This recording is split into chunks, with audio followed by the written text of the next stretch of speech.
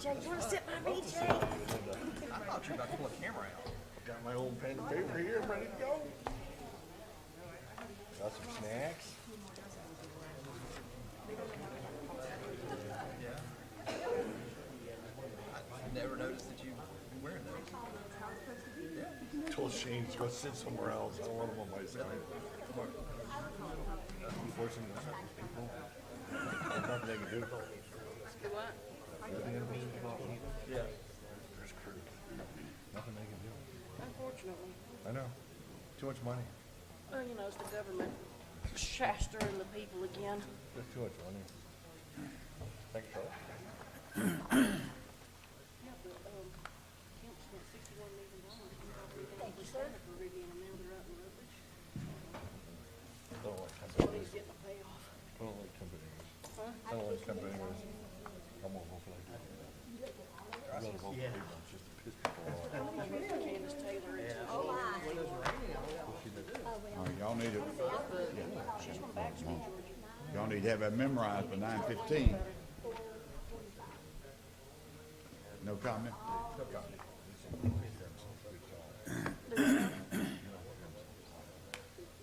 Want me to kick it off? Who doesn't know that? Everybody's been here 5 minutes.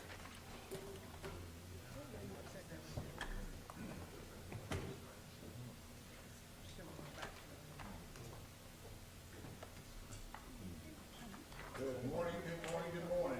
Glad to see all the council members for your city of Loganville here with us this morning. Think alike. Almost a command performance, but we really appreciate it. Everybody staying healthy and being able to be here. We have, our first retreat in quite a while. We've ever had one before, I'm not sure, but in quite a while. And what this is, for those folks who you do, is an opportunity for the council to discuss the things that are important to your city that needs some deep thought, needs some discussion, and try to come to grips with the things that we have facing us in the city of Loganville. I'm Skip Wiles, I'm the new mayor, and I remember back a few years ago, it's been quite a few years ago, when I was asked, when I was an executive in the city for a company, and I was asked to go on TV one morning at 6 in the morning because we had a national program going on NBC that year. So I got up at 4, got dressed, headed down to the TV station. Got there about 5, as I was directed to do, and they did have one advantage that I don't have today. The first thing they did was send me into makeup. I don't have makeup today. And I was born with a face made for radio. So everybody just bear with me. I'll do the best I can. Loud. Oh, it wasn't even on? Well, heck. Good morning, everybody. Great to have you with us today. I'm Skip Blyles, the new mayor of Loganville, and we just determined that my mic was not on, so we're starting over. But we appreciate all the council members being here with us this morning. And the retreat is in town at the request of a lot of our citizens because they want to be able to see on YouTube what the city is thinking or the city directors are thinking. And I was just telling the folks, it reminded me of a time a few years ago when I was in a city and was asked to be on TV on a 6 o'clock in the morning show. And I got up at 4 in the morning and got dressed, got a shower, and you know, all the things you do. Got to the station at 5. First thing they did was put me into makeup. And I know you can look on TV right now and see you understand why. But be that as it may, we do not have makeup today for none of us. And being a person made with a face for radio, you just have to learn to endure like I have all my life. So, but it is good to be with everybody in Loganville. We're making an effort today because we have 2 new council members that just joined us the first of the year to bring everybody up to speed on what we're thinking about in our city. Driving here this morning, it was certainly interesting to drive through Main Street and see the folks out there on the in the movie business out there already working and it's a little bit before 8. Already working out there in the cold morning, trying to get things ready, and I understand they're going to start filming some next week, so that'll be a good thing. But I wanted to share with the council members just for a minute some things that I have seen in my review of the budget information we're going to talk about today, and also what the vision is for our downtown. I've got a question to my left. We will. Good point. Okay. So officially, I'd like to call this meeting to order this morning at the direction of my council and city manager. And also, I'd like to have a motion with one exception, that we adopt the agenda. The only exception is the KCI report on transportation. That person will not be available till 1 o'clock. So we're going to maneuver around, since we found this out at the last minute, and we're going to move that around to Public Utilities and Transportation with Chairman Bill Duvall, and we'll move his portion of the meeting down to when that individual arrives. Okay, and thank y'all. So just looking over the budget and the things that we're going to be talking about today. My goodness, where did I leave all my intelligence? Guess I left it at home. Do we have a motion to accept the agenda? Second. We have a motion, we have a second. All in favor, say aye. Aye. Any opposed?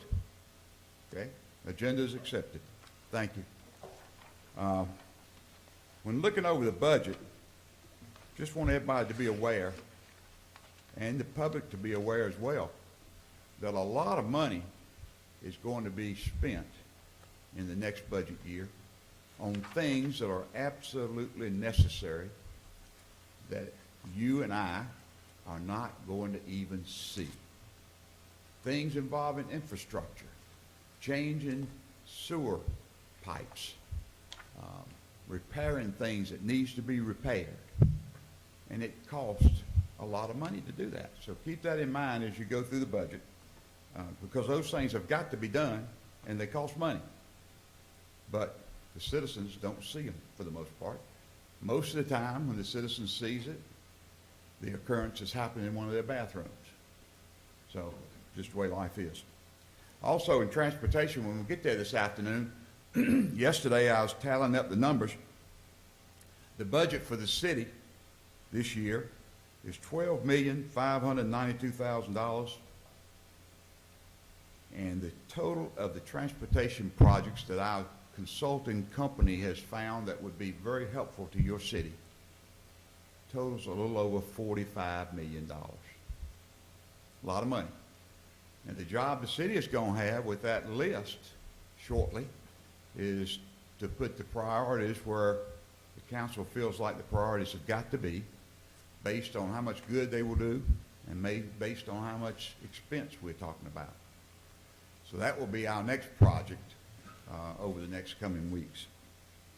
Also, just for the council, I've decided that I'm going to start sending our employees a birthday card. Seems like an anonymous thing to do, but I always have done that. And I am going to be signing the cards.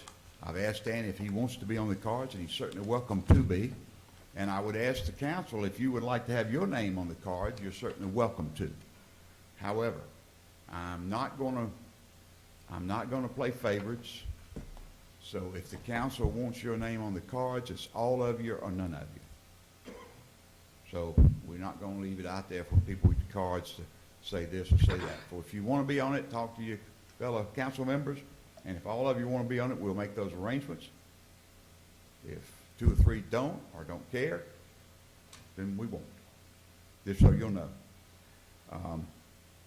Our new setting arrangements will start Monday night. I've already moved the placards up here in front of the seats. And Monday night of next week is our work session. And then next Thursday night is our council meeting. Today, the audience will not be given an opportunity to speak.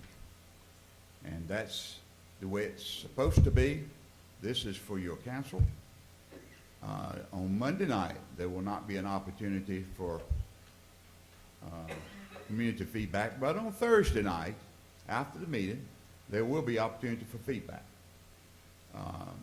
I was asked if I wanted to continue doing that. Absolutely, I do. But the council approved some changes before the last council left, and this council convened, and that was the comments that are given by our citizens have got to be about something that involves the things we're doing in this city. And the comments are going to be limited to 3 minutes. And I'm going to make sure that's abided by.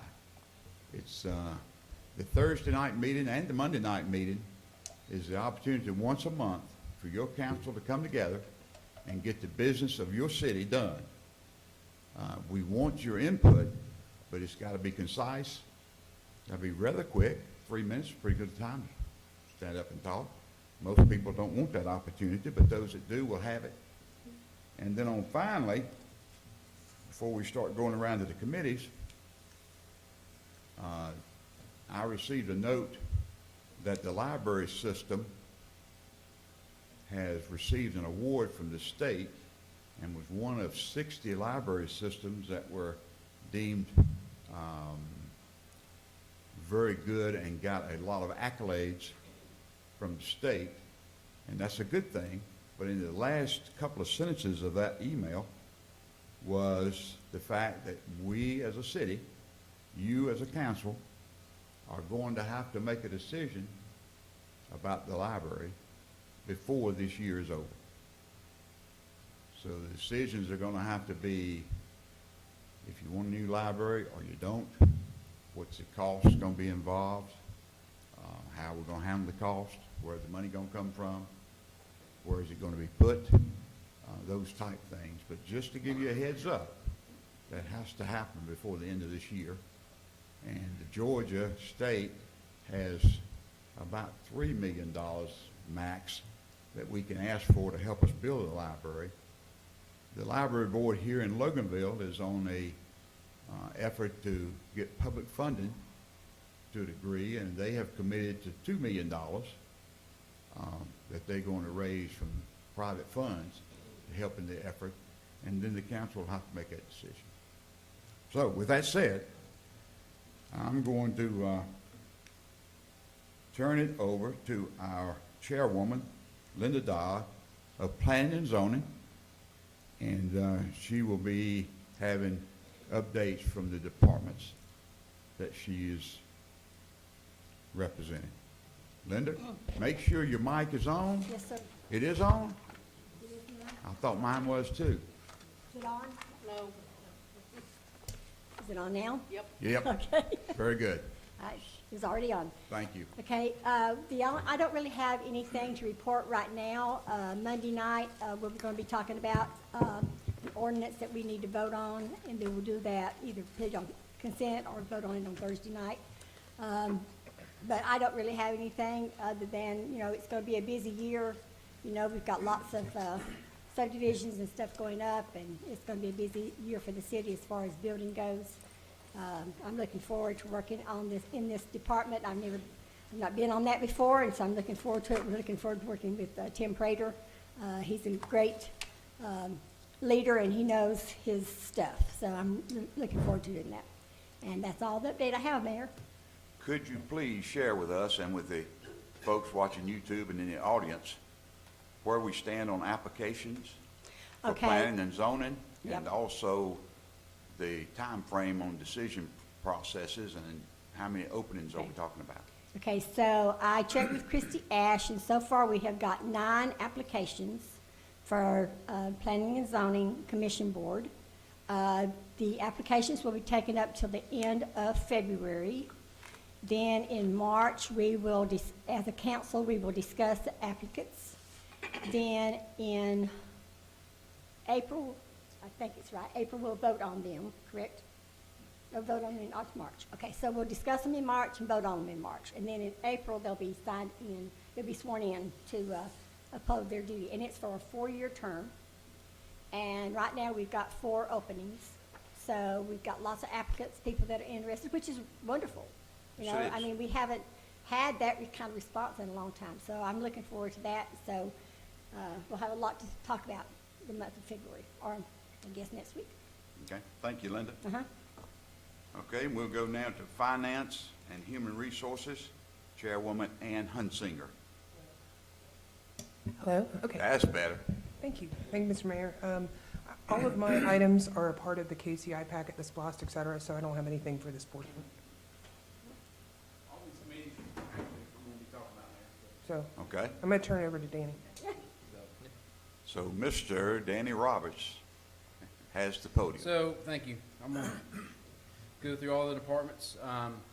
And back to Ms. Dodd, you know, we talked about we could vote in March, y'all could vote in March or April. They have to be sworn in by the planning commission meeting in April, which is the last Thursday of the month. So if the council wished to put off till April to vote on, you certainly could, but our thinking was at the Monday work session in March, you would discuss it amongst yourselves, come back with a recommendation, or vote on it Thursday night, or you could postpone it till April if you had to. That's the plan, correct, Tim? Any questions on that? Okay. And Christie Ash does have all the applications for both the planning, zoning, and development authority. I gave those to her to collect, and then she would disseminate those to the chairperson of that committee once the time comes. But if you get any questions, we can certainly ask them. So really what we did was this packet, I wanted to bring y'all up to speed because most of the council knows about this. It's stuff we've been doing for the last several years, but we do have a new mayor and 2 new council members who may not recall some of the stuff, even though they came to council meetings. They were certainly not a council member and didn't have some of the information available to them. So we're going to go through this. We have until the mayor said he would like this portion to be wrapped up by 11:30. So we have almost 2 hours to talk, so please, you know, I talk quick. Any questions, stop, and we'll ask them. We do have some of the department heads with us this morning. Tim, Brandon, Assistant Chief Lowry, or Interim Chief, I should say, Lowry. So we'll go down to the very first thing in your packet is, a lot of y'all said, oh, Danny, you cut it off. Well, the only thing I wanted to show you on this was, this is ARPA, which is the American Rescue Plan Act. It is part of the COVID bill, and that $1.9 trillion that was passed through the federal government to the local governments. So this just tells us that by December 31st, 2024, I have to have the money that was given to us based on population, which is a little over $4 million, to be earmarked for projects by this date. That money has to be spent 100% by the 31st of 2026 of December. So I just wanted you to see the time frame that we are up against. We have earmarked this money. We have not formally dedicated it to any projects. We met last year with the council and named some projects. We ranked them 1 through 5, I believe. Most of those are all under public utilities, infrastructure projects that we must upgrade throughout the city. Water lines, sewer lines, even some upgrades at the plant, even though we just came off phase 2 of the plant. There are some still things that we need to upgrade there that we didn't have the money for in the previous bond that we had to cut out. Any questions? I just want you to see the timeline. The next one is... Question. Yes. Do we already have the money? We have half of it. We have Half of it. $2.4 million in the bank, just sitting there. Okay, I did notice too that there's a lot of, or there may be a lot of mandatory expenditure reporting requirements. Is that true? Or There's a lot of requirements that we have to do, that Nellie and I have to report, once we do a plan. It's coming up soon. I believe it's March or April of this year. We have to submit our first report to the federal government.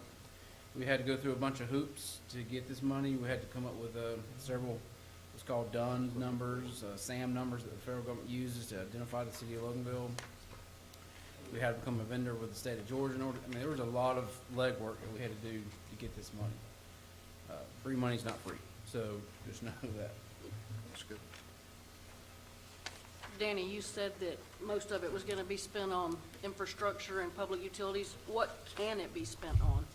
So it can be spent on anything that can be used to kind of fund anything that's been affected by COVID. So you can do premium pay for employees. You can do HUD, which is your housing, which the counties are really set up for that. The city of Loganville has no way of distributing money to low-income housing.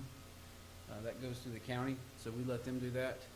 It can be used for infrastructure, which is what we've chosen. It can be used for broadband, and it can be used to recapture lost revenue for governments, which we had no lost revenue for governments. Actually, we saw an increase in spending as far as the people were spending and lost in the SPLOST. We saw an uptick. So those are the areas that are specifically defined by the federal government. Anything, once you start straying from the infrastructure, you really have to show justification, and they don't give you a green light, red light. They say, well, go for it, but if we audit you, which we will have an audit, then you have to pay that money back. So we chose infrastructure because anything that the EPD would give you money for as far as loans is automatically approved. So that's what we chose to go with. It's the safest as far as auditing, because I surely do not want to spend $4 million paying back the federal government. So infrastructure in the city has not been a priority in the last 15 years, so we got to make it a priority. Mike, you had to submit our request for the upgrades. Is your mic on, Mike? It's on. Okay. Yeah, I'm gonna get Okay. to the states. Well, see, the state had a grant that we could apply through them. That's what we had to submit. Right. But far as the ARPA, we have not yet done that. Okay. Y'all have not yet said, we're going to do this project. You've given me authority to pursue these projects, but we have not submitted them yet. Does that make sense to you? Right. So I'm gonna get into the statements, the next slide. Total of ARPA was 4.3? 4.8, I believe. 4.8, okay. 4.8 million. All right. It does not include the CARES that we got the year prior, which was for,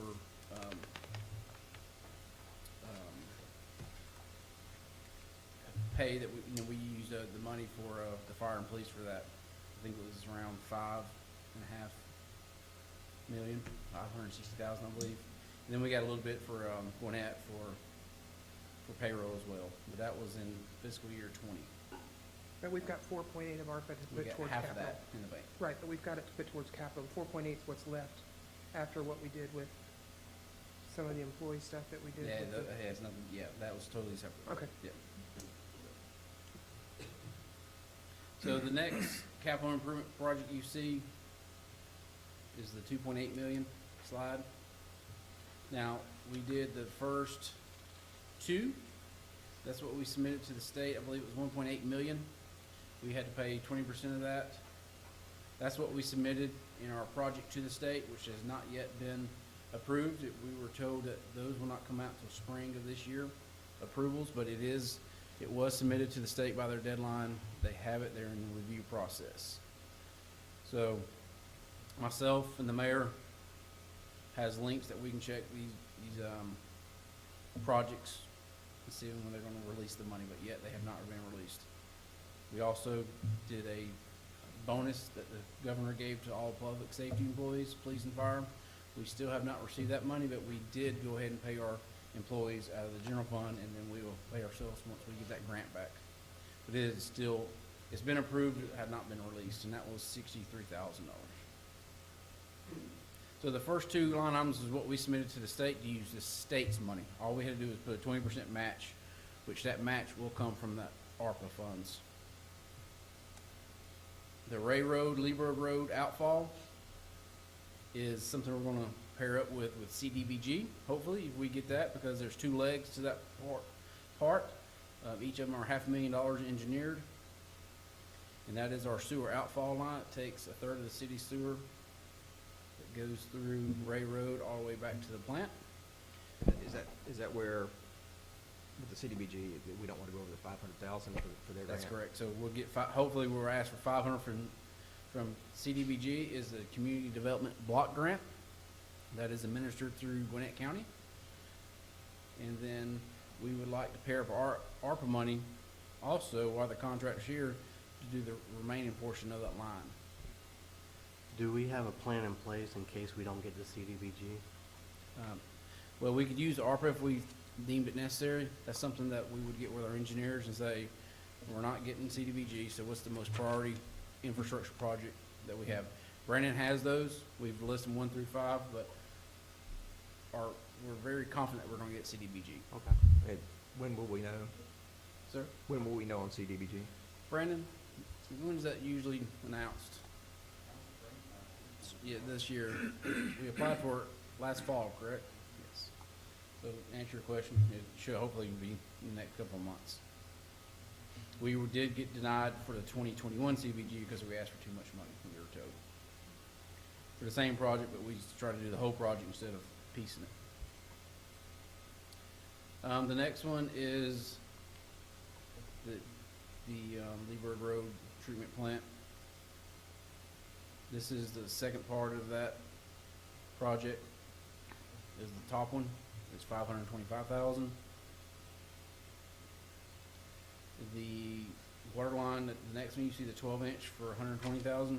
If you recall, the council gave us authority to extend it from the high school to Miramar through we call it the Porterfield project because it was his property.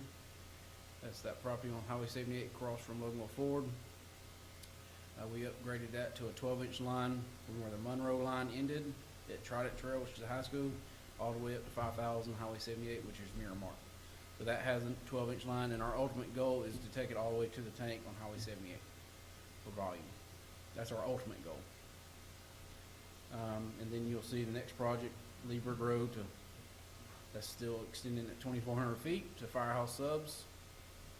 And then also you see Baker Carter Drive, that's connecting 2 water lines that dead end, so we can loop them. When we loop our water system, we get better pressure, and also helps in an emergency when they have main breaks. It can still be fed without cutting everyone off. So these are just some of the projects that you can see. The 2.8, this would get us our first money that we have currently in the bank, and then we have other projects that we have teed up, ready to go. But this is something the council voted on as an order. This is more, like I said, this is all FYI. Y'all have any questions on this? Could you state the amount one more time, a little clearer? for the YouTube? $2,874,000. Thank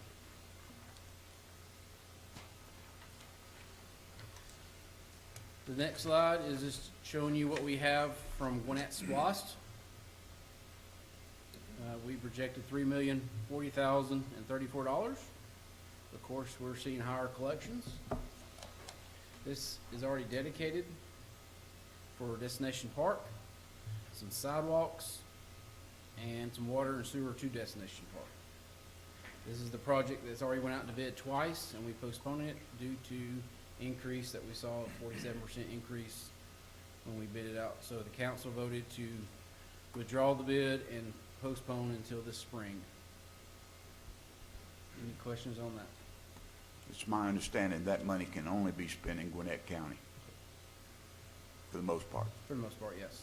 It's considered a special tax district, and anytime you move money into different tax districts, you have to show justification to Gwinnett County, and you have to have prior approval from the auditors.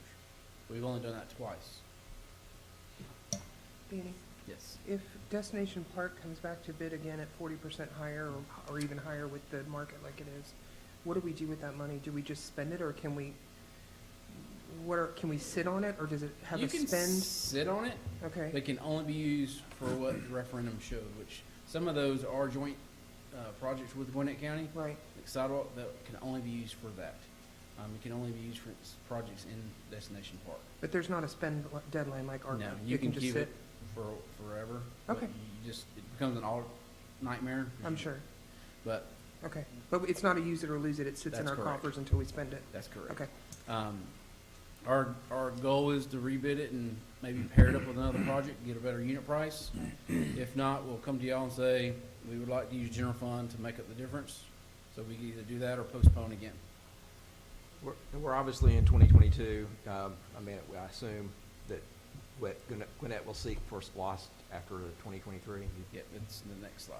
We'll get to it in just a second. Sorry. The Walton Splost is next. It's $5,799,818. Most of it was transportation. That was something that the cities and the county all agreed on before doing SPOST is dedicating at least, our goal was at least every city do 30%. We did 55%. As you can see, of that 55%, I believe a little over 3 million is what we would collect. And you'll see in the KCI, 3 million does not go very far. So you have $3 million of that 45 million to use towards transportation. And a lot of it, some of it's been used already for various small projects that y'all voted on. So that's why when KCI comes, we've got to prioritize the project. Now, I have in my mind 2 projects that are very high rated that Bill and I discussed, but of course it's the council's decision, not mine. 40% of that is public safety, which the fire chief is chomping to buy 2 fire trucks. I'm got them on hold because this money doesn't come in all at once. This comes in over 6 years. Every month we get a deposit from Walton County. So it takes a full 6 years to catch this money. So you just can't go buy a truck day one because you'll be funding it from the reserve. But in the next, I'd And say, wasn't it heavily arranged to support transportation because that was also Walton County's #1 priority and the #1 concern that the county had at that time? speaking with the former chairman, I would say that was just a true statement. It was, I think, for all the cities in the county, was transportation was the #1 issue that we all faced. That's why you see this council heavily going 55% transportation. So I would say that's a fair statement. Okay, what happens after 2024? The county would call for another SPOST, or they would not. And the last SPOS was voted down. Well, no, it's a different one. This is Okay. the general fund SPOS. The last T-SPOS, which can only be used for transportation, Okay. was voted down, which was going to produce. Walton estimated when we did this was $60 million over 6 years as a whole, and we get that based on our population. So, you know, you're looking at the same amount of money that we would have saw, a little over 6 million for transportation. That certainly would have helped, but unfortunately, the voters didn't see another 1% sales tax, so it was voted down. Thank you. But SPOS is just for the audience members here, you know, we just had one for education, and luckily it passed, because if it does not pass, then you will see property rates increase significantly, because the money has to come from somewhere. So either you let the people that own houses and business pay for it, or you let everybody pay for it through the sales of anything they buy at the store. That's what this SPOS is, if you don't know. It's 1% of everything purchased in Walton County comes back to Walton County, and then it's distributed by population. Monroe's gets the most, then Loganville, then the rest of the cities. Of course, Walton gets the most because of the population, but that's all done by the Department of Revenue. They get their 1% off the top, the state does. So it's, I cannot tell you the shape that Loganville will be in without SPOST. Our fire station was built with SPOST. Our fire trucks were purchased with SPOST. Chief buys vehicles with SPOST. The treatment plant was built with SPOST. Without that, you would not have half of what we have today. So, you know, we can't go out and tell the public to vote yes or no, but I can tell you that we would be in dire straits without this money. This is $6 million over 6 years. It can only be used for items, for capital improvements. It cannot be used for salaries. It cannot be used for, you know, benefits. It's only for stuff that with the referendum was on the referendum and voted on. You can't take transportation money and transfer it to recreation. It's only for what it was advertised for. Any questions on Walton? Next slide is what Chairman Duvall was asking, is the Gwinnett SPOS, the 2023 ends in March of 2023, and the new one hopefully starts in April of 2023, which is next year. I put this slide here because I have to have something from y'all by May, to the latest April, of where you want your money to go. We are already in negotiations with Gwinnett County. I'm on the board with Gwinnett County as far as there's 6 or 7 cities that represent all the cities. I'm on that with some of the other bigger cities. and we're making presentations to Gwinnett. We've already had our first presentation with the county manager, Glenn Stevens. He's very supportive of this. So you need to start thinking now where you like, and roughly it's about $3 million. Maybe a little bit more because right now we're seeing an increase in spending, but I would say $3 million over 6 years. There is one Capital One, Tier 1 project, and what that is, this is a county tax, so only the county can call for a SPLOST. None of the cities can. The county can also do what's called a there's Tier 1, Tier 2, and Tier 3 projects. Tier 1 means the county gets 100% of that dollar amount. You may see it with Walton County on the next one for a jail. If they do a Tier 1 project, that means the cities get 0, because all the money raised will go to whatever Tier 1. We had a Tier 2 project with this current SPLOST for 911 Center, which was only $3 million, so they took the first $3 million before any of the cities got anything. But $3 million was not a lot. But if you see a bigger project like a jail or something, we would lose all that money because the county has the authority to do that because it is a county tax. We've been very fortunate with previous chairmen that know that they need the support of the cities, so that's why they don't call for many Tier 1 projects. But Gwinnett County does have one Tier 1 project. It's for GJAC, which is the Gwinnett Justice Center. But it's only, I think it was $9 million. To them, it's nothing because the SPLOST that they're projecting for Gwinnett County is over $1 billion in 6 years. Walton's at $60 million. Gwinnett is over $1 billion. So $9 million of $1 billion is nothing. So we were very pleased to see Gwinnett County, and they're also doing a police headquarters, but they're not doing a Tier 1 for that. So hats off to Gwinnett County for doing that because they could take, that was $60 million they could have asked for. And it does meet that. I'm sorry, it says sheriff because that's a county-wide service. So we have a good relationship with Gwinnett County. We hope it continues. They do have a new chairwoman, Ms. Love. She's been excellent to work with. We've met. She's been here a few times. We can hope to continue that working relationship. But you need to be thinking Gwinnett County SPLOST in the next couple months because we will have to start moving on this sooner than later. So will we focus in on projects in those categories in order to determine the percentage, or do we just have to determine the percentage? You just have to determine projects, and then we'll have to say, we could do public safety because it has to be in Gwinnett. There's not a whole lot we can do in Gwinnett other than maybe a few police cars, a fire truck, stuff that would free up the general fund. I'm thinking parks have already been taken care of. We probably need to look at maybe buying a fire truck, 1 or 2, maybe 1, and then buying, because we had to prorate it per, there's 2,700 citizens in Gwinnett County. So we have to take, there's a formula we have to come up with. We divide that by the money, and then that's the most we can use of that Gwinnett SPLOST for citywide. Like a snowplow, we bought that out of Gwinnett, but I had to show justification where only that portion per citizen was going towards that snowplow. Does that make sense? Because it's in two, I cannot use Gwinnett's money in Walton, but if I can show a formula where it benefits those citizens based on the percentage, then I can. So it's easiest to do something service-wise that would cover everybody. So you use the SPLOST for that piece by formula and pull it off the general, and then you can reallocate general to more things citywide? Yes, it was easier to do if I say we're buying a fire truck for the Gwinnett station, because I don't have to come up with a formula. Then it's easy. Whatever it is, Got it it. is. Okay. But if I buy a police car, since that we don't have a You police have to do station, the percentage of the I would have to 2,700. say instead Got of it.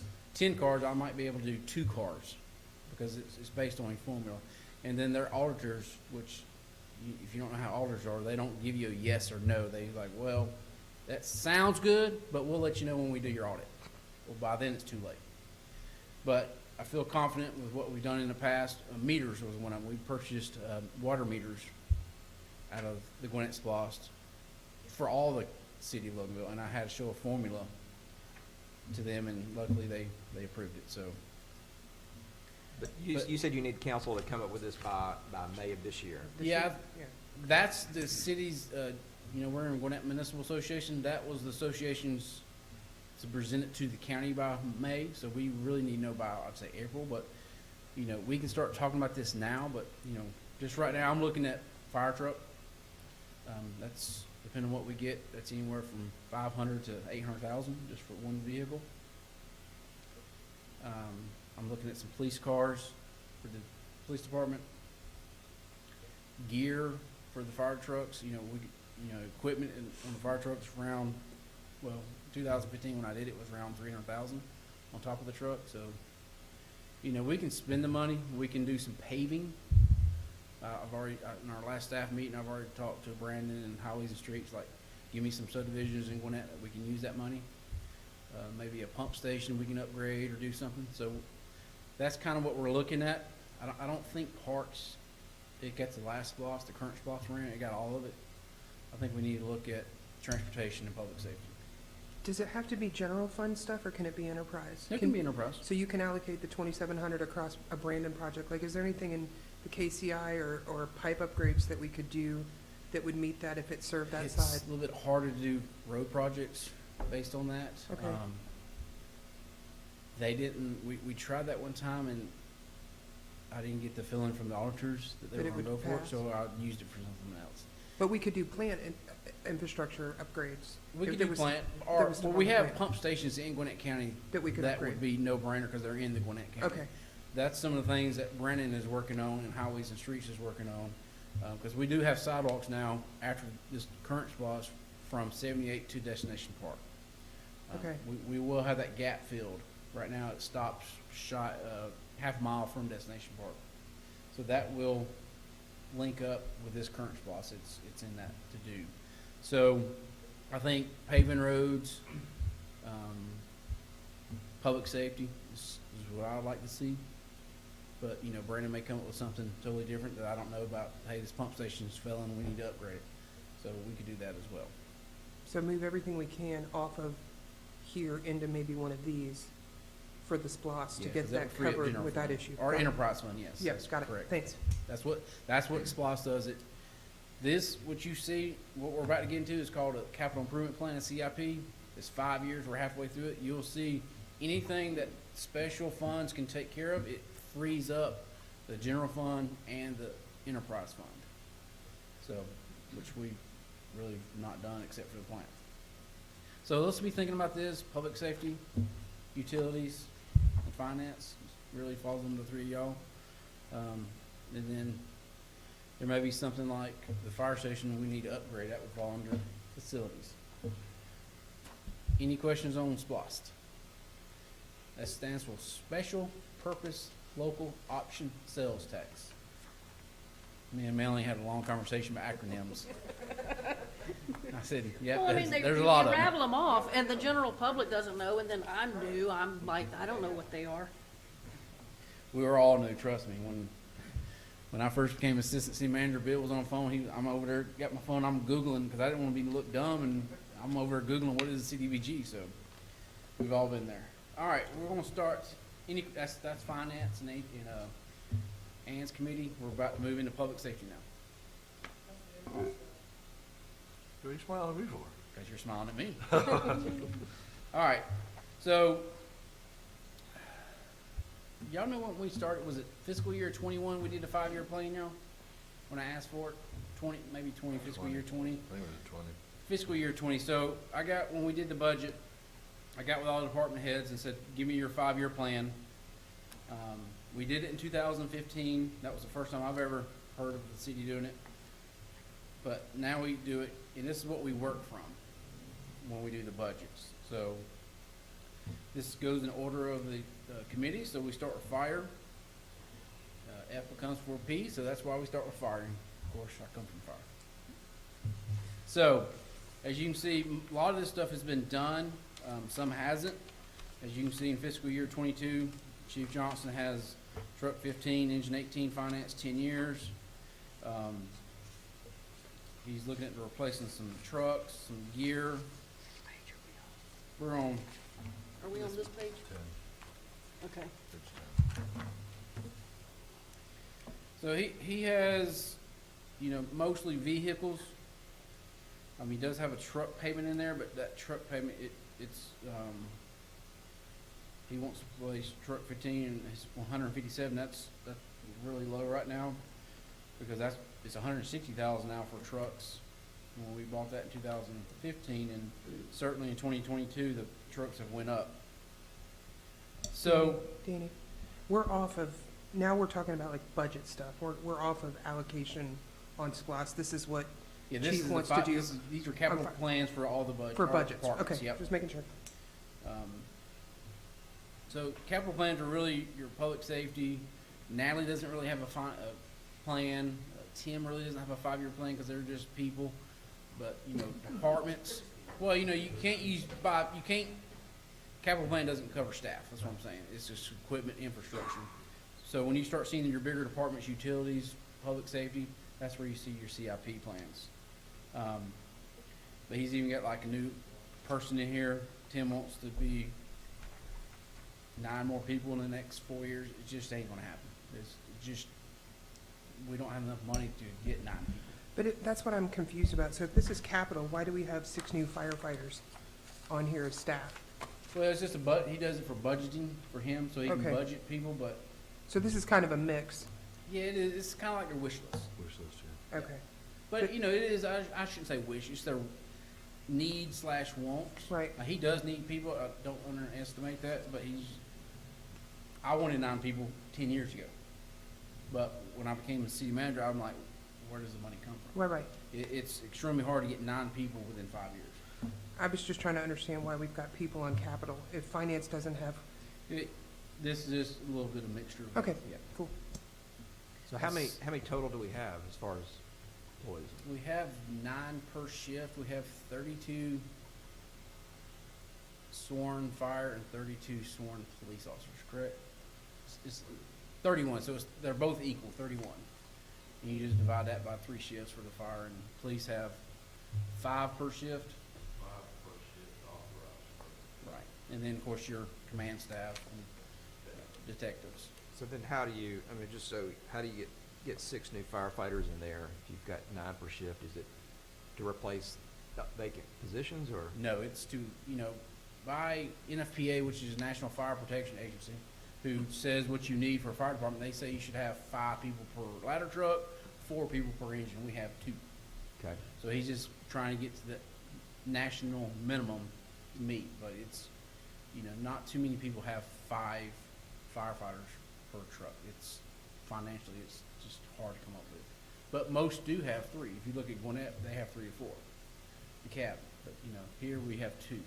Look at Walton, some of them have only 1. So he's looking to get, that's what we're working for. Really, we were 3 per truck until we opened Station 3. Then we went to 2. That's when I tried to get 9 people then, and Mr. Jones quickly said no. But we've been working towards that ever since 2009. Want people whenever we can. Anytime there's money left over after we do what we gotta have, I will go to the priority department. I was like, okay, Chief, you can get 1 person now because I think we can afford it now. That's how it works in the reality. Danny, is there any option for going back to having some volunteer firemen?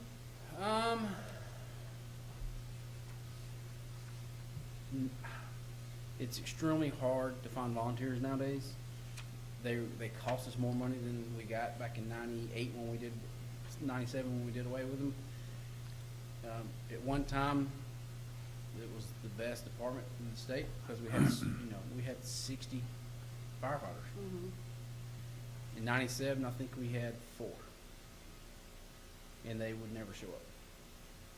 It's hard to get people to come and volunteer when they see this person's getting paid. Sure.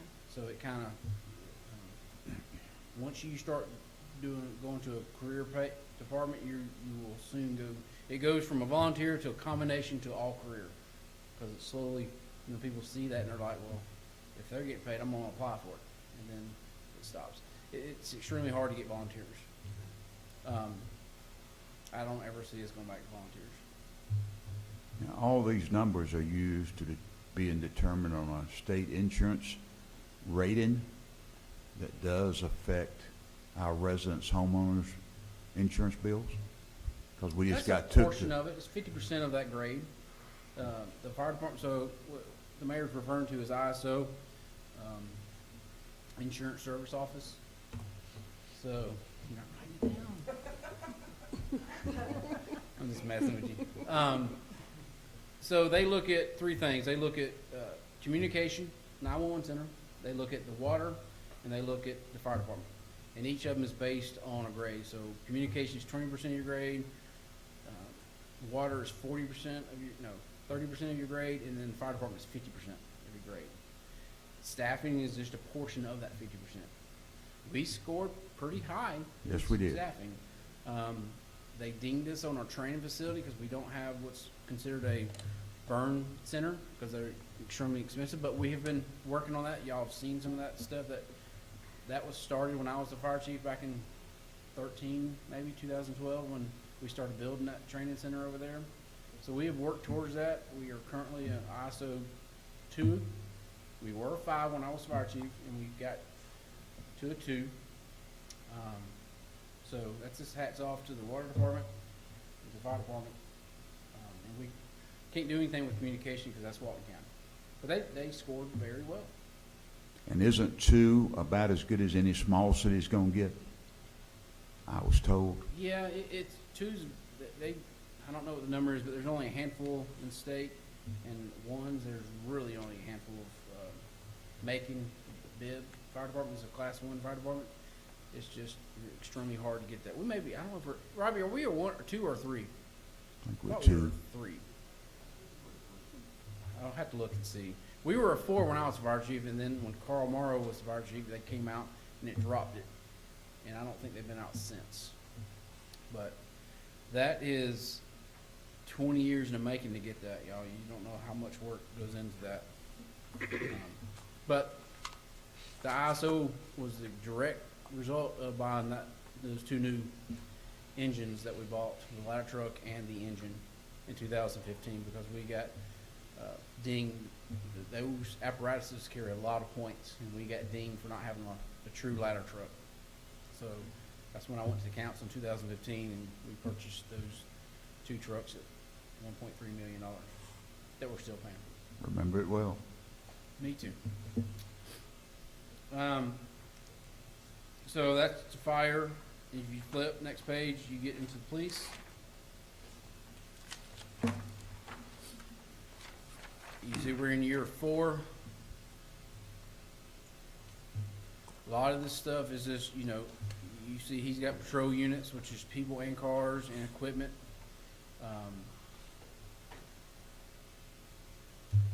And we're just working towards these, and like I said, in the budget, chief will come to me and says, oh, I had a detective, but I really need a patrol officer, so I want to move my request to patrol officer. That's at their discretion, because they know the needs better than I do, and we got to listen to our department heads to run the city.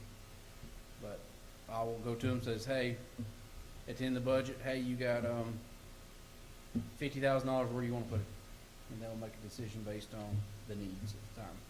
So you can see what his requests are. A lot of this stuff we have really got with the help of the council. I mean, they'll tell you, I mean, chief will tell you 5, 8 years ago, you didn't get this stuff. You just, no, we were told the budget, you're going to reduce the budget by 2% this year, no questions asked. It's hard to go backwards.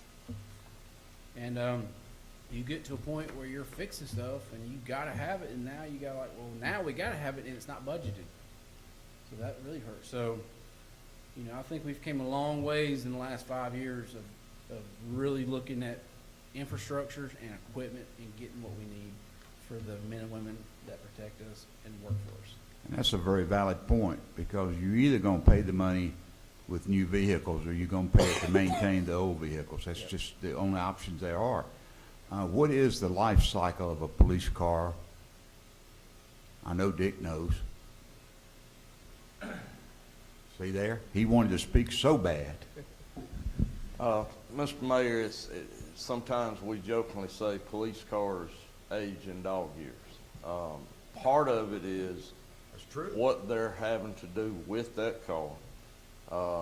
We go through brakes 5 times faster than on what you and I drive. We see as the cars age, about the 4 or 5 year mark, you start seeing us have to replace transmissions. And those in a newer car are $4,000, $5,000, $6,000. Sometimes you lose an engine, and a police car warranty is much shorter than a passenger car warranty. We do everything we can, and with having the city shop has helped us with the routine maintenance that extends their life. But for cars that are assigned to CID or administrative staff, sometimes we can get 7, 8, maybe even 10 years out of those cars. The cars that are assigned to the guys actively working patrol, at 4 years, you're pushing. So what we try to do is replace, as y'all know, 2 or 3 as we can, because and Danny and I discussed this a lot. Right now, he was referring to the SPLOST, and that's what we primarily have used our public safety portion of the 2019 Walton County SPLOST. Is almost all of it has been vehicles and the equipment that goes into vehicles. But if I come in here or go through him and ask you to approve me 12 cars all at once, and when those cars have to come off the road because they're not safe anymore, and now we don't have a SPLOST, that's a whole lot of money. I mean, it has increased quite a bit. I mean, you're looking at now just the equipment that goes in these cars is close to $12,000 just in equipment. Yeah. So the lifespan, honestly, 4 or 5 years now. We have some that are older than that are still in good shape, and we're still using them. But you have to think about too. This is their office. It's where they spend 12 hours a day in those cars, and they run and idle quite a bit more than a normal car. Give me an example of where we've came. Talk about the DEA car, that Trailblazer that had 380-something thousand versus now. So when we first received authorization to send Lieutenant Lusk up to work in DEA task force, you have to think about most of our officers live within 20 miles, and most of them quite a bit less than that. So they drive their car here. Mark sometimes, he'll call and say, "Hey boss, just to let you know I'm headed to Mississippi." So those cars accumulate a lot of miles, and a lot of what they do is following high-level drug traffickers. I don't know if everybody will recall, but a couple of years ago, they took $3.9 million in cash out of the back of an 18-wheeler. Well, they followed that 18 for 7 hours before they did, so they accumulate extreme miles. So Mark, in 2012 and 13, was still driving a 2005 Trailblazer. We have been really lucky since then, and now both he and Detective Valente are in 2019 Dodge Durangos. What we're able to do with some of those cars, the Durango that Mark had prior to this new one, the mileage is high, but the vehicle's in really good condition, and one of our detectives is still using that vehicle now. So they probably accumulate miles on those cars at probably 4 times the rate of a normal patrol car. Chief, I have a question on your Yes, ma'am. on your forecast. What is a force science analyst? So what that is as you know, police use of force has been under extraordinary scrutiny. So right now, we have the state of Georgia sent most of the instructors that do firearms, defensive tactics, all those things, down to the Federal Law Enforcement Training Center in Glencoe, Georgia. They have had a use of force instructor program in the federal system for 8 or 10 years. So they went down there, they came back, they created this whole new curriculum, and now, before, in order for me to teach a firearms class, I had to go to firearms instructor school, all right? Same thing if I was going to teach taser, all those things have their own instructor schools. But there was not an overall use of force instructor, and now there is. The post council has backed off a little bit. Their original intention was actually effective last month. You would not be able to teach firearms or defensive tactics or taser or the classroom use of force training unless you are a use of force instructor.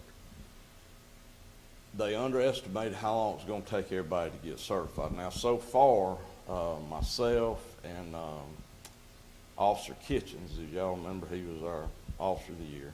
We have already been through that certification. It's a 80-hour, 2-week-long class. Major Warnack is scheduled to go February 21st to do his, and then with Brian Lewis, we've got that. So in line with that, we also are trying to make sure, for our benefit, for the council, the city's benefit as an entity and our citizens, that we're doing everything that we possibly can to prevent some of these events that we see. So one of the things that we've done that's also in line with this is a program came out last year. It was totally voluntary, except if you want to get any federal money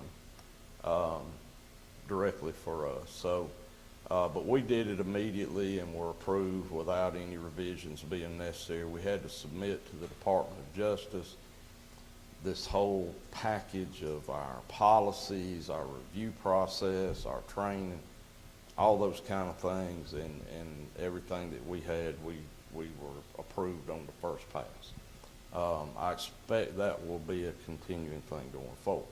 This use of force analyst training is a step above all of those things, and it is, you got medical doctors, psychologists, psychiatrists, you've got physiologists, all of these people that train our training staff to understand the dynamics that happen to the human body in these encounters, and help you sometimes to understand why it looks different on video than it looked through their eyes while it was happening. So that's what.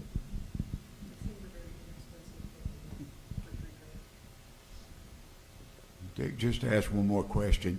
I know those people that we have working with drug enforcement. There's two benefits to our city that we see, and I want you to share one of them. The second one is we know is we're trying to keep drugs from coming to Loganville. And if we can stop it before it gets to our city limits, we're ahead of the game. And the other benefit is The money.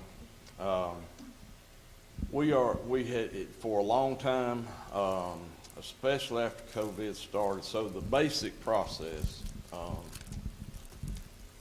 when they seize money, vehicles, jewelry, they can seize property, houses, anything that is the proceeds from drug trafficking. And then if it's cash, it's forfeited. If it's property, then it's sold at auction.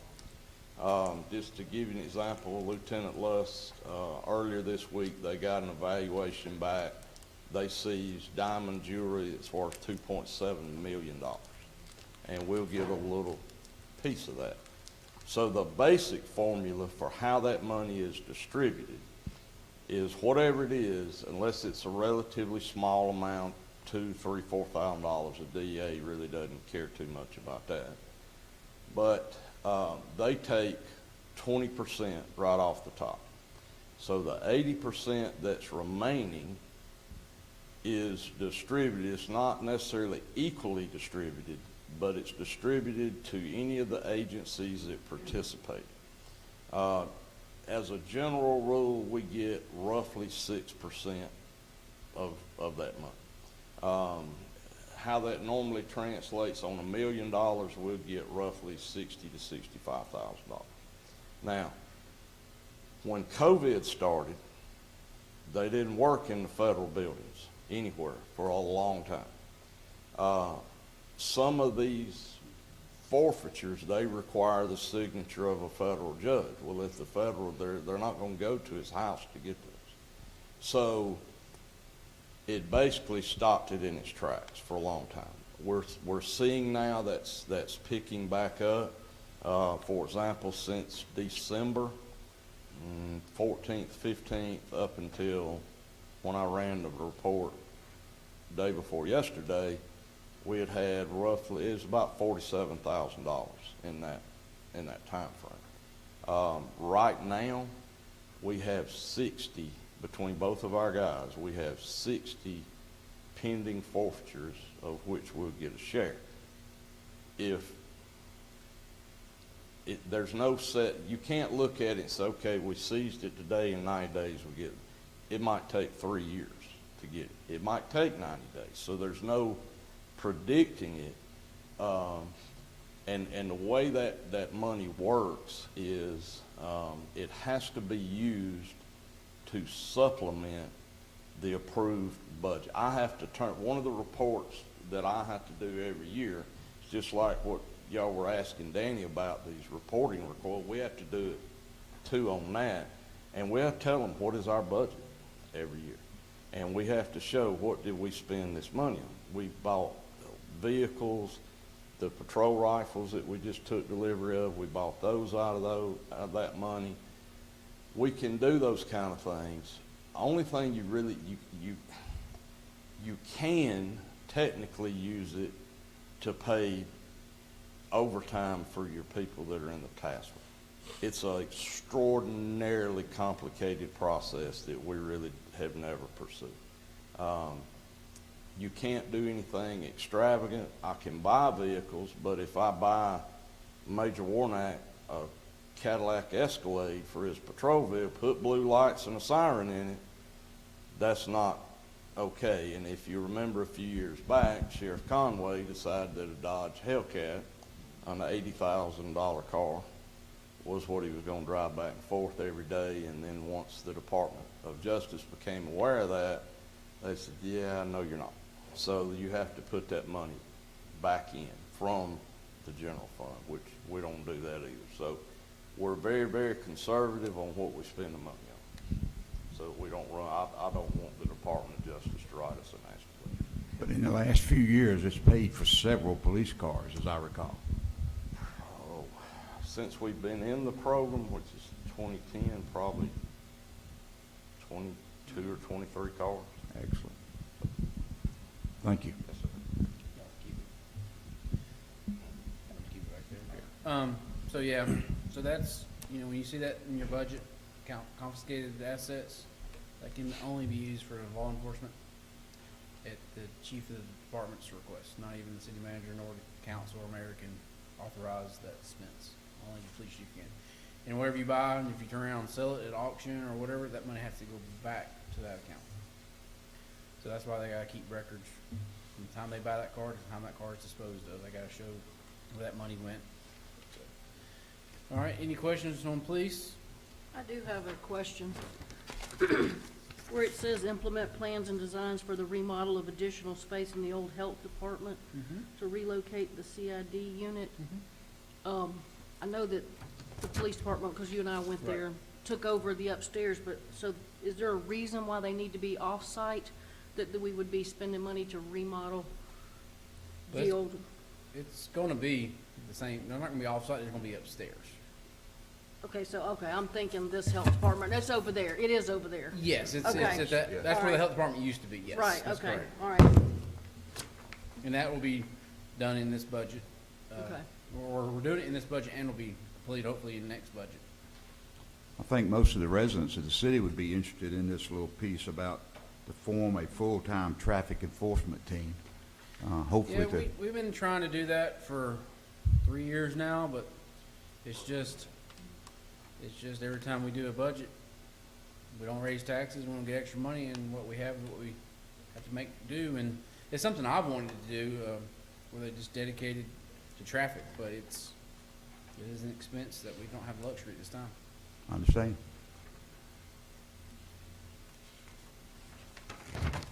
Okay, next page is just more of his request.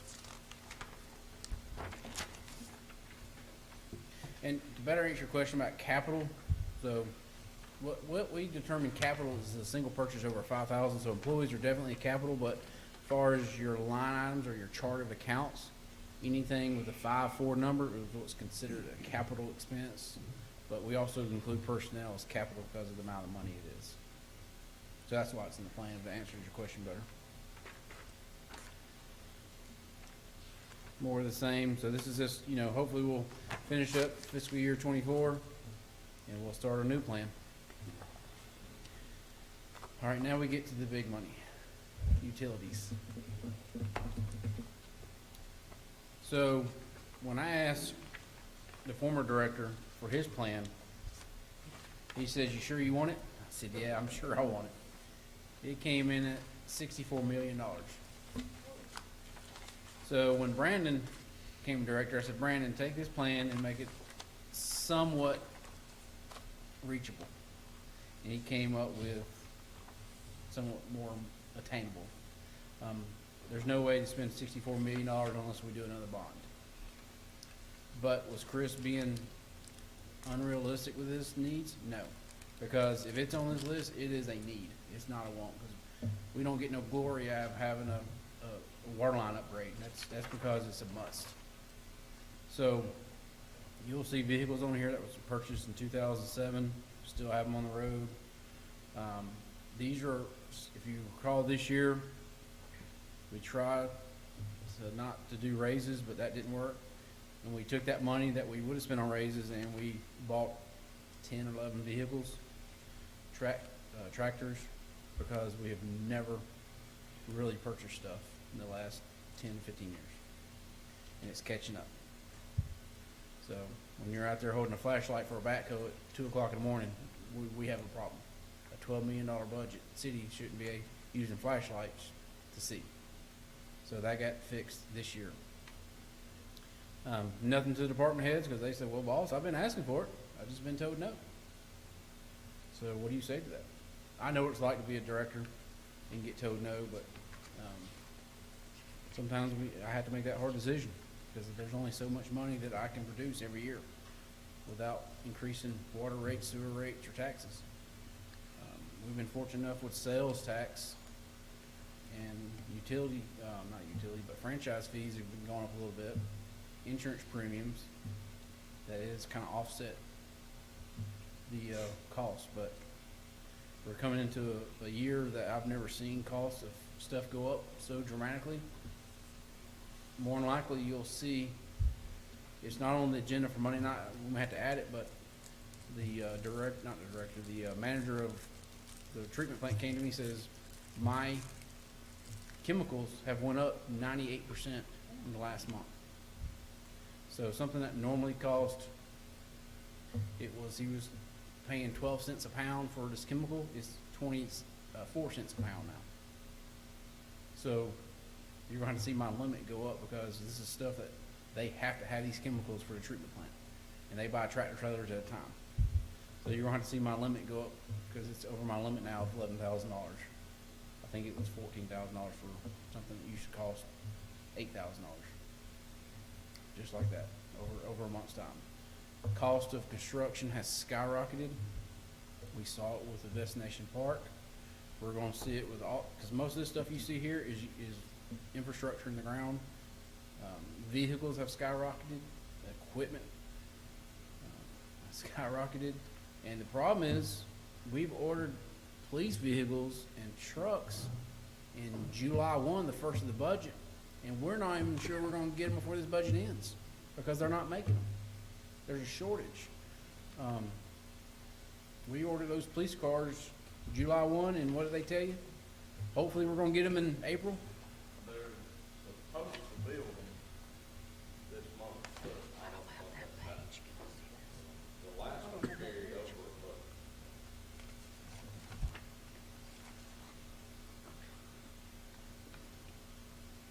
I went from that to this, I don't have that page. Or is it in the very back?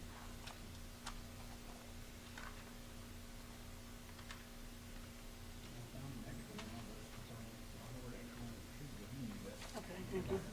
Okay. So Danny, if that happens budget-wise, if we've ordered these vehicles, can we hold that money on the balance sheet until we have to spend it?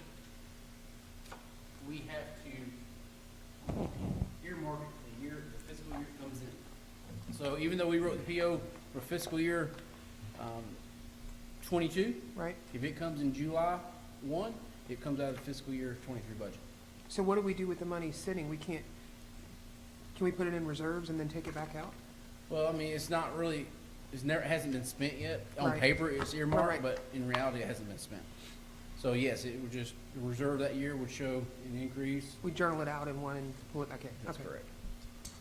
But, but where that would hurt us is if y'all approved in the budget in July 1, and then it comes out, and we didn't have it budgeted, on paper, we're gonna have to take it out of reserve. That's where mid-year adjustments come in from. Okay, so I'm not gonna go into all these, but you can see, this is, like I said, just to show you what we do every year when we do a budget. We do our musts, fuel, equipment, employee costs, health insurance, all those musts that we have to budget. And then whatever's left over, we might take one of these items and say, okay, Brandon said, hey, I really need, the first one was water quality. The second was highways and streets on these pages. He may say, hey, the sewer has a greater need than all the other 4 departments I manage, and we're gonna do a lift station this year. So this is more of a guide for the department heads. If there's money, I know where it's coming from. I know what the must is first. And vehicles are easy, they're cheap, but when you get into water lines, expansion sewer systems, you get into the hundreds, if not millions of dollars. So Danny, I have a question or a request maybe, because I see all of these things like these pumps that have a replacement year that is far gone, some of the assets on the vehicles, I know the vehicles, but it would be helpful to know when we're budgeting and approving, to know not only what the replacement year is, but what the ramification is if the item breaks. So for example, on the first page, we have a pump that should have been replaced 8 years ago, that got replaced this year. But like, if the next pump, the influent pump number 2, which is scheduled to replace in fiscal 22, like, I don't know what happens if one of these breaks, like, Right. is there a way that we could put that Yeah, kind so of when in the we come mix? to council meetings, when we ask for these items, we'll tell you in that staff report, you'll say, You're already Brandon- doing that when you ask, you're yes, we're prioritizing doing them that way. And what is this, like, I can tell you an influent pump, that's one of the things that we applied for with ARP. Right. That is the pump Yeah, that controls all the sewer. If that baby breaks, I'm not coming to you and asking you, I'm coming to you and say, hey, I spent $1 million this weekend because the influent pump broke, just letting you know. Because it's not it's not an option. no, Right, because right. then it comes out of the toilets in the houses if we don't fix that pump, right, Brendan? Well, So and that's what I'm yes, saying, yeah. Okay. That's why that was one of the biggest things we put on that for the On state of ARPA, Georgia. right, right. The grant was influent pumps. Okay. And we initially just did one. I said, Brandon, why don't we do all of them? So we're gonna do all of them with a backup. So we have right now, we don't have a backup. Don't. But these department heads will tell you where I come from, fire department, you're gonna have a backup. You're gonna have a A plane, a B plane, and a C plane. In the past, we've never had it.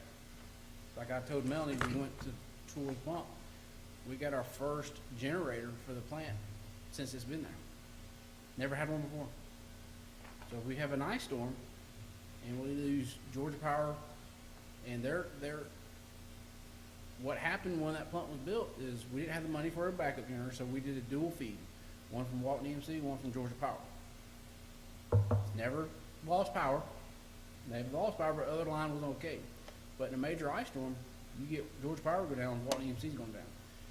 That sewer is not gonna stop flowing, cause it's gravity. You flush your toilet, it's gonna flow.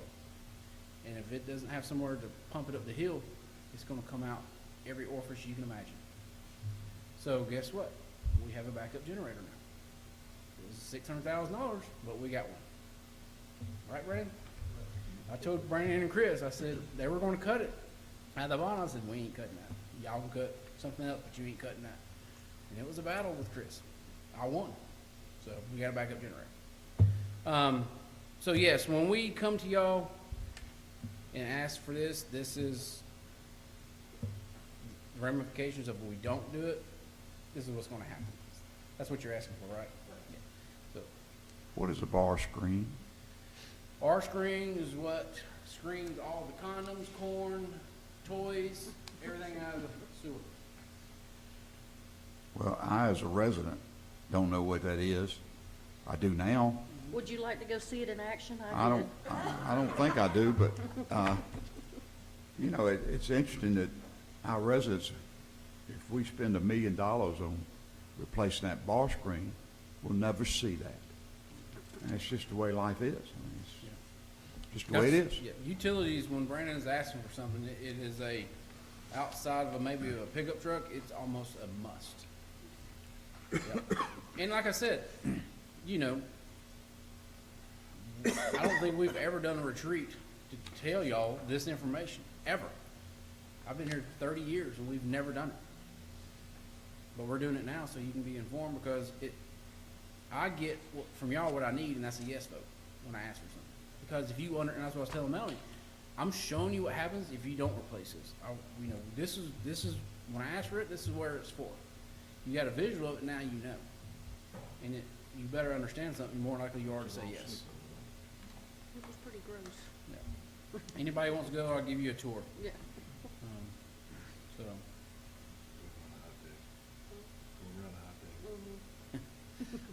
so yeah, that's, like I said, back to this, we got 30 to 40 more minutes. We have spent a lot of money at the water treatment plant. We've spent millions upon millions upon millions of dollars at that plant. But we've also spent millions because we were under an edict from the state of Georgia. If you don't know what an edict is, that's when they come to you and say, okay, you haven't done this like you should, so now you're gonna do it, or we're gonna take your plant from you.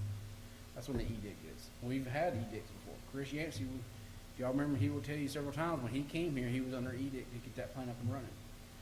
The $15 million or the $14 million we just spent was we were hitting that 80% capacity. And what that means is anytime our plant gets towards the 80% capacity, which was at 1.75 million gallons, once you get 80% of that, you have to be working towards your next, or you're gonna have to put a moratorium on building.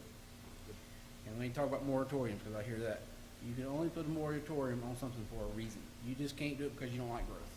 It has to be, hey, we're at sewer capacity. That is a reason for a moratorium. We want to look at changing the ordinance. We'll put a moratorium, but it has to be for a set timeline. It can't just because, well, man, only got a phone call from a bunch of angry citizens about traffic, we got to put a moratorium. That's not what moratoriums are for. But we have done moratoriums for sewer because we had to get the plant up and running.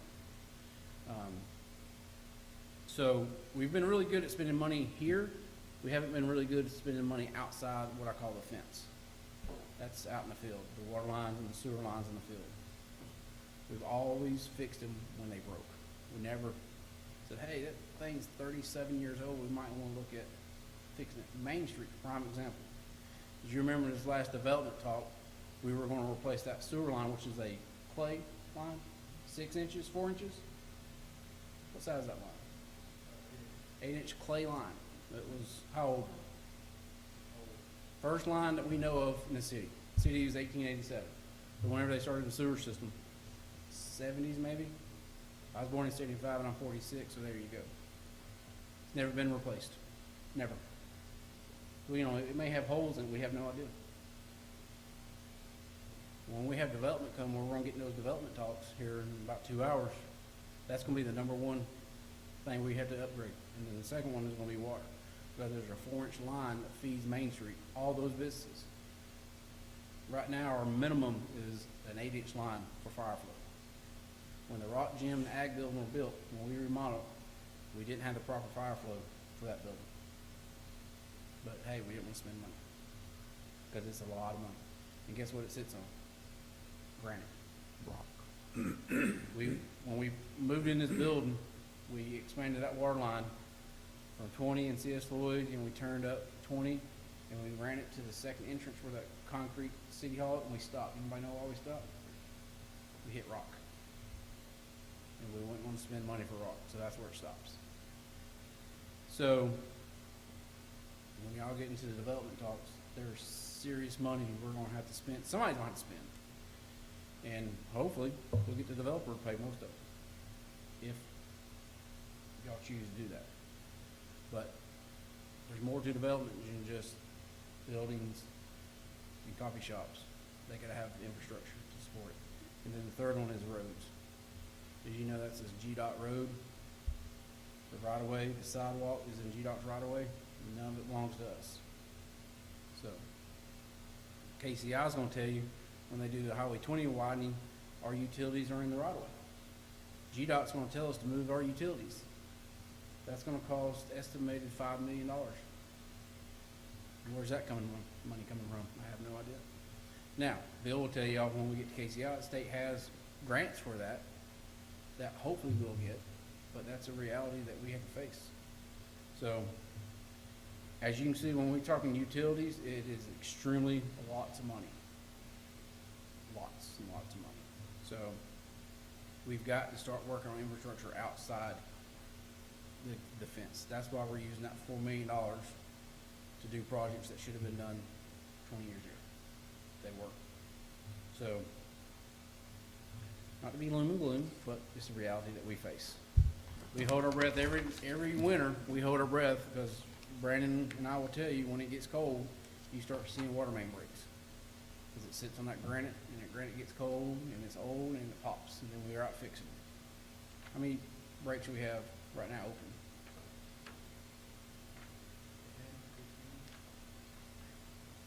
And that's slow. Wait till you get a break on Main Street, or Highway 78, where it's a 10-inch. What do you mean, breaks that are open? Well, those are service lines that we have to wait, by law, 3 days to fix, because of locates, and then you just don't have the staff to get to them all, so they sit until we get to them. Right now, we have how many people on water? 4, 5? And on a good day, we have 7, but in the last month with COVID, we've had how many? Well, and to the rest of the council and the mayor, every year at budget time, we get pushback on raising taxes. We get pushback on even doing a rollback. So like the last 2 years, we've done a rollback because property values went up, but we didn't want to look like we were raising taxes. So we rolled back the millage rate to keep it level. The problem is, nobody wants to pay more taxes. We all live here. None of us want to pay more taxes. But at the point when we haven't put money into the infrastructure and then the toilets don't flush, we are going to be skewered. I mean, we've got to think about this, especially in the upcoming budget cycle, to put any money that we can. And if that means we have to raise taxes, there is no better reason than infrastructure to do that. So just remember that in June, May, when we're doing this budget stuff, that we can't say, well, we didn't raise your taxes, aren't you happy? And then the toilet doesn't flush. So. Well, it'll be your rates, water rates, sewer rates that will pay for this stuff. Roads, yes, taxes. That's a strong possibility. I may come to y'all with a rate increase. Probably do a rate increase over the next 6 years. We came out of that in 2020. Chris Yancey had that set up with the previous city manager bill, that it was a 5-year plan. Every even year it went up 2%. I can tell you, we are saving money on water, but we got also a $5 million bond payment to pay for that water line that so any money we save is going to that payment. And that doesn't count the water rates going up. Walton County just went up on us from 263 to 297. We didn't pass that cost to the citizens. There's only so much we can absorb until we're going backwards. Give you another loom and gloom. You got companies out there, private entities, locate companies that are doubling our employees' salaries to get them to come because they hold a water license, a sewer license, a wastewater license, and they send an email out to all those people that hold your license. Hey, you want to double your pay? Come to work for us. That's another issue that we're facing. So, Danny, why didn't we upgrade if we got a fee increase from the county, why did we eat that? I mean, that's straight enterprise money that we obviously need. I mean, because did that, why? didn't want to raise the water rates. When we did that contract with Walton County, the renewal water, and it went up there. It's $297. I mean, Now, but we you raised look at- trash, because trash went up, we raised trash. Yeah. I mean, water Well, seems to we be, can absorb it because we were saving money on the Gwinnett side, somewhat money, but only half of it, because we're getting less than half of our money, our water from Gwinnett, since we've turned over the water. But it's something that we're looking at because we've had a lot of increase with building. That's kind of offset that with tap fees. That goes back to his department. But we're really going to be looking at increased sewer and water rates probably. okay. A set schedule to maybe say, hey, you can't go all 10% at one time, which 10% of your minimum water bill is not much, but in the scheme of things, you say, oh, I went up 10%. That sounds like a lot, but it's really not. But it's something we're going to look at in the budget and run the numbers with Brandon and see what that increase would be. But it's something we're going to have to look at. And one of the big problems is that we don't have any water of our own. So we have to buy all the water, and that's not the case for every city. Monroe has a source of water. The county has a source of water, both Gwinnett and Walton. And for us to have water, we have to buy it. So, and they do have to treat it, but still, they don't have to buy the water to start the billing process.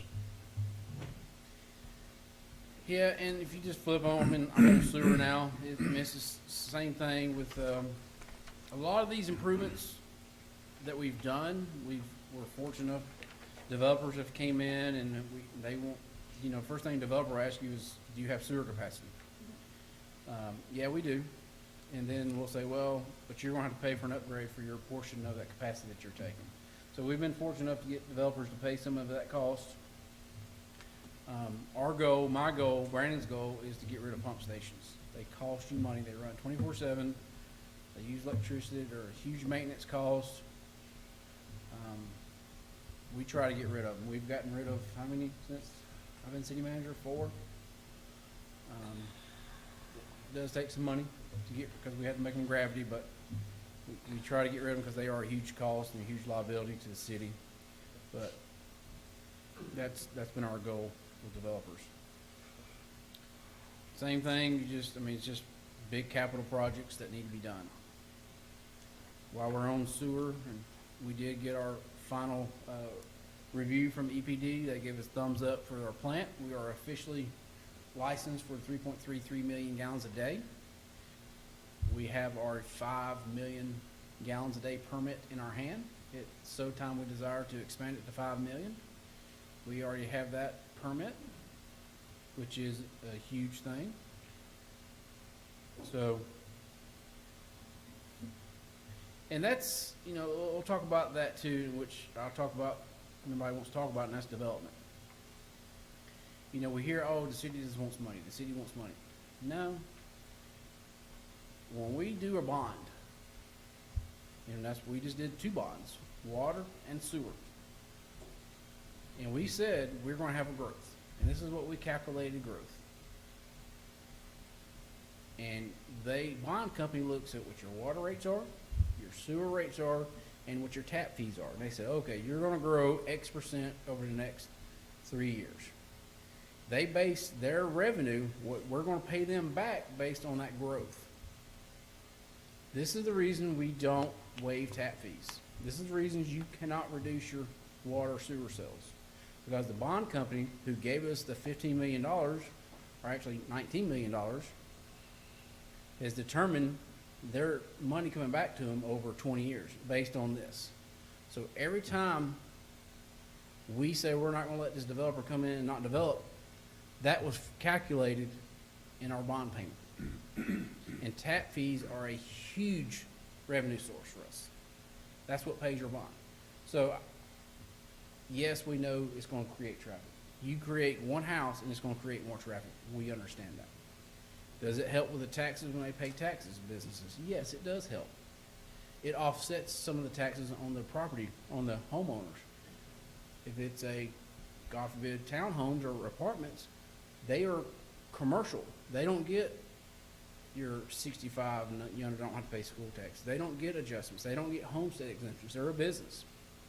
So that helps the people, the residents that live here.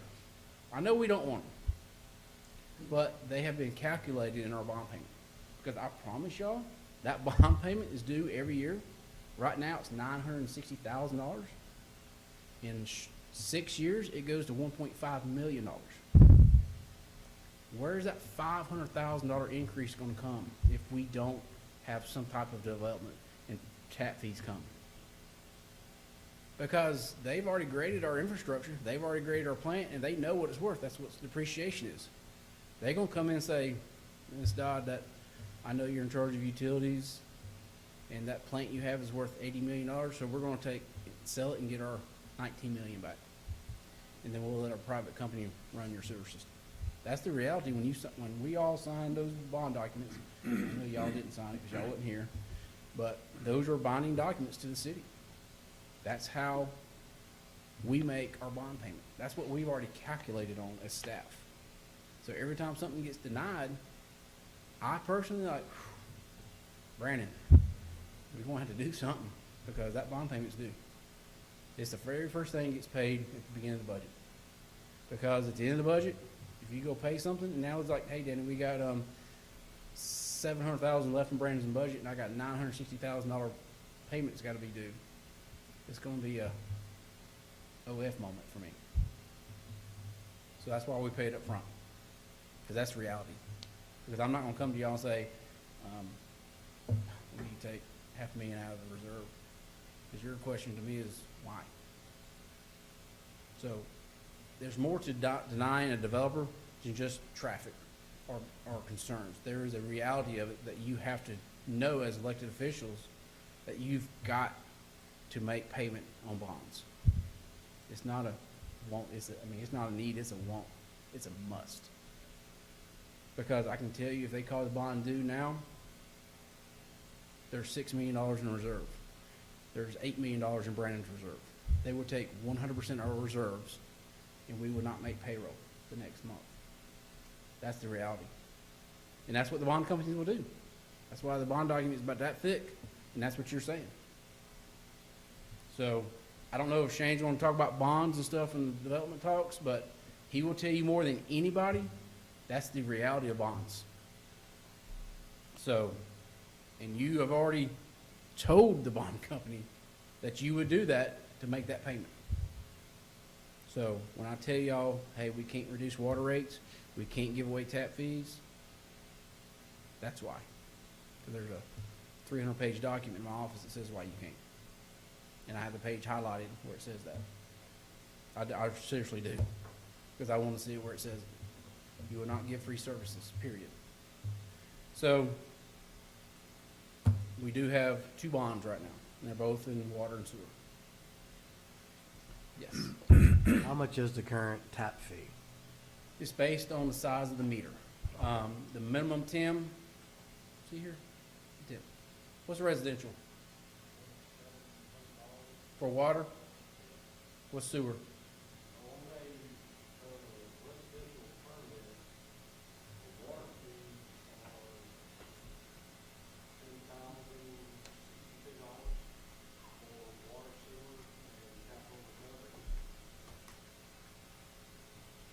Go those numbers one more time, Tim, with the PA.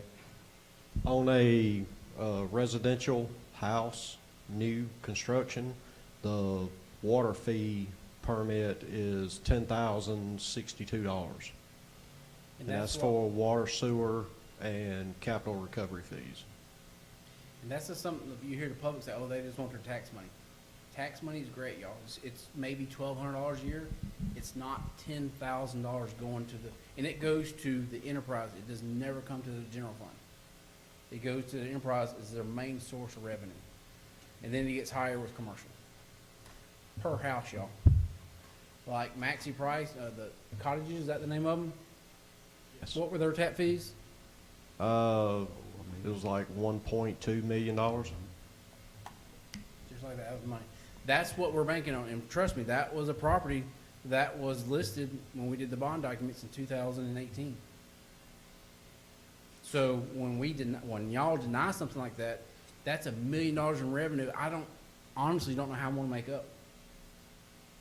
His revenue is $4 million. I mean, his budget for water for WQC, where the bond comes out of, is only $4 million a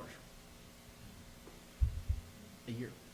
And you're saying $1 million of that, that's 25% of his budget gone on July 1.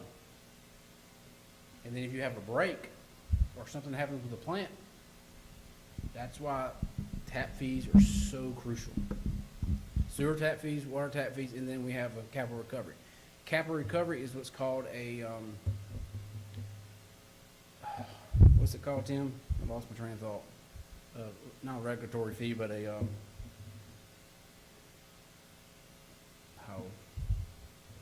I lost my train. Capital recovery money can only be used for development of infrastructure. It can only be used in infrastructure projects, water, sewer, stormwater. It cannot be used for payroll, cannot be used for anything to make payments for fuel. It's only for capital improvements, something that you added new. We've done a lot of capital. The reuse was capital approval if we need it. The Huntington project a couple of years ago when that big pipe collapsed under the main road, that was a capital project. That's at 3%. So, any questions on tap fees? So there's more to it than just saying no because you're concerned about traffic. And trust me, traffic is a huge issue, I think, for anybody in this room. But I see the whole picture where some people just see the one thing because they don't understand or know it. They just see their friends say, oh, they just want their tax money. Or y'all just want money in your pocket. Well, I don't know about y'all, but I get zero money from the developer. And never will. But I may get some projects out of them for water and sewer because that's what they're taxing our system. So, Tim, how does those fees compare to Gwinnett County or Walton County for that matter? They're in line with them. We, I think it was last year, we done an audit on all the surrounding cities and counties, and our fees are in line with everyone else. The only difference between Gwinnett County is they charge the developer the tap fees, whereas we charge the builders, but it still works out to be the same. It's just who writes the check. I was looking for the impact fee. That's what a capital recovery is. It's an impact tax because you're impacting the system. So if you charge the developer, would that mean you would get it in quicker as opposed to the builders, or is that, or no difference? Yeah, you'd get it quicker with the developer because he's the first one that pays. Because usually, if you take Logan Point, Steve Allen's the developer. He sold the first phase to D.R. Horton, Correct. and then D.R. Horton's the one that pays. So he develops it, and then he comes in and sells the lots to whoever the builder is, and then they pay. Right now, it's Chafin. Yes, in phase 3, it's Chafin Builders. But I guess that's kind of a double-edged sword. If you started to switch to do it, to charging the developer, then the developers might think twice about. Well, I don't think Steve Allen would do so much because they're all so expensive. One of the reasons we do it like that is once the developer pays the tap fees, then he owns that capacity. And if he never bills it, that's capacity that we don't have because he paid the fees and he still has it. By charging the builder, you know, we're keeping our capacity open until the time it's actually going to be built. So, And once they buy the tap fee, they own that capacity forever. They can't go back and get it back. They don't. So if they don't develop, you still have their money, you don't have to give it back to them. If they, If we did it that way, yes. yes.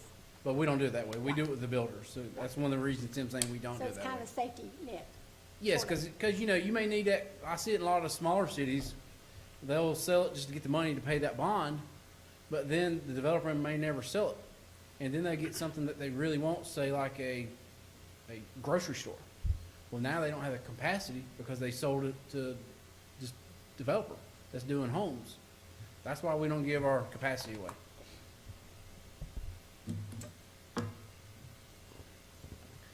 All right, stormwater, I mean, it's one of the lesser departments as far as issues, but there's major, It is, trust me. there are major issues in stormwater, that you're gonna see me come before y'all probably next month and ask you for approval for a stormwater project. It's gonna be about 18,000. But it's a definite issue. The next one is water. So, water is outside the plant. Those are projects where we just upgrade the water lines, pump stations, vehicles, etc. So we get a lot of phone calls about people say, I've had this water line leaking for 2 weeks now, 3 weeks. Yes, they can come out and look at them, prioritize them. A service line leak is different than a water main break. Two different animals. There's sometimes that Brandon's crew doesn't have to wait for locates if it's deemed emergency. So they'll go dig right then, but that's your main breaks, that's your 12-inch lines, 10-inch lines, 8-inch line. Service line does not meet that criteria. So we have to wait until the companies come out and mark all the utilities, and then we can dig. If we keep calling emergencies and non-emergencies, you get an issue. City, I ain't gonna say the city it is, but a city very close to here did it, and they had $1 million fine. So that's why we can't really say they're emergencies just because we want it fixed. It has to meet the criteria. But those projects tend to take all the staff, not only water folks, but your sewer folks, your stormwater folks, highways and streets folks. If it happens on a water cutoff day, this last cutoff, we had 327 cutoffs that 5 people were trying to do. That's 300 something meters that had to be turned off, locked, and then come back, make sure the paperwork's paid, and then go back and open. And not only does his crew deal with it, but the ladies up front, they come in at 7 a.m. and it's a battle. They put their boots on, flak jacket on, and they go to battle. And if you think I'm kidding, come up there and listen to some of the phone calls. And I'll tell you time and time again, I always bring them breakfast, usually buy them lunch, because I know how it is hell, y'all. They walk out the hallway crying because, you know, it's just only so much you can take. And there are some customers out there that are not the very friendliest people in the world. And guess what? They're usually the same people every month. And they're paying a $50 reconnect fee, sometimes a $150 reconnect fee if it's during after hours. So that happens every month. And the same people do it. So. When is the cutoff date? How many days past billing? Well, they get a notice. They get about 26 days notice of a cutoff. It's due on the 10th, and then we give 10 days after that, and it gets cut off on the 20th. Depending on if it's on a Saturday or Sunday, it may be the Monday. So that's the cutoffs. I'm about to tell you something else about cutoffs and I forgot. But you know, we're paying for that. We've already paid for that water. So if we don't get our money, and then they get behind, and then there's almost impossible to make up that money. And then they reach out to y'all, and y'all come and say, "Hey, we need to get." Well, like I tell y'all once, and I tell you again. If I do it for Linda, I'm gonna do it for everybody. If I do it for the mayor, I'm gonna do it for everybody. So if you tell me to waive that fee, then I'm gonna waive it for everybody else, and then you're gonna lose about $100,000 in revenue. So that's, you know, if some people have legit emergencies, and that's handled by case by case. If it's their first time, we will work with them. But when you have repeat offenders, and I got their voice recording where they called every lady over there a B word, you're probably not gonna get a sympathy from me. So, but out of literally hundreds of calls, I may get 3. Natalie, Susan, and Candy do a hell of a job of answering those customers' concerns. So, they deserve everything we can give them. But, our water is bought, every drop is bought from, right now, Monroe. The Walton County line is set to close in April, maybe May. We had an issue with the contractor not following the timeline, so we had to come to Jesus with them a couple months ago. So right now we have a meeting every Thursday with them. The water line's in the ground. It's just getting the pump station, because there's 2 different crews. One does the pipe, another crew does the pump station for the water line off of Claw Brewer Road, but that's set to be complete, and then we'll be able to draw another $800,000 from Walton. And all that was done for development. That's the only reason we ran more water, and to have a dual feed in case something happens with the 78 line. Last resort is Gwinnett County. That's about $6 for every 1,000 gallons of water. Yes, that's big money. As you know, we have a contract with Gwinnett, and we can draw, it was 250,000 gallons a day. I believe it was 8 million gallons in 30 days. And one of the big things that really drove us to get more water from Monroe and Walton County was 1 month, shortly after I became city manager, we were going to get a bill from Gwinnett County for $4 million for 1 month of water. $4 million. And usually it's about 160,000. It's because we went over that 250,000 a day, and they have an impact fee associated with that, and they were going to charge it. So we worked to magic, me and Chris did, and got them not to charge it, but we told them we get off their system, and that's what we were able to do. That would have bankrupted the city, by the way, 1 month. Lisa remembers; she was here on council. So Brandon was there. We worked our magic, and we told them to give us a couple years, we'd get off of it, and now we're off of it. So stuff y'all don't see behind the scenes. So any questions on That that? was a hell of an impact fee, wasn't it? Mm-hmm. Well, it's in the contract. We signed for it. I didn't sign for it, but City Loganville signed for it. Oh, we had to add the water Yeah. at that point. The next one is water quality. We've already really talked about them. The plant's up and operational. If anybody wants to see it, let me know. We'll go out there and look at it. We had the grand opening a couple months ago. We dedicated the admin building to Chris Yancey. He showed up and was honored by that. Water quality is what treats the sewer water, the wastewater. So that's what WQC stands for. It's what's at the plant. It's the 30-something acres out there. They take all the water that gets flushed down a drain, and they treat it, and then they release it to the creek. Anytime we have major rain events, it also increases the cost because we're also treating rainwater. Any questions on utilities? I lost y'all? Do we have that gray water project? Is it running? It is, the infrastructure's there, it's up and running, the fire department uses it, Brandon uses it every day at the plant. There is one subdivision that's currently on it, but they are not using it. They paid the tap fees, they have the pipe, but they choose not to use it for landscape irrigation. Really? Yep, And that, they would get it for about half, wouldn't they? they do. But they don't want to use it. Mm-mm. Which is fine. Reason? They said they weren't gonna use it. Tim, did they give you a reason? They paid us the money for taps.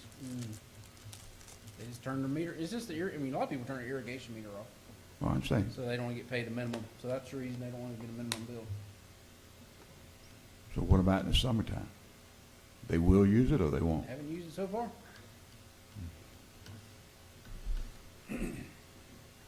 Any questions? Any other questions? Y'all need a break? No, We'll no. take a quick break. We'll take 10 and we'll finish up pretty quick. Okay?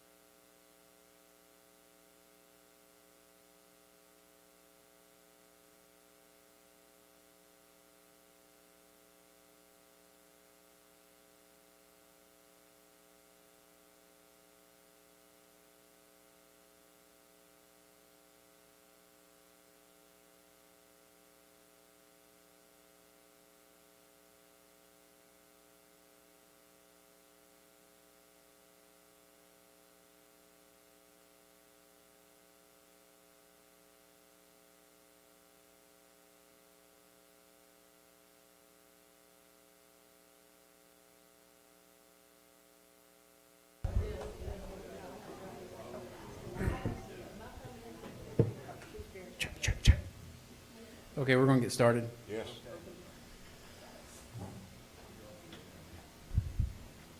Looks like we may have a working lunch. It's up to you, sir. Yep. All right, before people leave, Monday night, before I forget, is the parking lot is gonna be full with the movie production. So I'm sorry. We're asking everybody to park in the track and then walk up between the two buildings here to this door. If you are handicapped, we'll have handicap slots out here. We'll probably have about 10 open for the handicap. But everybody else needs to park at the track and walk up because we're told the parking lot's gonna be full of the vehicles for the movie. Just want everybody. We'll put this out on Facebook, I believe, today with a map showing where to walk. Where are you putting the handicap? They'll be up front along the building. We'll put the handicap signs we use for the concerts. We'll put them out front. What we're trying to do, what Danny's trying to do, is keep space for those shop customers to have somewhere to park while this is going on. So, I think it's a good plan. Off of Highway 20, that's correct, by the track. And then you just literally walk between these two wings, and there's a door right here with the steps. But if you are handicapped, just come in the doors here. They'll be open as well. So, and I guess I forgot to tell y'all where the bathrooms are, but I think we all know where they are. We do now. Good. Robbie, you gonna put that on Facebook about the map for the Monday night? It's not today? Sunday, okay, there you go. So hopefully the YouTube world got that too. So please talk in your microphones. Melanie said they couldn't hear me, so I'm sure they probably can't hear y'all as well. But I'll move mine closer. So hope y'all can hear us. Okay, y'all ready to finish up? We're gonna have a working lunch, Mayor, is that correct? Yes, sir. So Think we'll we're have gonna need Firehouse to. subs, they went to pick it up here shortly from Firehouse, so you'll be eating and talking. All right, the last one is Public Works. It started with the Fleet Department. This is something, a fairly new department. God, it was too close. We've been continuously adding stuff as we can for this department.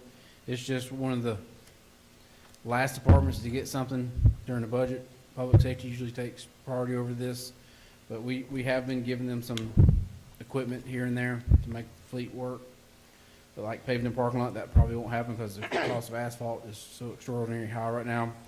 It's hard to pave the parking lot when we got roads that we need to pave first. So that's kind of how my thought process is. Scissor lift, we already have one. So any questions on fleet? That's where all the vehicles go to be serviced. We do minor oil changers, minor mechanical issues, anything major as far as engine overhauls goes out to dealerships, usually Aikens.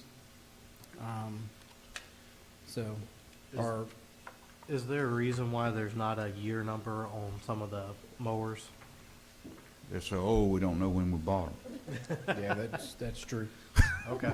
No, it's just we just don't put year motors because I really don't. It's more by hours and yeah. Move forward. It's such a small cost in the scheme of things. It's $5,000-$6,000. I usually don't just buy. He's buying them as needed, but Jeremy doesn't ask for a whole lot. We just did a major purchase. I don't know, a couple years ago when we did the claw truck and the chipper. Okay. But Jeremy did get 3 vehicles this year. They haven't been delivered, but we did replace 3 for him. So if Jeremy, I'll tell you a little hint, if Jeremy asks for it, you better say yes. Because that boy never asks for nothing. It's hard to get him to ask for stuff. I just had an experience in Gwinnett County I'd like to share. My son lives in Gwinnett County, and he has a yard with a lot of trees. So we started cutting down some things, and we called the county to come and pick up the debris. Wasn't a lot of it, but it was enough that we couldn't handle it easily. And I was told, sorry, they would not do that unless he paid $90 for each pickup. Now, in our scheme of things, some of the folks complain about the expense of the trash pickup, but we include picking up yard waste as part of our services. So it doesn't, I mean, $90 to come out and pick up some yard waste is tough. So I suspect they don't collect that a lot unless there's a heck of a lot of yard waste. But if somebody puts out yard waste on the edge of your yard in Loganville, we charge nothing to pick it up. Gwinnett County, we charge $90. They Over. charge nothing to pick it up in Loganville if it's a certain size. Right, that's If true. you go 6 over by a 6, size that basically. you're- 6 by 6 by 6. Yeah, 6 by 6. But that's, for most residents, that's a lot of, Well, for Melanie Long, that's not much. well, you got to break it down. That's how I know there's a fee. Got to break it down. But the other side of the coin is, if we take everything that might be out there, I guess, the truck would fill up, we wouldn't get halfway around the route either. You know, there's reasons for all this stuff. Yeah. Well, that crew run, that's 2 people every day. That's all they do. 5 days a week, 8 hours a day is pickup. And that's a cost that the city absorbs because we had to pay landfill costs, we had to pay roll-off costs and personnel costs. So that's, a lot of cities don't do limbs. We're one of the few ones. And if they do, they charge in many cases. 6 by 6 is a big valve, but hey, like Councilwoman said, we don't cut nobody breaks. If she pays, y'all pay, and vice versa, right? So, And that's the way she wants it, right? That's right. yep. Next one is IT. This really, most of it falls under finance, but I stuck it here because it is a facility. But a lot of his costs, like you'll see on the agenda Monday night, he has a server which is under finance because it is a budget item. But as you recall, several years ago, we had a cyber attack, cost a lot of money to the city. We had a lot of stuff come out of that. 5-year strategy plan. Narrow your next page past the motors.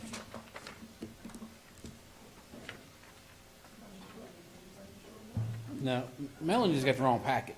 The Yeah, packet up here was yeah. right. I personally put these packets together, so if they're wrong, we'll blame Janelle. Sorry, Janelle.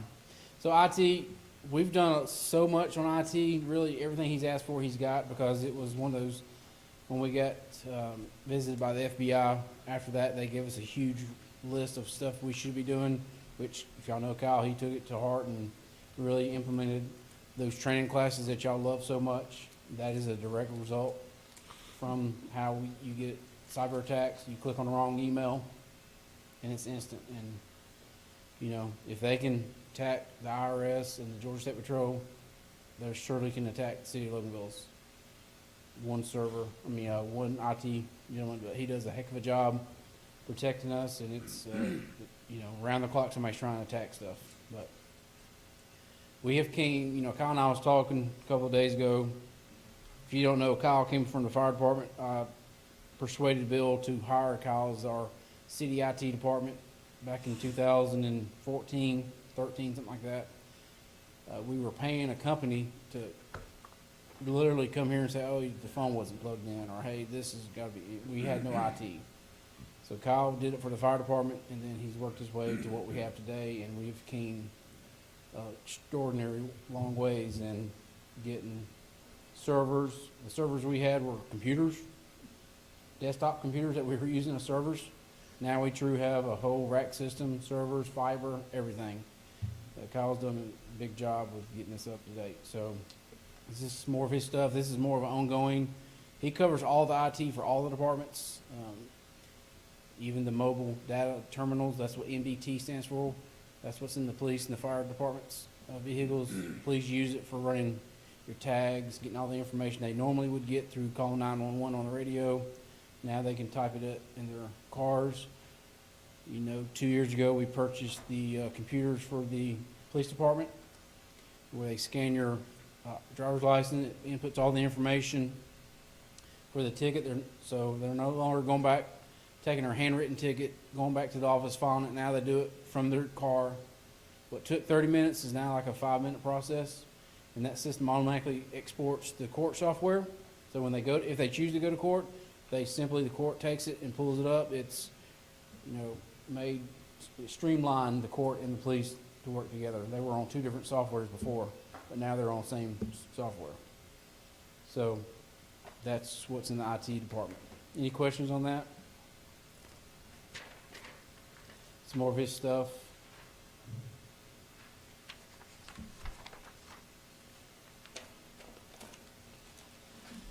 The next one goes into events, which falls under Brandon. And that's just some of the simple stuff that Christy Daniel has asked for in events. The biggest, I would say, is a stage, a portable stage. That's a $250,000 purchase if we choose to buy one. Currently, we use the city of Snellville's for the Independence Celebration. That's a stage at West Walton Park. We don't know what's going to happen this year because the man that sets it up passed away. So we're working with Snellville to see what we need to do in order to make sure we get that stage, set it up, and go from there. But we've been looking at purchasing one, but it is a huge expense, and right now the need doesn't outweigh some of the other needs in other departments. $250,000 is a lot of money. Roof is another one, Anna Holbrook. These are all rental facilities. That's something we're looking at. Of course, you can throw the library into here as a facility. We'll get into that later. But her stuff is smaller stuff, chairs. That's not really a capital. It's a smaller purchase, but she stuck it in there because she wants it. And some of the stuff that, if you remember, Lisa's in the back with us, but she was big on a dog park. That was one of her big things, and we do have it in the destination park plan as a dog park. But you can see she has it here for Gaither Park too, and that's something that I know the mayor has been talking to me with about Gaither Park, and Melanie's been talking about some stuff at Gaither Park. We tried for a grant last year at Gaither Park. We were turned down, but that's something, you know, we can look at Gaither Park for a SPLOST project possibly. That pretty much ends the capital improvements for the departments. Do y'all have any questions?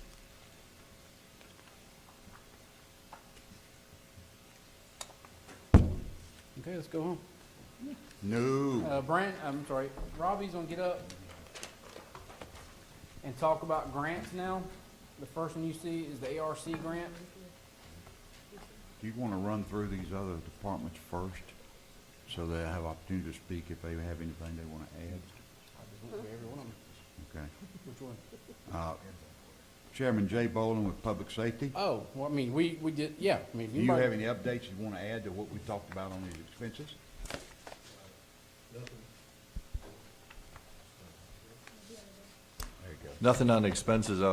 This upcoming week, obviously, we had lunch this past week for Chief McHugh, his retirement, so we'll announce that Thursday night and swear in, no?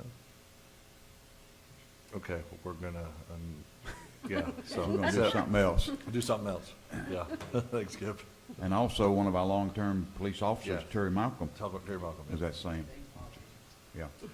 I didn't know what I could say. Give a microphone and just mess up. So yes, that's all we have. Okay. You sure? Yeah. I've had to stop now. Public Utilities Transportation Chairman Bill Duvall, we've got a speaker coming at 1 o'clock or so, and we're going to work him in as we have to. We'd hoped they'd be here by 11 and get this thing in the right order, but that didn't happen. So we'll come back to you, Bill, if that's okay. That's fine, sounds good. Okay. Public Works and Facilities, Chairwoman Melanie Long. I don't have anything for today. I'm gonna make a few comments Thursday night about some things. Okay. CNI needs, are you interested in writing a personal check to go into this general fund? Pardon me? Pardon me? That's what I thought. Okay, and economic development, I guess the second half of this meeting is downtown, what you as a council want to do, and that will come under you. Do you want to hold off and wait, or you want to pursue now? I believe Robbie's gonna come up and talk about the ARC grants first, and then we'll go into the economic development talks, which is Okay, in short. very good. And with that said, we now have room for Robbie to talk about grants. But everybody has the opportunity.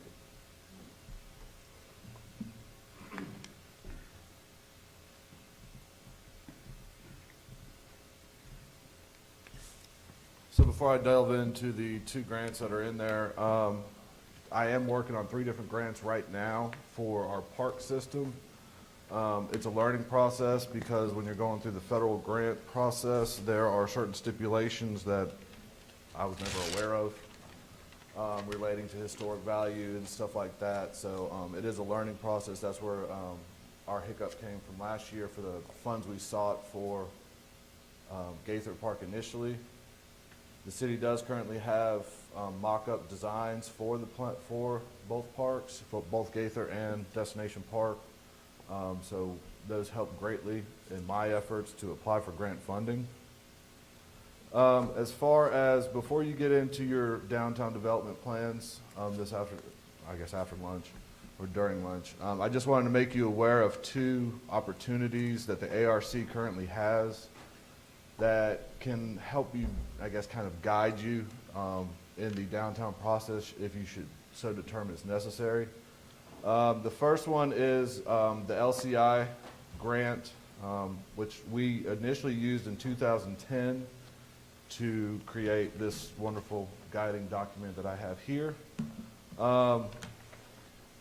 And the other one is the CDAP program, the Community Development Assistance Program. It's kind of a new one for me, so I'm not as familiar with it. I do have a conference call with ARC officials on Monday, but I just wanted to make you aware of these two options that are available to the city. The deadline for applying for these is February 28th. The LCI, for those of you who were not here or were not involved in it back in 2010, it's a pretty intense process, which you would think was necessary if they're going to produce a 100 and 150-page document. The benefit of the LCI program is it kind of took things out of our hands and put it into the hands of people that know better than us. And they did involve public. I would certainly hope that if that's the avenue we choose, we get a great turnout to get people behind the keyboards and in front of people explaining to us what they want. The CDAP program is a little bit more, it has a little bit more different options, but it's also a little bit more intense if you're looking at the downtown planning process. They would bring in, they kind of bring in an outside agency either from Georgia Tech or ULI Atlanta, technical assistance. Those two avenues, as inside your packet kind of explain, that they are a little bit more intense, focusing more on the CDAP. I envision being more, let's look at our 4 acres, let's look at the 10 acres, let's figure out what's marketable about them, what the best use of those lands are, whereas the LCI program is a little bit more of a broader sense. We used it in the to kind of better define the future for the downtown area, but I believe, it's at 12 years outside of its, use, a lot has changed in Loganville. So it's definitely something I think that's worth looking into. Both of them do, to a certain degree, do require matching funding, but whatever the matching funding is, I think it's money well spent. I know people don't want to sit here and say, oh, well, here's my tax money going to another study. Well, when KCI comes up here later, you're going to see the money we spent is going to be money well spent. And when it comes to the LCI, this is a document that is required, not required. It's beneficial in my endeavors in trying to apply for grant funding, because grant funding wants to see a plan. They don't want to just sit there and say, hey, I've got an idea and I want money for it. It doesn't work like that. You have to show costs, you have to show benefits, and you have to show impacts. And that's where an LCI, that's where a traffic study, that's where these studies come into play. It's money up front now to help us in the long run. Right, would they work off the most recent LCI 2018 plan and expand that, or would they start over the plan? It would more or less be at our discretion. I think that they would take elements from the 2015 update, but I think because the city itself has changed, and I believe the wants and needs of the general public have changed, that's the scope of it would probably change at least to a certain degree. But yeah, they would be able to use some of it, but I think that they would want to, and that's why the public component of it, there's two public components of it, and they do it. One is early to help kind of guide the process at, when you get into the meat of doing the statistics and stuff like that. like I said, these are really just kind of putting some information in front of you as you're having your discussion about the downtown area. Understand that these are opportunities to help us plan for it, to help get the community involved in it. And I just think that they would be tools, but it is going to cost, it doesn't come free. That'd be a bid process for an engineer firm to do the LCL like past, or? It would be handled similar to the way we did the traffic study, in that because we're partnering with ARC, yeah, we would put it out for bid. The CDAP is a little bit different because that one, they already have existing partners, so depending on which technical aspect you approach would be how that one's handled. You let everybody know what CDAP stands for. Yes, the Community Development Assistance Program provides planning assistance to local governments, CIDs, and nonprofits across the 11-county metropolitan region, that is the Atlanta Regional Commission, which is where we are. We are a part of ARC for our traffic purposes, but we are part of Northeast Georgia Regional Council for planning purposes. So that is one of the benefits of us being split between two counties. You have any questions for Robbie? Are we not going to be involved in a new LCI update very shortly? You only do, after the initial LCI, which we did in 2010, you do one 5-year update, and that's it. No longer Okay. required. Yeah, it's Okay. no longer required. So that's changed. I believe they changed it 3 years ago. Okay, good to know. So Robbie, it looks like LCI and CDAP are really two kind of different avenues to get us planning resources. Yes. And that's really what they do. It's just planning Yes. for getting constituent feedback. Constituent feedback, but it also is, my understanding is the CDAP approach, they'll come in and they go a little bit more in depth into, okay, take the 4 acres. All right, well, let's look at the 4 acres, we'll look around it real quick, but we really want to concentrate on what's the marketability and the best redevelopment plan for those properties, yeah, that property. So are these two things grants to get us Yes. engineering or to get us the consultant to look at that? Yes. They don't actually do it. They're the money vehicle. ARC is CDAP and ARC are, and the LCI is the final study. Right. So yes, it's just basically, we're gonna, if you're interested in, we apply for the grant. I believe like ARC is 80%, ARC 20% matching local. Okay.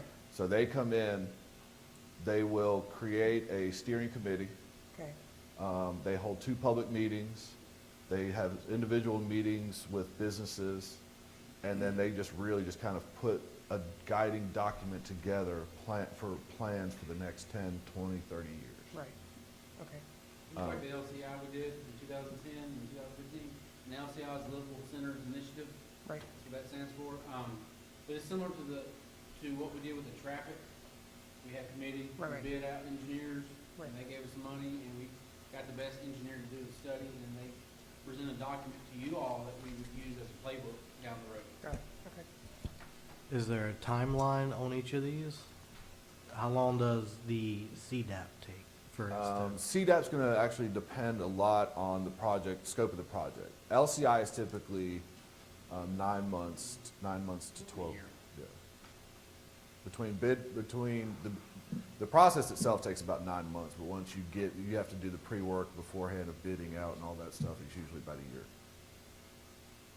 But CDAP I'm not as familiar with. I was here when LCI was being done. You said the LCI is, applications are due by end of the month, but what about, in the CDAP is the same? Both of them are due February 28th. And they come around every year, these opportunities? LCI does, yes, I believe both of them do. Again, CDAP I'm just now learning more about, but yeah, LCI is available. If it's not every year, I believe it's every 2 years, but I'm pretty sure it's every year. If y'all want to know about this, since we're having downtown discussion, if that's y'all's desire, then we need to jump on it. But, before last council meeting, I wasn't talking about downtown. Sure. But also kind of goes to think this, maybe we need to have a fall get-together, something like that, so that we are, when these things come up, we're a little bit better prepared for them. So, but anyway, it's good. We would have, but. No, I'm glad right, we're here. it's just- No, it's, We wasn't talking downtown development talk, just have those. yeah.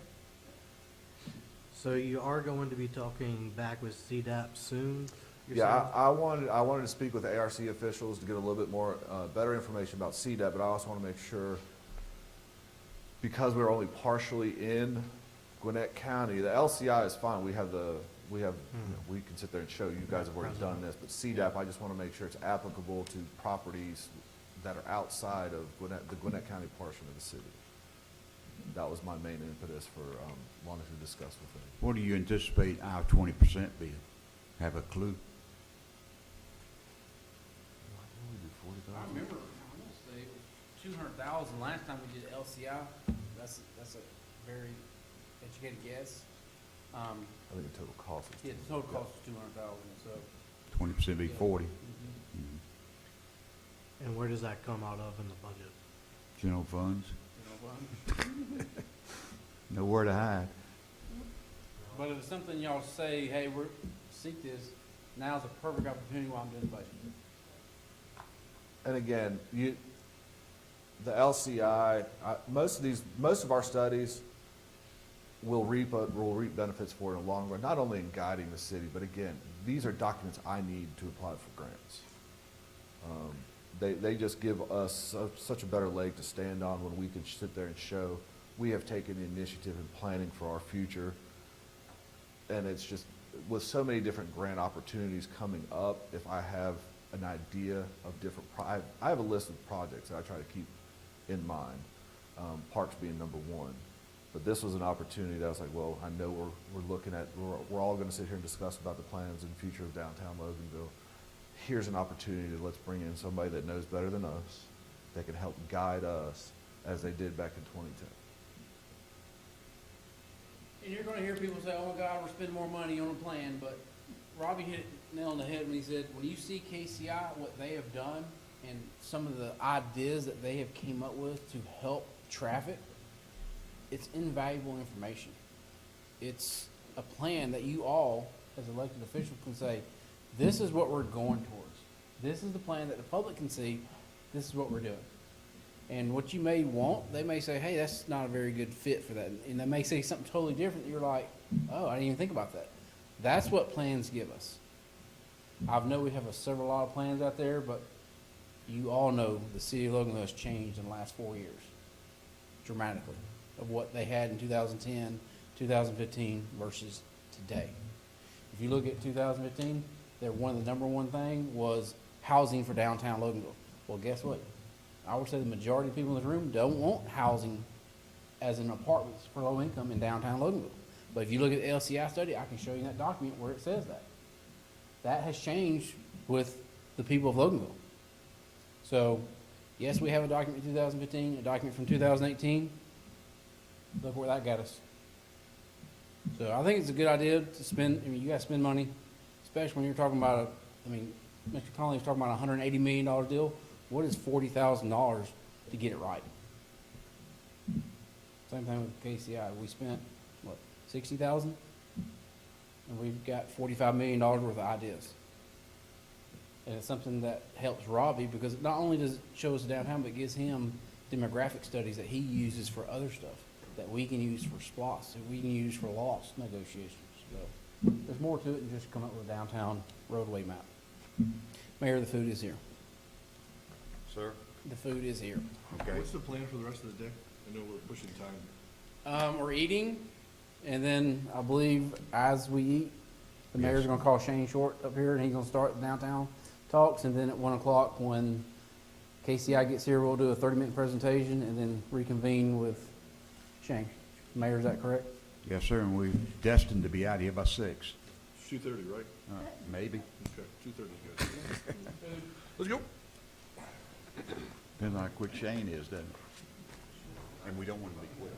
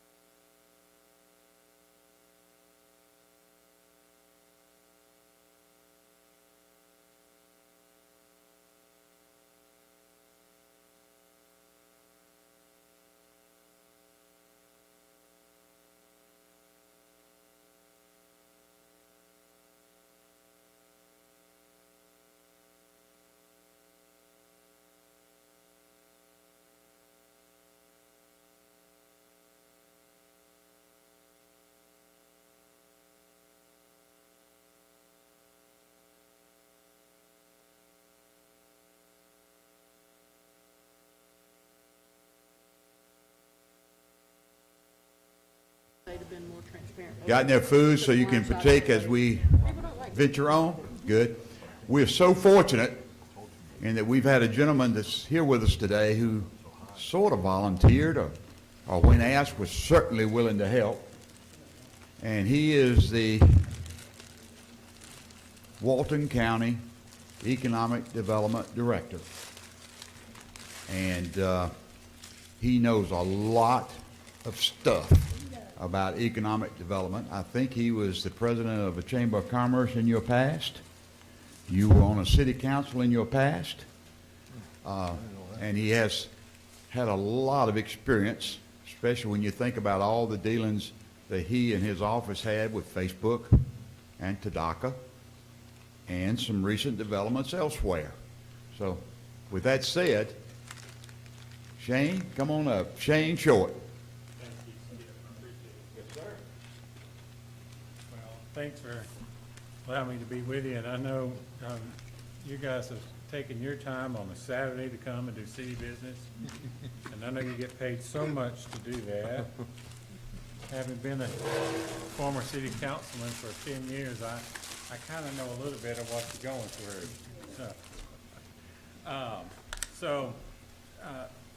Skip asked me if I'd come and talk a little bit about your future, especially as it relates to your downtown.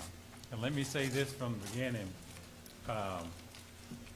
I have no opinion of what your downtown should or should not look like. As long as you keep CeeLo Blue and the Japanese restaurant, I'm very happy. Because those are two of my favorite restaurants, and my wife goes chicken salad chick all the time.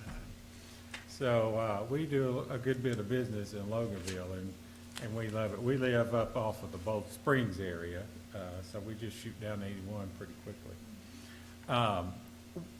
Let me say this from the beginning. I'm only going to ask you questions to help you try and facilitate what you think the future or the vision should be for your downtown. And that's it. Now, I might have follow-up questions with you to help me or the group understand your thoughts on what that might be. And I'm not trying, I'm not trying to, point anybody out or anything. We're trying to dig deep into what you really feel like that is going to look like or not look like today. So my first question to you is simply this. What do you like about downtown as it is today? What do you like about it? Hate it? Love it? I like that it has a historical feel. It's in a small area. It has the history of our town right there, front and center. Do I like the way it looks? No, but that's what I like about it, that it's historical. Yeah, yeah. It is so prominent that a movie company decided that they needed our look to make their film. Yes, So I and- like the history. You have some great looking old buildings. We might not like the paint color, but if you look at the structure of the building, it's pretty decent looking. I went to college with Braxton Roberts. We were in the same fraternity at college, and his wife was in our sister sorority. I know them quite well. I spent a lot of money at Yesteryears, by the way. One of my favorite antique shops. It's not junky. It's a nice one. So you like the historic feel. What else you like about your current downtown? The trees. Okay. Picnic tables. Okay. All right, anybody else got any comments on that? Obviously, the next question is, what do you dislike about your current downtown, the way it looks today? No right or wrong answers, by the way. We're just trying to get a feel for where we are and maybe where we should go. I dislike the fact that the people that own it don't have pride in their buildings, Okay. and that they've allowed it to become what it has become. And I don't know if Robbie was talking about grants and studies. Is there something that the city could do to Yep. help them? Yep, a good question. It's hard to balance that with private property rights. Correct. You can't, there's some things you can and can't do. And sometimes we don't like the way someone else's property looks, but we do have the limits, So we don't like the way some of them look. Okay? What else we dislike? The parking, Parking. parking. Yep. Okay. So most of the time you park behind them. Right. And I can tell you that that's good and bad.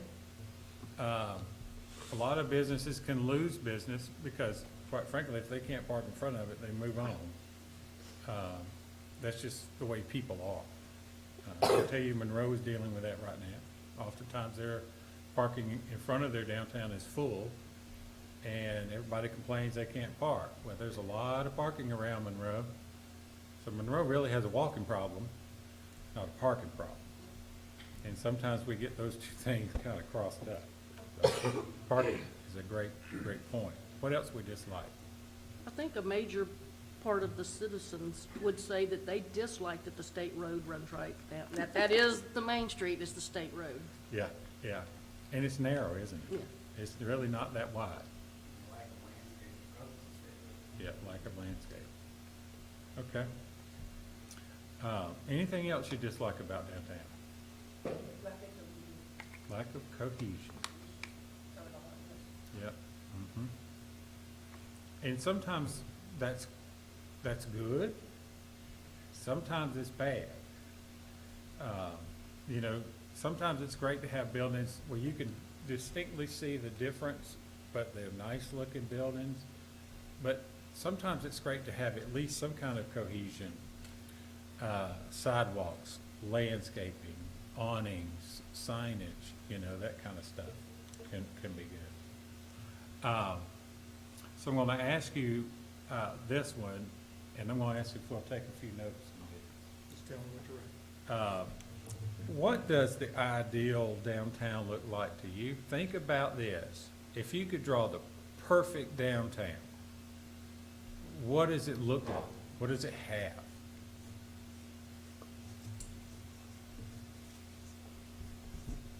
What does it include? All right, some retail shops.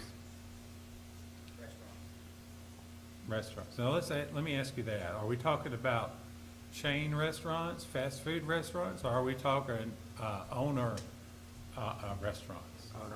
Owner restaurants. I want to see some from 20 on one side to 70 on the other. I want to see something that's connected all the way through. Mm-hmm. Okay. I'd like to see some people downtown. A vibrant downtown, some people? Yeah, it's just Okay, not many people. all right. Walkability. Mm-hmm. Yeah. You know, it's amazing what a fountain can do, right? You know, people sit around it, they look at it, it's beautiful. Little things sometimes. Place to park that people feel safe getting Safe in and parking, out. okay? Convenient, would you say convenient, safe parking? Okay. What else does that ideal downtown look like? I like to have the architecture kind of the same, you know. I like the historic feel, so I like whatever comes in is still kind of assembled that way. Yeah, yeah, that's a great point. And there are certain districts that you can require certain type of architecture or look and feel for new buildings. You know, you can identify that. What else does it have? Okay. Streetscapes. I love your for lack of a better term, your amphitheater picture. Amphitheater. Your concert venue is very nice. Is it big enough? No. It's pretty tight at the concerts, doesn't it? When it first started out, it was okay, but like Danny said, our city's changed and Well, you've become very successful in your events, thanks to Christy, I would say, who does a fantastic job for you. Everybody that I know around Walton County knows Christy and admires what she has done for the city, by the way. What else? We got restaurants, we got some shops, we got safe, vibrant look, A feel, theater. landscape, a theater. a theater, entertainment. What about other kinds of entertainment? Not allowed. I understand. I've been sued before by a new dance club when I was on city council. One of the things that's been mentioned by a lot of these folks, and I'm not supposed to be involved, but y'all need to really grasp this and give them some answers, because you know what you want. One thing that's been talked about a lot with the council has been maybe a sports bar, A sports bar. maybe a distillery has been mentioned. A by some. distillery, very popular today, Yeah. to have local breweries and distilleries. And, I think Monroe's about to get its first biker bar. Uh-oh. If you don't plan ahead, things happen. And it's a shame bikers have gotten the reputation they have, because we got the American Legion here, and a lot of them. A lot of great ride bikers out motorcycles. there, a lot of great biker clubs out Great there. people. And they get involved in some nonprofit charities and raise a lot of money. Okay, so we're kind of touching on my next question, which is this. What does it not include? What do we not want downtown? Apartments. Okay, apartments. Now listen, there's no right or wrong answers here. Strip club, okay? Easiest way to get rid of that is to have an ordinance that does not allow alcohol to be sold in an adult entertainment establishment. You do that, you'll never get one. Trust me, I know. We don't want chain restaurants or whatever. You don't want chain restaurants, you want to have its own unique feel, right? Okay, I get it. But what about a, for lack of a better, term, I'm just gonna throw a restaurant or two out there. What if we had a local Republic that's in Lawrenceville that wants to also have one here? You're okay with that? Absolutely. But you don't want a franchise type opportunity in downtown. Okay, I get that. All right. What else does it not include?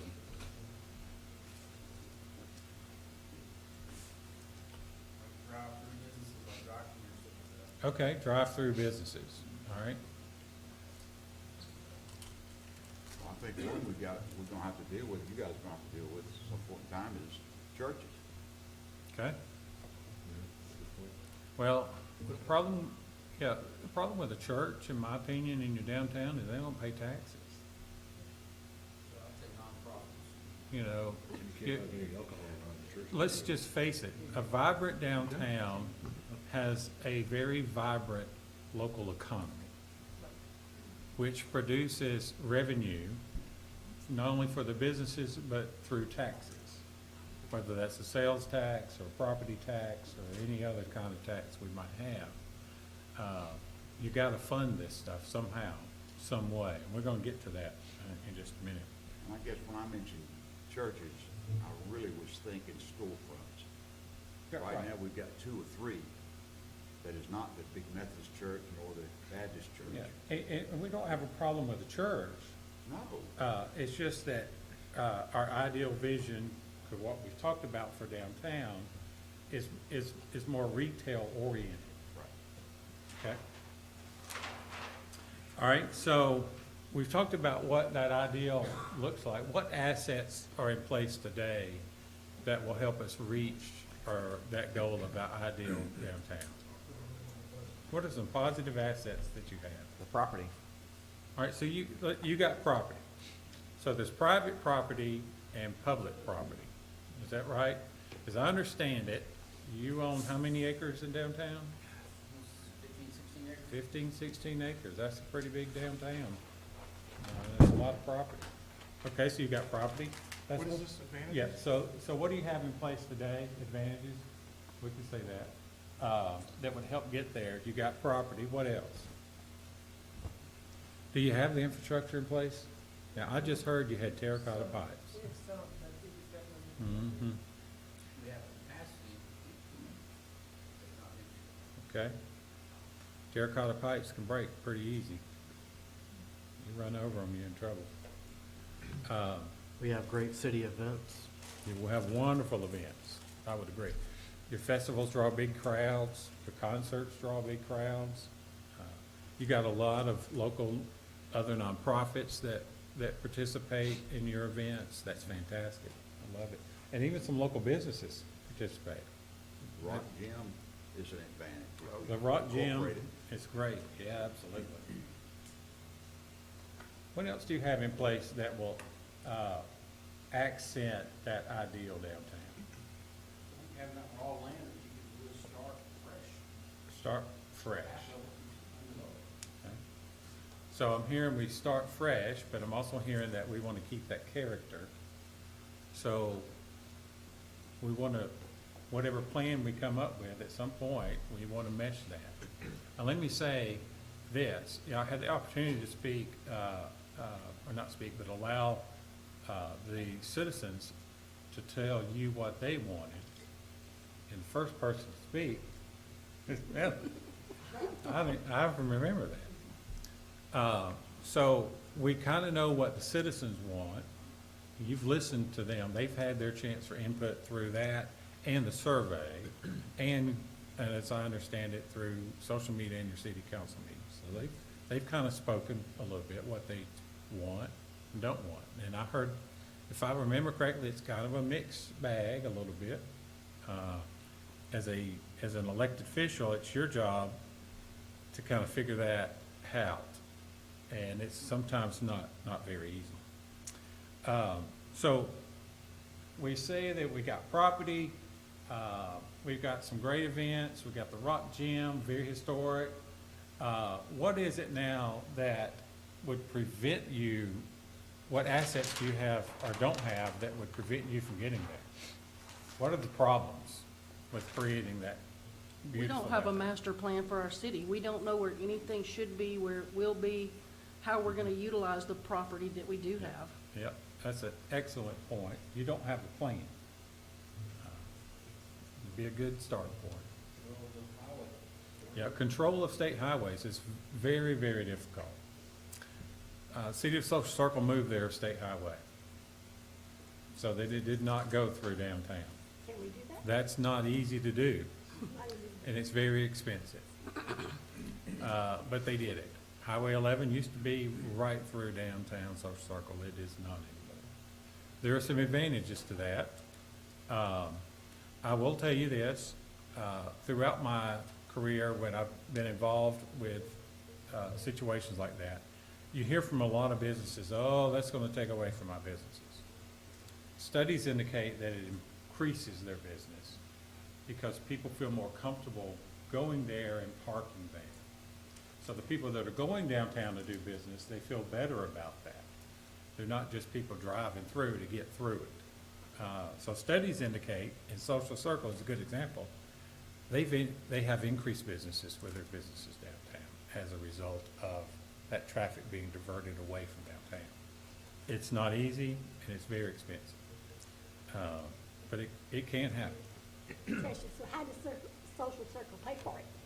If it's very expensive, and Yeah. what did they do to pay for it? Well, there are matches that have to take place. You gotta get that plan on the state DOT's plan. It's gotta be a priority for them. And it's a longer process. It doesn't happen overnight. It's gonna take years for that to happen. I would say that Loganville has enough traffic to merit those discussions with GDOT, in my opinion. You're not gonna move 78. That's just not gonna happen. Number one, your businesses will go berserk. They are on 78 for a reason. And it's that traffic that goes through there and the people that live nearby on that traffic. So it's kind of a catch-22. We hate the traffic, but it's the traffic that's driving our retail and services as well. So sometimes we have to give up a little bit to get something else.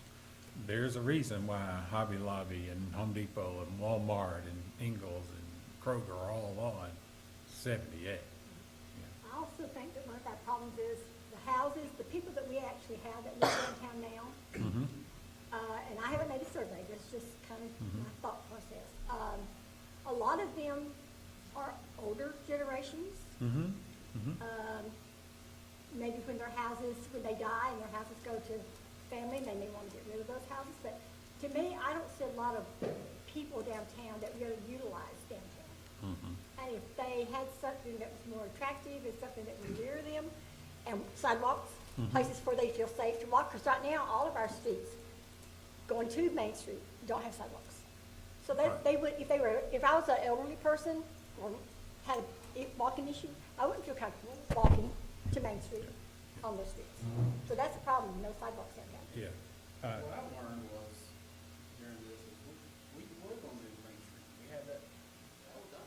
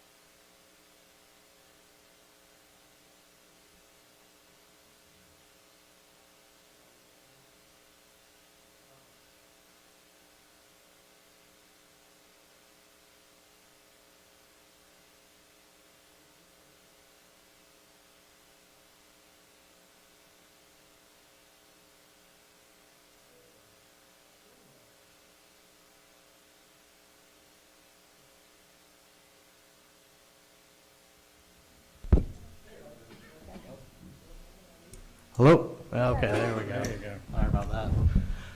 A lot of people my age have moved out of Loganville and gone to Monroe, downtown Norcross. They don't really want the yard, and they don't have the money to spend on $500,000 homes.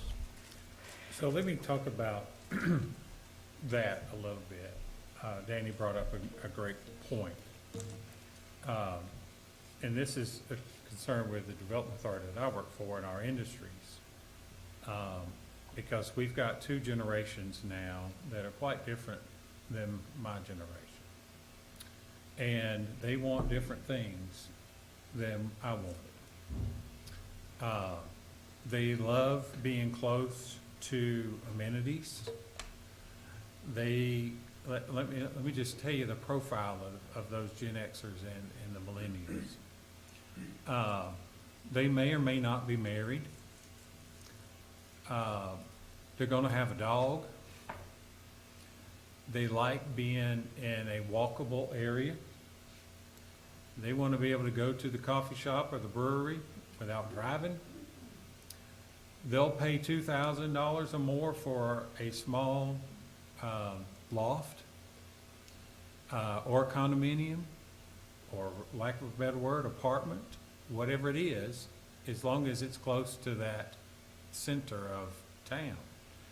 That's why we saw the just the tremendous growth in downtown Atlanta with all the condos. They just went up everywhere. That's what that workforce wanted. I can tell you that the workforce that is and will be coming to Facebook and Takeda and Rivian are going to want that type of lifestyle. And if we don't provide it, they're going to go somewhere else. That's just what they want. I live in a big house, and I now hate living in that big house. Now that I'm an empty nester, I don't need 4 bedrooms and all the bathrooms and the formal living room and the formal dining room and all of that. And cutting 2 acres of grass. I'm tired of it. I want something smaller. We're seeing that trend with the older generation as well. There are neighborhoods being built so that that age group doesn't have to do all that. You have some. And they're paying a lot of money. My wife took me to one about 6 months ago, and she said, I think we need to move here. And I wasn't quite ready to do that. But that is a trend that's happening.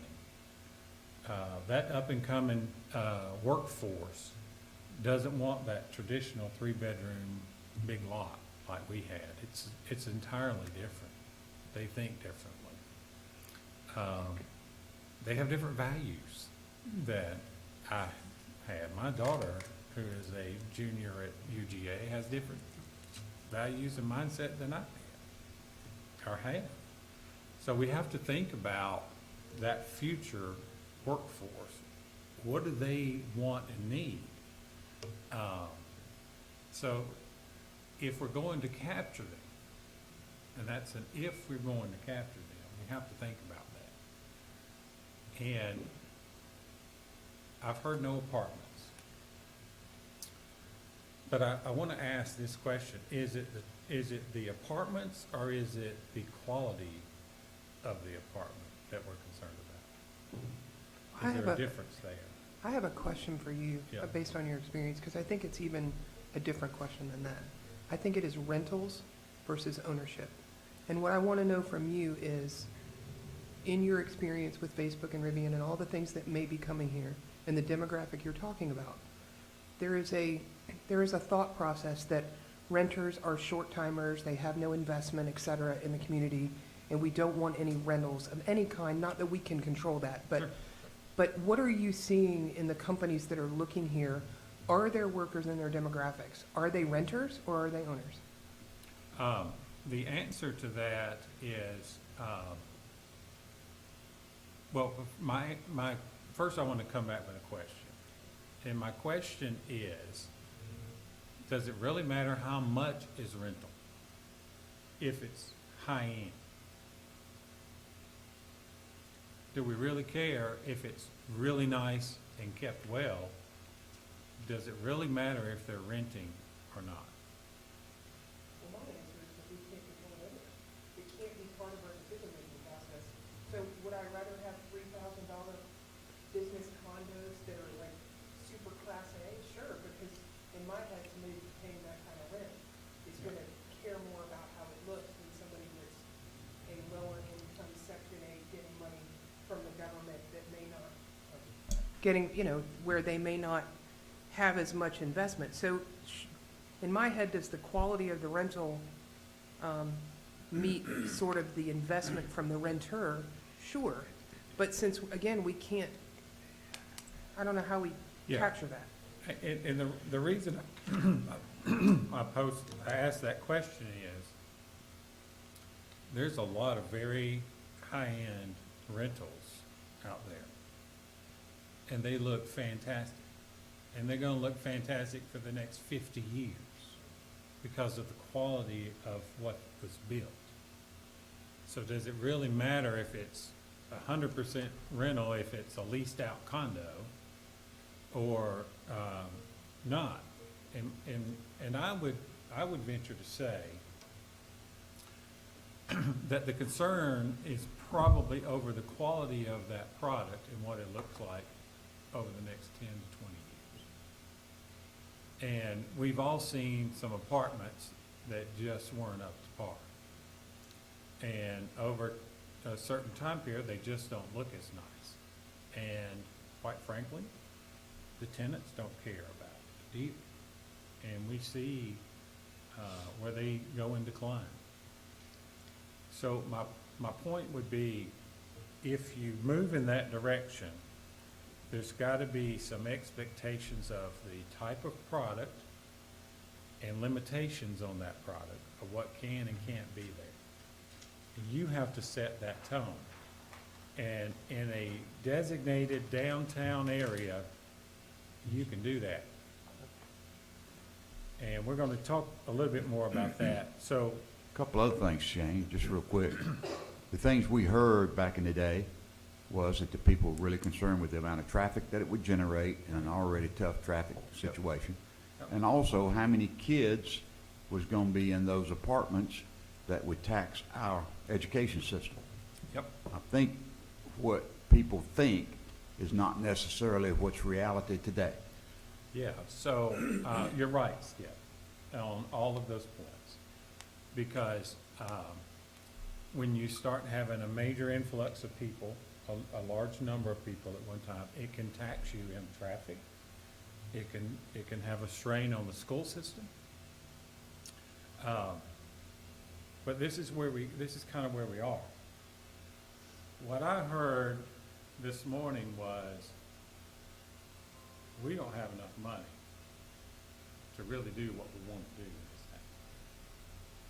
town. Am I correct? Did I hear that correct? You got Very. millions of dollars of projects out there, you just simply can't get there.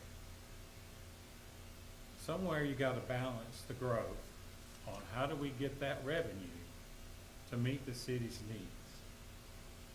Because if your current revenue is not there, you gotta figure out a way to get more revenue. Preferably without raising taxes. You really need to figure out a way to increase that revenue stream. And your downtown could be that. It could be where new taxes and new revenue comes from. And then there's the question we'll get to about who pays for that. And there are different ways to look at that. But if you're gonna do all these improvements downtown, where are we gonna get the money? You know, it's a serious question to ask. We can't demand that private property owners do certain things. We don't have enough downtown, that's what I'm hearing, that we need to grow it a little bit. I don't think you wanna get into the development business. Now, there have been successful cities that have done that. The town of Braselton did that. But there's the difference between you and town of Braselton. You go to downtown Braselton and the city owns almost all of those historic buildings. But they've got one thing that helps them get there, Chateau Elan. And the taxes generated off of Chateau Elan and the residential homes over there is astronomical. They got a revenue stream. And you don't have that revenue stream. So we gotta figure out how do we get there. And that's not always an easy answer, right? But hopefully we're gonna figure some of that out. And Melanie hit the nail on the head earlier when she said, we just don't have a plan.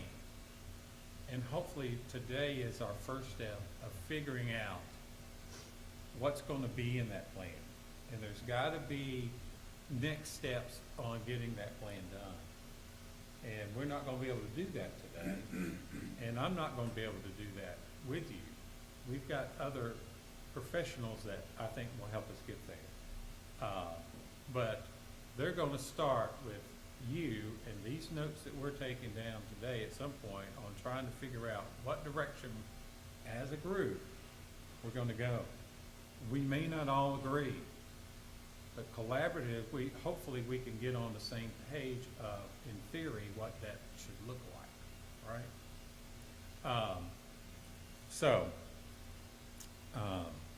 I wanna go back to that, apartment question. We don't want apartments. Can you tell me why you say that? Look at Lawrenceville. To me personally, that's atrocious. They're too high. Yep. They don't have the look or the feel that we're looking for. I don't see what's wrong with what Monroe's doing. Everybody's going to the little cottages. They're on what, quarter of an acre, third of an acre? Yep. You build a house that you create a historical feel town. Yep. I don't like rentals. We're 38% transient right now. I don't want rentals, but even that, if that was rented versus renting an apartment, I'd much rather see a house than an apartment Sure. building. I get that, yeah. I will tell you that it is shocking to me when I drive through downtown Lawrenceville to see what is there today. That's not, and I'm guessing that's probably not the vision you have for your downtown. But let's just say, for example, we had some high-density units that did not look like that, mixed in with some individual homes and maybe some townhomes that are owner-occupied, you know, that kind of thing. Is that more tolerable?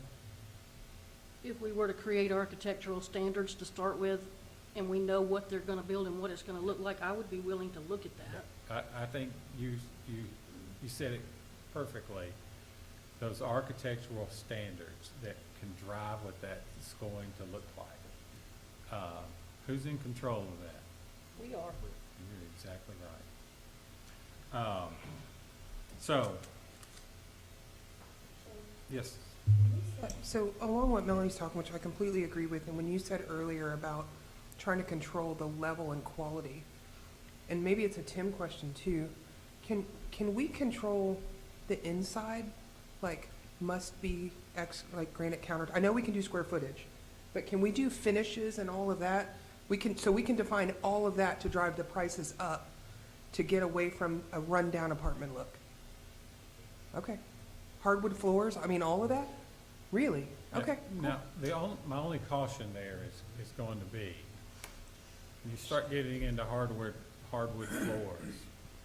Well, there's some very nice, not so hardwood, but you understand where I'm going. But you want to make sure that it's quality, right? Yeah, I understand that. So my next question is kind of this. How do we get there from here? Because if you don't have the money to build it, how do we get there? That's a question. Well, we would have to sell off some of the city property. Okay, so you could sell property, hopefully to a developer that would do it. Okay, And we'll have to have a developer.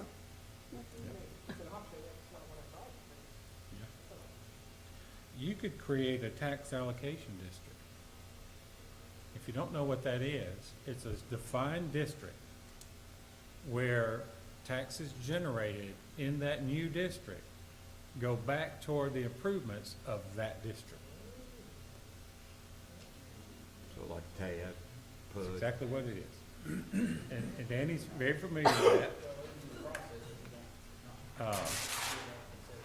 You can do things like that. Like I said, the city already has a TAD approved. It's just we never went beyond that. The TAD district already exists on the downtown area. There's just, at this point, there's no benefit. There's nobody bringing anything to the table for us to benefit from. That's right. The income has to be coming in for you to collect the taxes on it. The investment's gotta be there. And what he's saying is, you don't have it. It's not doing you any good. That money can only be used in that area, it can't be used anywhere outside. That is correct. Which eliminates some other citizens that they know that their taxes are gonna go up to fuel downtown. On a TAD, it stays in that area. That is correct. Yep, that is correct. So it does help with the argument if someone that lives on the other side of the city, and let's just say they live on the far side of Gwinnett in the city limits, they don't want their taxes to be used to build a downtown, or somebody else may or may not benefit from. Now, typically with a TAD, is that like sales tax, kind of like a SPLOST type thing, or is it property tax? It could be a little bit of both. Okay. Yeah, so that's, and there are experts out there and downtown developers that can help you, downtown managers that can help you manage on that. Yeah, well, no, sales tax is that, It's yeah, just- property taxes. So it wouldn't be the business owners, but And the you can business, allocate but the building that owners. specific tax to stay in that area Property for owner. improvements. Yeah. Like infrastructure improvements. And you can, and if I'm correct, you can also use that to offset cost of the development. So it's one of those things where you're gonna need an expert to help you with that, so that you make sure you follow the letter of the law, but they can be very beneficial. Another good thing that we have going for us is, if I'm understanding it right, the legislature has to approve those, and we've already got that process taken care Sounds of. like to me you've already done that. So one of the questions I had, and I think now's a good time to ask this, but let me preface it by saying this. When you have a vibrant downtown, it creates a unique feel for your citizens. They identify with that community. and it makes them proud.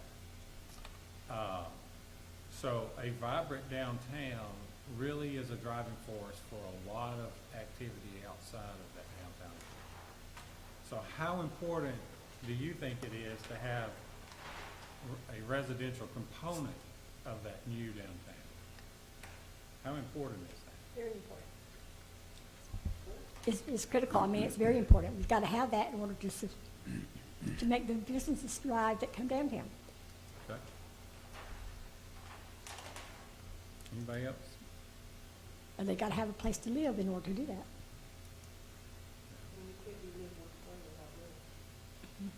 Yeah. Does any cities have sort of an intercity bus route that we can bring people in who live in close by subdivisions to downtown on a steady basis? Yeah, I'm not familiar with transportation that focuses on just bringing people downtown. But I will tell you, the town of Brassland has a trolley that goes through not only their downtown, but up past Chateau Lawn and their new retail development. And it goes back and forth, you know. All day. But the truth of the matter is, we are a very mobile society today. Americans, we love our cars. But the newer generations, they like cars that are EV friendly, environmental friendly, smaller cars. But they really like getting up in the morning and going to get coffee and their bagel at the local shop, you know, and they may like to go there during the day and do work. A lot of them work from home, and they'll sit there in the coffee shop or a restaurant for hours and work from there. I see it every day in Monroe. They have 2 coffee shops now, and they're always full. And they're full of people sitting there on their laptops. But they're doing business. They're buying coffee and they're getting food, you know, and so forth. And And then they're going back home and teleworking and working at home too. So. that's exactly right. Yeah.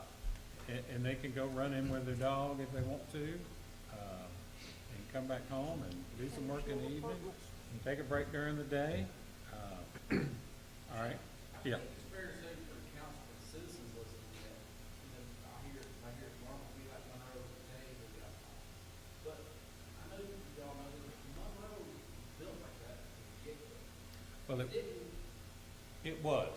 You find me a downtown that doesn't have living other than a county seat. Yeah. It's just rare. Well, and this is what I say to citizens and maybe some of you guys who think you need to be like Monroe. No, you don't. You want to be like Logan. Right. But the businesses were already there But because you're it's a right. county seat. And I get what you're Right. saying. The reason they're saying that is they want those amenities that Monroe has that you don't have. And we can get there, but we got to build it, or somebody's got to build it for us. And it's expensive. Sugar Hill, Beaufort, they did it.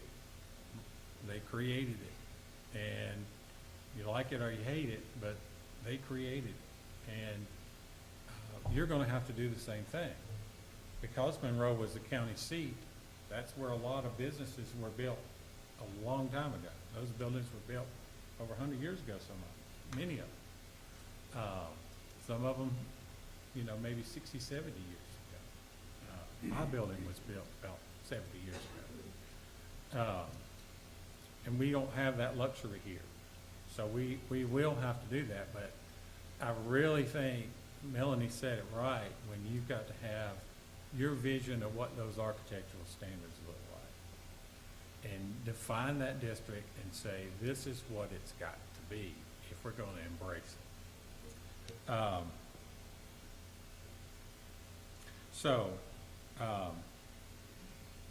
Let me ask you this. Most major towns today have a downtown manager. And you don't. You got a small downtown right now that may or may not require that. But, if you grow your downtown and you start adding a lot more to it, you do have a downtown development authority, it's just not active, is that right? You're probably gonna have to reactivate that downtown development authority, who has financing options that, you may not have access to as a council or your Loganville Development Authority cannot do. There are special financing options just for downtown development through the state of Georgia. And a good downtown manager can help you facilitate your vision and implementation of that vision, and more importantly, keeping those businesses happy from that point on. Do you know that Monroe has a downtown development association, and they pay to be a member of it, and they communicate with each other, and they help with some of those events that Christie puts on and so forth. That's a decision you're gonna have to make. Are you willing to invest in someone that can help you reach that goal? Is a downtown manager similar to a city planner or anything like that? It can be, Okay. and it depends on what you want. In my opinion, a city planner, is a lot more broad. And, I'm not sure you want to, pigeonhole your planner into a downtown. But a downtown manager can help with financing options and making sure businesses understand that there are grants out there, and so forth. They can help raise money. They can coordinate all that. They can actually coordinate with developers who are interested. That would be their job. They're kind of a mini economic development person. Like I'm focused on Walton County and the 4 county and these joint development authority. This person would be focused directly on downtown. Liaison between developers and council. Well, it is, and your businesses, your downtown businesses. It is that liaison. And I tell you that Monroe has relied on that person a great bit. Sadie. So it's Sadie and Leanne. Sadie and Lee. Leanne, Sadie's more of the head person, and Leanne is focused purely on those downtown businesses. Social, that's exactly right. So the downtown manager coordinates the meetings and works with the downtown development authority. They handle all of that. So it's kind of like, that person is your arm between the development authority and the businesses that could locate in your community. And whoever the builder may be in our case when that time comes. That is correct. Social Circle has a downtown development manager. And their downtown's not much bigger than yours. They just got a few businesses on each side, and quite frankly, half of them aren't open. But they have a downtown development manager. And that all depends on what you define as your downtown. So every business that you've identified within that boundary could be part of your downtown business association and your downtown area. So are they paid They are paid individuals. by the city? I mean, By they the work, city. actually work for the city, so They they work- would be a city employee. That is correct. They would report to the city manager. And then they would be responsible for implementing your vision for downtown, working with your development authority and your local businesses. And I'll tell you this, you can pay cheap to get a downtown manager, or you can pay well to get a downtown manager, and you're gonna get what you pay for. In order to get somebody with experience that understands, that can come in and take, quite frankly, your vision and run with it, you're gonna have to pay somebody that knows what to do. That's just the way it is. So where do we find that type of person? Well, they're out there, and there are a lot of ways to advertise for that. And I think Loganville's in a position where it would be an attractive place for a lot of those people. But you definitely want somebody with experience in downtown. You can hire someone that's a marketer, that's new, and try and help market downtown, or you can help somebody that knows how to grow it. And I would suggest it's worth the investment. What kind of range is that position? Honestly, I think you're talking 70, 80 to get somebody that knows what they're doing. You can pay less than that. But I think look, $70,000, $80,000 a year, when you're talking tens of millions of dollars or more in new investment in your community is well worth the investment. Do you know if Ball Ground used a downtown manager? I'm not sure about Ball Ground, but I know that obviously Dahlonega does. Okay. And there is a downtown association for the state of Georgia. And fortunately, the state of Georgia puts a lot of resources in downtown development. And they meet a good bit and really are quite active. Monroe has won awards for their downtown. That didn't happen without them investing in somebody that did that. And Shane, the biggest part also is the financing and how they come up with deals that, quite frankly, nobody here knows. That is correct. So your downtown manager will understand how the financing works for those businesses, whether it's one big project or not. And listen, a lot of people get nervous when you talk about, oh, we're gonna sign off on the bond for $20, $30 million. Well, it depends on the bond. And every bond that we do for the Development Authority, and let me tell you, the biggest one has been Facebook at $42 billion. We're not responsible for that bond. The company is responsible for that bond. They can go bankrupt, and we are not responsible for one dime of that bond. That's the kind of person you need that understands how to do that. That you're not responsible for that. You know, in my opinion, you set the standards. You let your downtown development authority kind of know your vision, and let them help with your downtown manager build that up. And they have financing opportunities that you don't have as a council, and it's designed that way. And why do we have development authorities in Georgia? Because it is against the law, the state constitution, for us to give any gratuity to any private entity or individual. So we can't just debate taxes. You cannot do that, but your authority can. And that's part of how you negotiate with that. And just like with big businesses, you negotiate a deal. And one of the things I hear from people a lot, well, you're just giving away our taxes. I'm sorry, but we don't have any taxes to give away. There are no taxes right now. What you're doing is negotiating what you're going to get. Because right now you don't have it. City owns 15 acres. It does not produce them one dime of taxes. Yeah, or the churches. You know, we're trying to figure out that ultimate benefit. And I'll give you an example.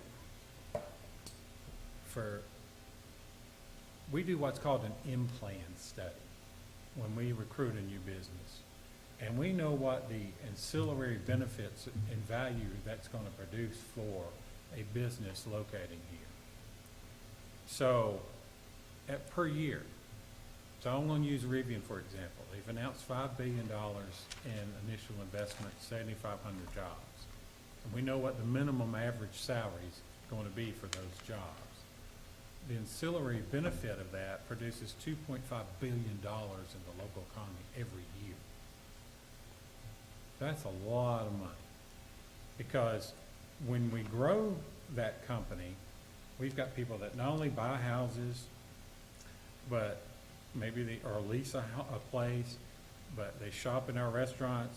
they buy insurance, they support the sales tax to the grocery stores, and they go to the beauty parlor, they get their nails done, you name it. That's the money of that income that they receive that goes back into the community. And it really lifts your overall economy.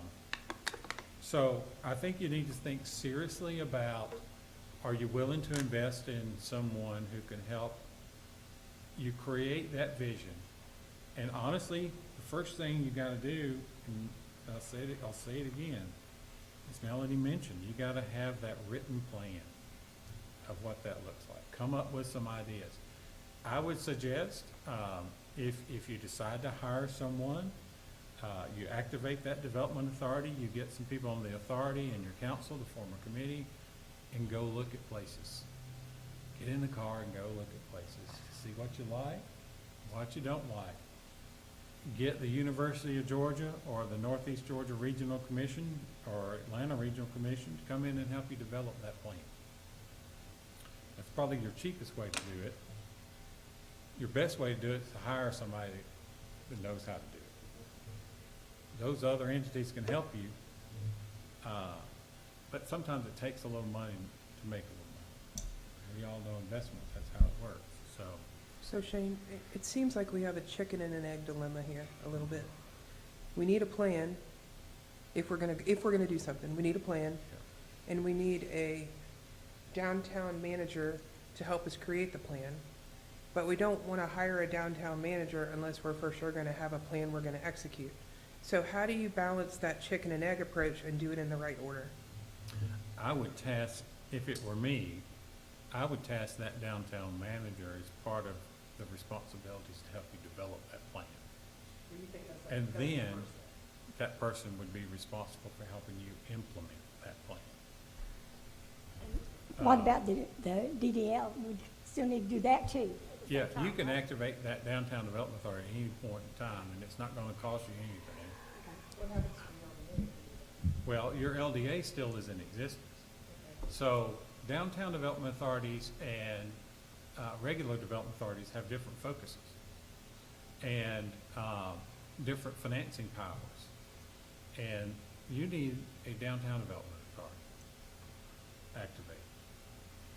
Your Loganville Development Authority could focus on bigger projects outside of that downtown. And they're two different things altogether. I think what you've done so far is kind of assume that your Loganville Development Authority would be that development person.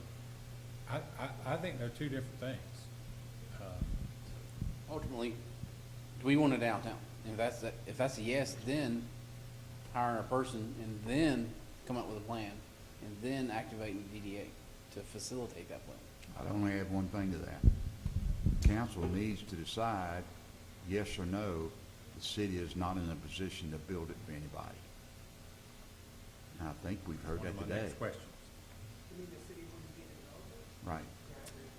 I do have a question about the LDA first. Mm-hmm. Now, the Walton County Development Authority does cover the area, so they could choose to go with y'all over the Loganville Development Authority. So we really wouldn't need both of them. So Monroe does not have a development authority. They have a downtown development authority, but they do not have a regular development authority. So the way that works is if they have a project, they come to us and we work that project for them. And you'd be willing to do that And we would for do that us for any town if we didn't in have the Walton LDA? County. Absolutely. Mostly what we're talking about here is business, big business growth. Mhm. That's mostly what regular development authorities focus on. It's your downtown development authorities that really hone in on that area and small businesses. You have a chamber of commerce that can help small businesses grow. But you don't have an active downtown development authority. And that has to be members that either live in the city or own a business in your downtown district. They are the only ones that can be on that. And I believe there's a limitation on elected officials that can be on that. Maybe one. Okay. So, and that's on purpose, right? Because we don't want our politics to get mixed in with all of that. There's a reason for that. You know, a big advantage is before, we could only use people that lived in the city. So now if we've got somebody that has a business downtown and does not live in the city, they're eligible for downtown. That is correct. As long as they own a business in that district, they can be on it. They sure can. And that's a good thing, because sometimes you get some very smart, creative business people that can help. They just. And should may be not very live in- interested in. Yeah, and maybe they live in Loganville proper, but not in the city limits, you know, wherever. But they certainly contribute to your economy. So I know you can never destroy or get rid of a development authority. But if we decide not to go with the LDA, we just wouldn't nominate people to go on Well, there. If you decided to focus purely on your downtown development authority, what you would do is you won't get rid of it. You just make it inactive. And I would advise that you never get rid of an authority that you've created. That's exactly right. Once you have it, because today Monroe can't get one. Laws have changed and they can't do that anymore. You've got one that you can keep. The County Association of Georgia is one that got rid of that because they saw all these cities creating all these development authorities, said, oh, wait a minute, we gotta stop that. And they did. But you already have one. So I would definitely make it inactive. All you've got to do is notify the Department of Community Affairs that your development authority is inactive, and at any moment you wanted to reactivate it, you just notify them that you're reactivating that authority.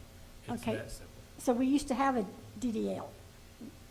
So we just did the same thing? And you still have it. Yeah. It's You're just inactive. You're So we just gonna activate bring it. put it- So by resolution, you would just Activate reactivate it. it and So, members. Yep, and then they've got to have training within a year. There's specific training they've got to have. The advantage to having a downtown development authority is a lot more training and opportunities for those people than there are people on just regular development authority. Do we still have the bylaws of the original DDA, or would they have to come up and do I their would own? imagine the new DDA would come up with their own bylaws. I don't know, if we go off reactivation, we have to use the old Yeah, ones or new ones. Well, you can establish new ones if you want to. Okay. If you've got them, they'll have to be amended or abolished formally to adopt the new ones. But And also, just know that you would financially have to support them at first. yeah, absolutely. So the city is going to have some allocation for them. They can't do everything for free. Now, that doesn't have to be a whole lot of money, but you got to have some money to do that. You're going to have to pay for some training probably and stuff like that. Well, that's a good question. Well, then Attorney. what would happen with the money the LDA has That in would their? be up to the LDA Development Authority. Could they give it to the? If that was their wishes, yes. Yes, they could if they could. You just can't tell them to give it. Okay. I believe it's 38,000. And sometimes development authorities go inactive but hold accounts, and they just hold that money at some point. But they could give it But to? they definitely could, yeah. And so do we do, like, we're doing applications for the LDA now? Yes, I would do that. I Would it- would ask people who are interested in serving on it to submit an application to you, like you've done some of your other committees. Right? Evaluate those. You could pick that. I believe once they're formed, they pick their own chair once it's formed. And then they'll be able to pick their own officers and go from there. And But- how many people? It's Well, you based can on- get too big, right? I mean, imagine we had 20 council people, you know? It was 9, and they changed it to 7. Yeah, so They have their own attorney, they're their own separate entity from the city. that's exactly right. And I want to emphasize something that Danny just said. They are their own separate entity once you create them. You cannot tell them what to do. They're designed to be that way. And you can't unappoint a development authority member until the attorney's up, because you don't like something they did. The state of Georgia laws are there to protect those people. Because I've heard it said many times, they did this and we're gonna fire them. You can't fire them until their term is up. And what's the term, 4 years? Yeah, so what I would do to start with is, let's just say you had 7 people. I would initially make those appointments to be staggered terms, so that you don't have them all going in and out at one time. And following that, they are 4-year appointments. So your first appointment, some might be 4, some might be 3, some might be 2. And then following that, they're a 4-year term, and then they're all staggered. So every year, you might be appointing 1 or 2 people to the development authority, or reappointing people. If everybody on the LDA agreed to resign when it was going inactive and put in an application for the DDA, that would be acceptable. Well, yes, it would be. And you really need those terms staggered, because imagine this. What if your terms all ended at one time? Gotta have it. And then all of you were replaced at one time? You got a lot of knowledge and experience that just went out the door. You know? And let's just say the whole group comes in and fires your city manager. Can you give How us another disastrous example? would that be? You know, it's, that's why they're designed to be that way. So- We could, how many people are on the LDA now? 3? You could use those 3, bring them into the DDA and have them Well, start let me make one point staggered. of caution. Okay. This is your downtown development authority. You need downtown businesses on that authority. And you can have other citizen members, but you really need to focus on downtown. So we need to open it up as for application You- process. Yeah, I mean, remember now, You never know who you're they gonna either get. have to own a business or live in that district, So I would say, if you're serious about downtown development, you hire the downtown manager first and let that person guide you on your DDA. I'm smart, but I'm not that smart, so I've never developed a downtown before. And your city manager has a lot on his plate already. Can you imagine taking this on? And I couldn't do it. I wouldn't do it. I mean, it's gonna be very, very involved. And it's only gonna get worse and worse as time moves forward and very busy. So Monroe finally went to the point where they had to have 2 people to handle it all. Sadie Krozik and Leanne. So, Brandon opened the door on the Walton, you all. 1/3 of us is, our city is Gwinnett. Is that, y'all are would still be limited to working with us just in Walton? No, we can go outside of counties with agreements. But Okay. what I would suggest to you is you don't deactivate your development authority. And I say that from being a former city council person.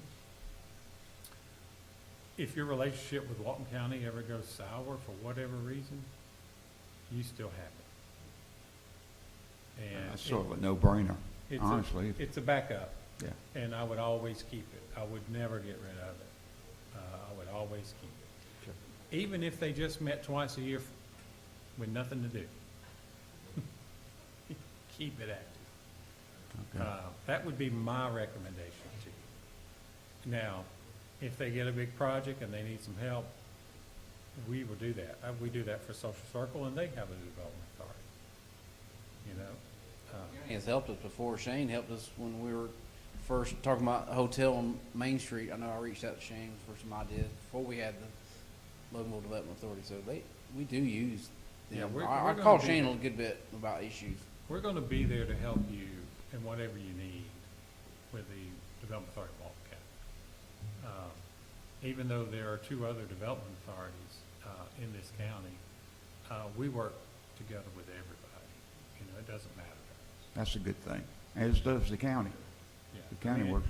It's the way it should be. I mean, we really should all be working together. for the Yes, same goal. Shane stepped up with DESA and came to our business summit, because we had some cancellation because of COVID, and they stepped right in, so they have helped us in the past with the So- development authority. And that's another service we provide that some of you may not know about, is that we have a workforce development program. Dessa Morris with my office runs that. We work with a lot of your businesses in Loganville. Yeah. where we help them do hiring events, we help them meet training needs. We've got a veterans group that I think's living in Loganville right now that we are getting jobs for. So we do a lot of that kind of stuff for the city already. Can we put this in your thought processes for a little while? Give Shane a little bit of a rest. He's worked hard. And we have our LCI, a KCI representative here now. Take a Bill? quick break. Well, yep. Okay, yes, sure. And listen, I've only got 2 more minutes. I'm done. Oh, okay. You don't want to do that? No, I had you down for 2 more hours. Well, I'm good.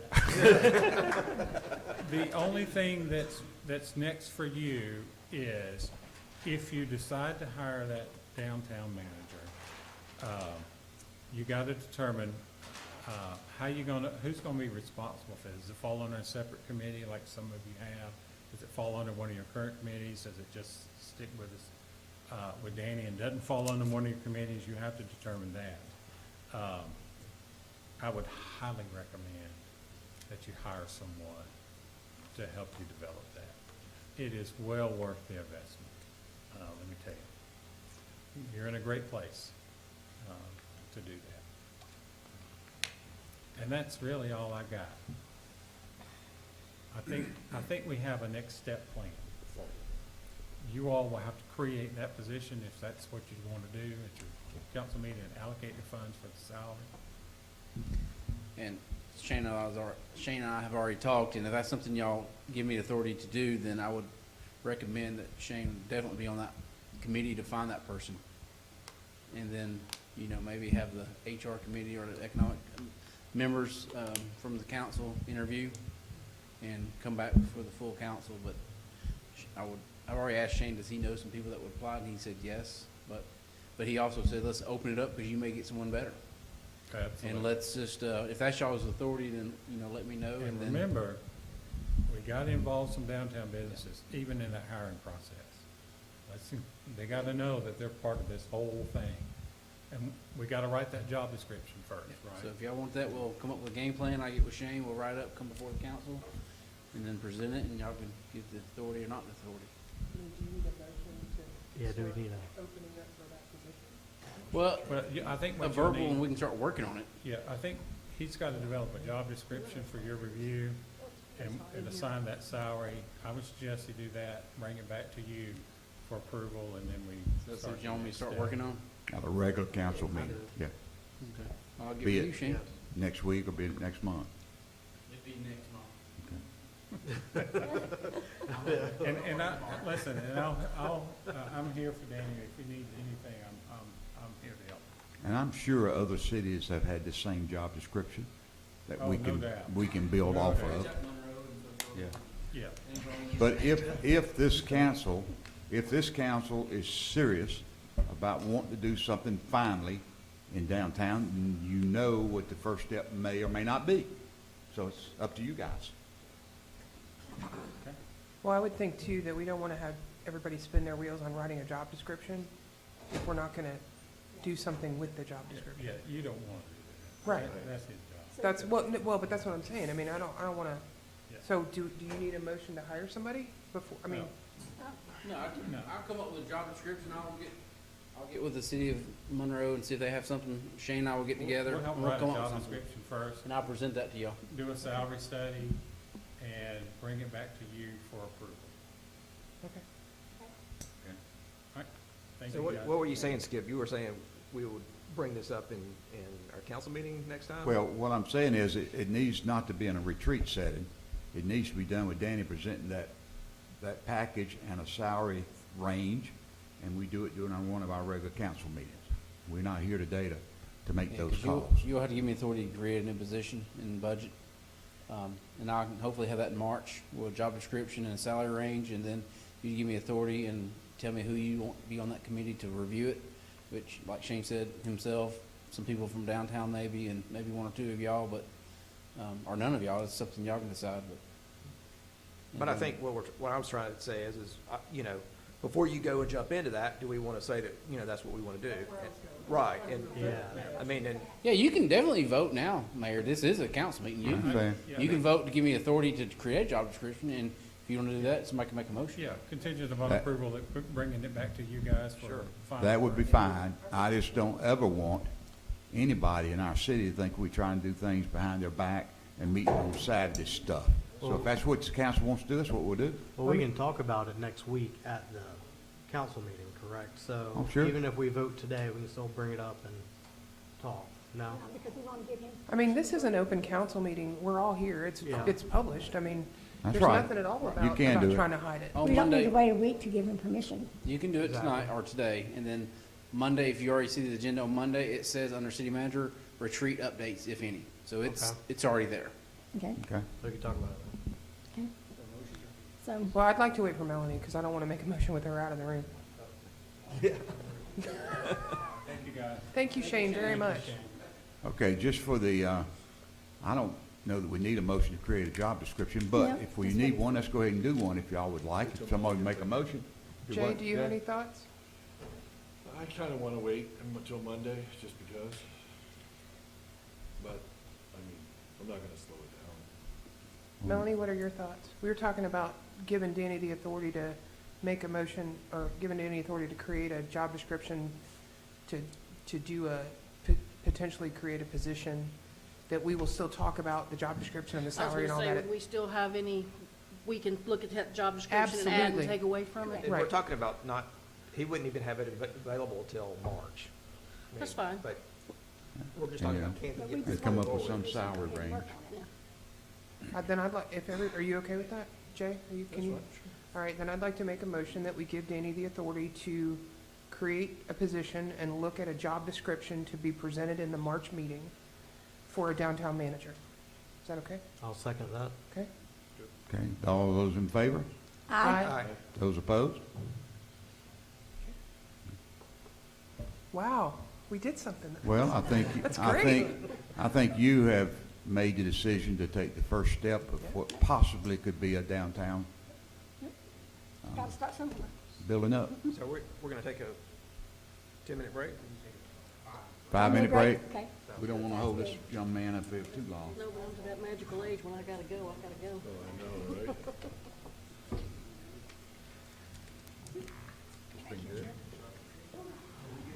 It's hot in here, but other than that. He turned it down.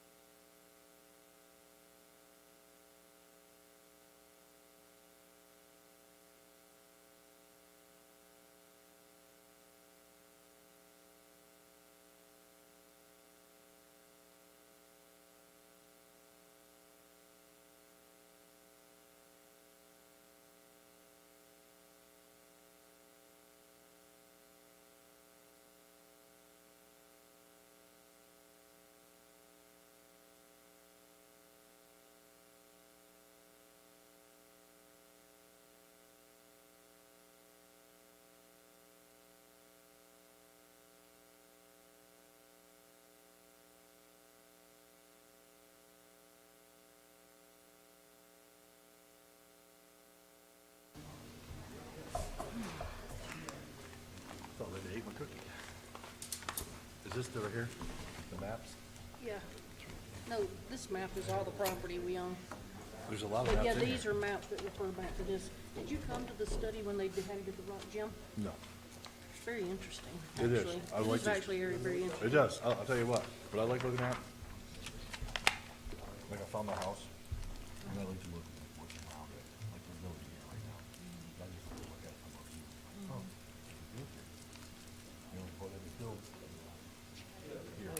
That's what I like looking at. You see, like, when we get into these pictures right here, I have to go in here. Okay, I'm being told. Mine's draw it right on here with the orchestra. You sit there and you go, where am I? You get lost. Like, I'm right, there's Verizon, there's Berry King, there's Dairy Queen, there's the oil change place. Yeah. I'm being told that y'all want me to speak some more, but I will hold that till later. I got that scheduled from 3 to 4. Would you like to introduce yourself to the group, or Bill? Sure. Okay. So I do that too. Like Just doing it to- for Have every, to write, so I can, when I look Just at to it, recap where we are, where we've come, so, you know, we reached out and set up with the ARC, set up went out for this comprehensive traffic study of the city. The winning team was KCI, and the whole idea in this is to look at what traffic's doing in our town, because that's it's the biggest concern with our, you know, with one of the biggest concerns, and come up with potential solutions. Now, granted, what we're gonna present is a whole list of and it's gonna be in your packet. Gerard's gonna go over it, but a whole list of possible solutions. Now, some are you're gonna like, some you're not. I mean, but the fact is they're solutions. And just like Skip said, you look at it and there's $45 million total over. And we don't have the money for that. But we were looking at what we want to come up with short-term things. What are things that we can do as a city? What are things that we can, you know, having this study, when we're done, we'll be able to coordinate with Walton County, Gwinnett County, Georgia DOT, and trying to prioritize and develop these solutions. So with us today is Gerard June, works for KCI. He actually formerly worked for Georgia DOT. Before going to KCI, he's a road designer. He was on this team. There's a bunch of different people that were involved in this team that ran this study. I mean, it was from traffic people that did data collection to the analysis to the stakeholder meetings we have now. As part of the contract, you know, they've had an open house. They have presented to our committee, my transportation committee. This is kind of an update and that we have, and there's going to be, once the final report's done, they'll have the final meeting to share with us. But so it's this kind of a almost near completion. I think our completion date on this is this spring, just a couple more months away. But with that being said, Gerard's going to take over and run through a quick presentation, kind of give us an idea of some of the solutions that they've come up with. All right. Thank you, Bill. So as Bill said, I work for KCI Technologies, located in Duluth. So I am a Loganville resident. Live about 5 minutes away from here, off of Bay Creek. Been here for about 5 years. So seen some of you all at some of the meetings and different things like that.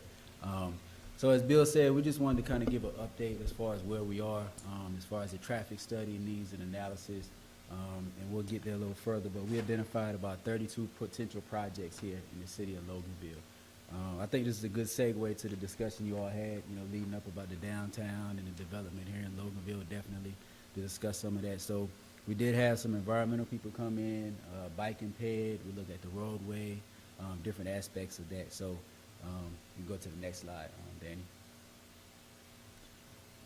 So as far as agenda, I think you skipped one. Oh, there you go. As far as agenda, so we'll go over the study goals, the project schedule, overview of our recommendation. As I stated, we looked at bike and ped. We also looked at some parcel access, some code review.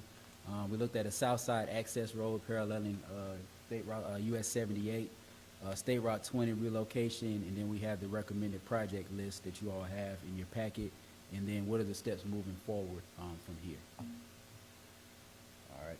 So as far as our goals, as stated, we want to look at possible short-term and long-term projects to strengthen the transportation network here and support the economic development and growth in Loganville. Of course, that's related to funding, the different sources, the pools of money that are out there. Also study potential opportunities to improve vehicle, ped, and bicycle mobility here in Loganville. And also look at projects that consist of traffic safety, operational, and improved capacity. And then look at projects that may be long-term as funding becomes available in the future. As far as the project schedule, you can see the green arrow denoting kind of where we are now. We did have the stakeholder, the public meeting over at Rock Gym right there a couple months ago. We had a pretty good turnout, got some good feedback, had some diagrams, had people mark up some different things, some different issues. So we had a couple meetings with Danny and Mr. Mayor and some other folks here as well. And based on that feedback and those meetings, kind of this is where we got to this point of where we are now. You can see the schedule kind of wrapping up. We do have another public meeting that we'll hold, and then this process will probably be wrapping up around April, May, sometime around that. And we hope to come with some solid recommendations and some things that could be done now and in the near future. As far as overview of recommendations, so we looked at basically 8 types of projects shown here on the screen. So you can see intersection improvement projects, traffic signal upgrades, as well as retiming and different things like that. Roundabouts, we did look at some possible new streets, some alternative routes, multimodal, mainly related to bike and ped, and also modifying the city code.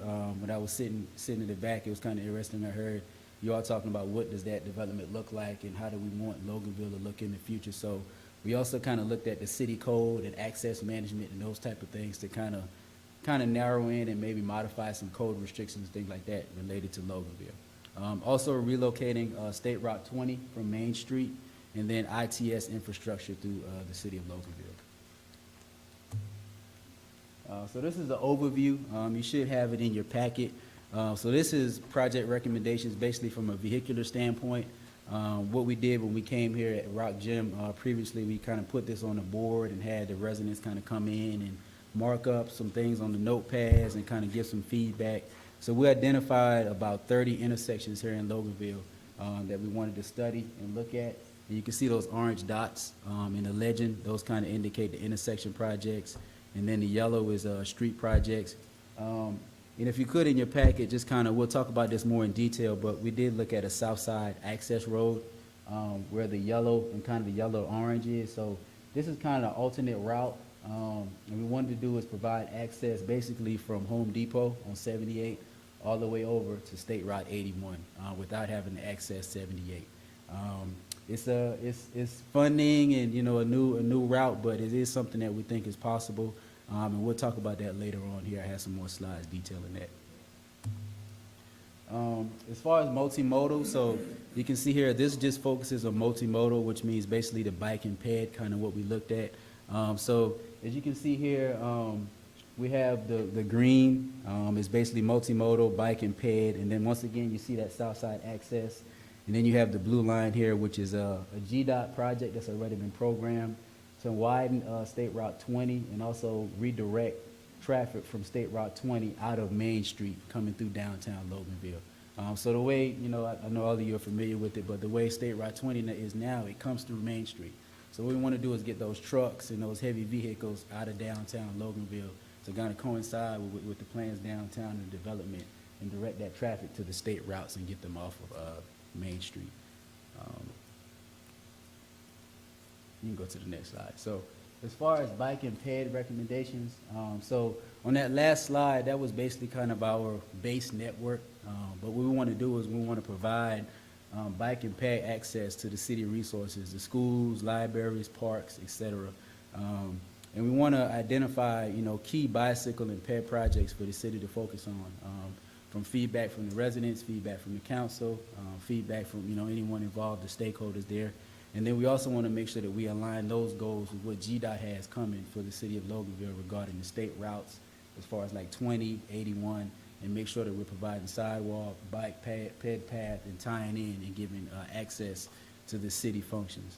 And here you can see some of the benefits of a multi-use path. So Just to kind of say the difference, so your sidewalk is your typical 5-foot concrete, you know, that you see mostly everywhere, but the multi-use path is that 10-foot wide sidewalk.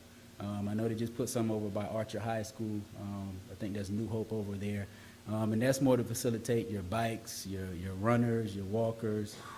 Some places they even put the cart path, golf carts on them. So that's the difference between the multi-use and shared use path, some people say, compared to the sidewalk. So that's kind of talks about that, and we want to, you know, connect the neighborhoods, retail, and once again support the economic development in Loganville. So this is a zoomed-in map of the slide two slides ago, basically showing the network as far as the bike and ped. You can see the color-coded legend there. So you can see, you know, we have the main street in blue. You have Destination Park and pedestrian access there in green. Leeburg is in the kind of gold color. And then you have State Route 81 in pink. And then you have Bay Creek in red. So this is just kind of our base network as far as segments. Once again, we can't branch off of this depending on, you know, what the city needs and feedback we get back. But this is kind of what we identified as the base network as far as access, as far as from the multimodal standpoint. And then the two projects, one second, yeah. So the State Route 2081 project and then the Southside Access Road, we would also make sure to coordinate those as far as the multimodal access as well. And then the 5-foot sidewalk and the 10-foot multi-use path, GDOT is planning on implementing those in the State Route 2081 project as well, so you want to kind of coordinate with that. So as I mentioned, we also want to look at the city code as far as access management, interparcel, different things like that. So this is still being developed and is still being studied, but we did have members of our team that actually went in and looked at the city of Loganville code as far as access and interparcel management and things of that nature. And we do see some opportunity there to kind of be more specific to, you know, say, for example, the downtown area. What do we want that to look like as far as from architectural standpoint, roadway standpoint, bike and ped, different things like that, driveways, spacing, different things like that. So we do have a team that is looking at that. And the benefits of that, once again, we approve access and circulation, reduce strain on major arterials, and then building and site standards would encourage an aesthetically pleasing design to the residents as well as visitors to Loganville. So initial ideas, we thought about creating an overlay district in proximity to US 78 with specific provisions. So that would be specifically if you wanted to focus on one area, you know, Main Street, downtown, you know, wherever, you can kind of create that overlay district where you have specific standards for that area. And also require connectivity to and from between sites, promote shared access to properties. We don't have a million driveways, you know, during a stretch of road, so you kind of restrict that. Require bike and ped infrastructure considerations when new developments come. And then encourage, once again, site designs that are aesthetically pleasing to the eye. So this is kind of a, you know, a flow chart here. So we have the code of ordinances. We have the standards that we looked at. We made some some comments. We'll come up with some recommendations and hopefully come up with something that's applicable to the city and come up with a plan and goals, objectives, and the policies that go in line with these projects that we're proposing. So this is the Southside Access Road that I mentioned, a little more zoomed in. So you can see here, segment 1 basically goes from Walmart to Journey's End. So we kind of looked at that small segment there where you can kind of connect and have that interparcel access where you can basically leave out of the back of Walmart and come through to where Journey's End is, the restaurant right there on segment 1.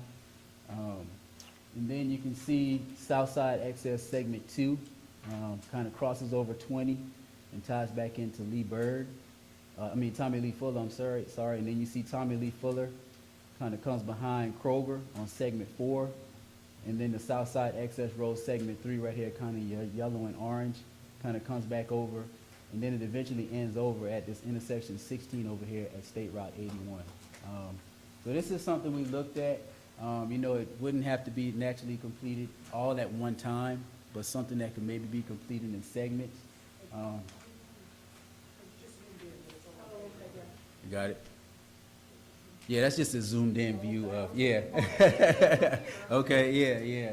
This is just a zoomed in view. You have the aerial, more zoomed out view in your packet.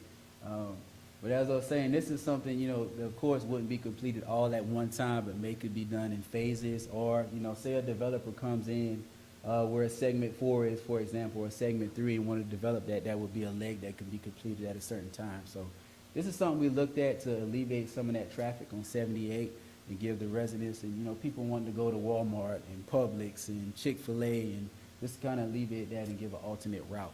So this is kind of a new road project that we looked at with the Southside Access Road. So this is kind of zooming in on that segment 4, where Tommy Lee Fuller, Kroger is, and then kind of coming behind Quick Trip and coming back over to 81. So this would be, most of this would mostly be new construction. We would look at a 2-lane highway. Once again, we will provide sidewalks, that connectivity as far as bike and ped, just to kind of access, come from, like I said, coming from Home Depot over to 81 to give an alternate route.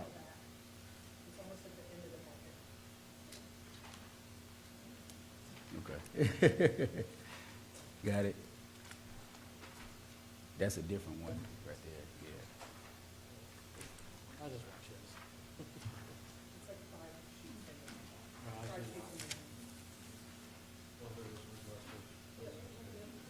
this. Got it.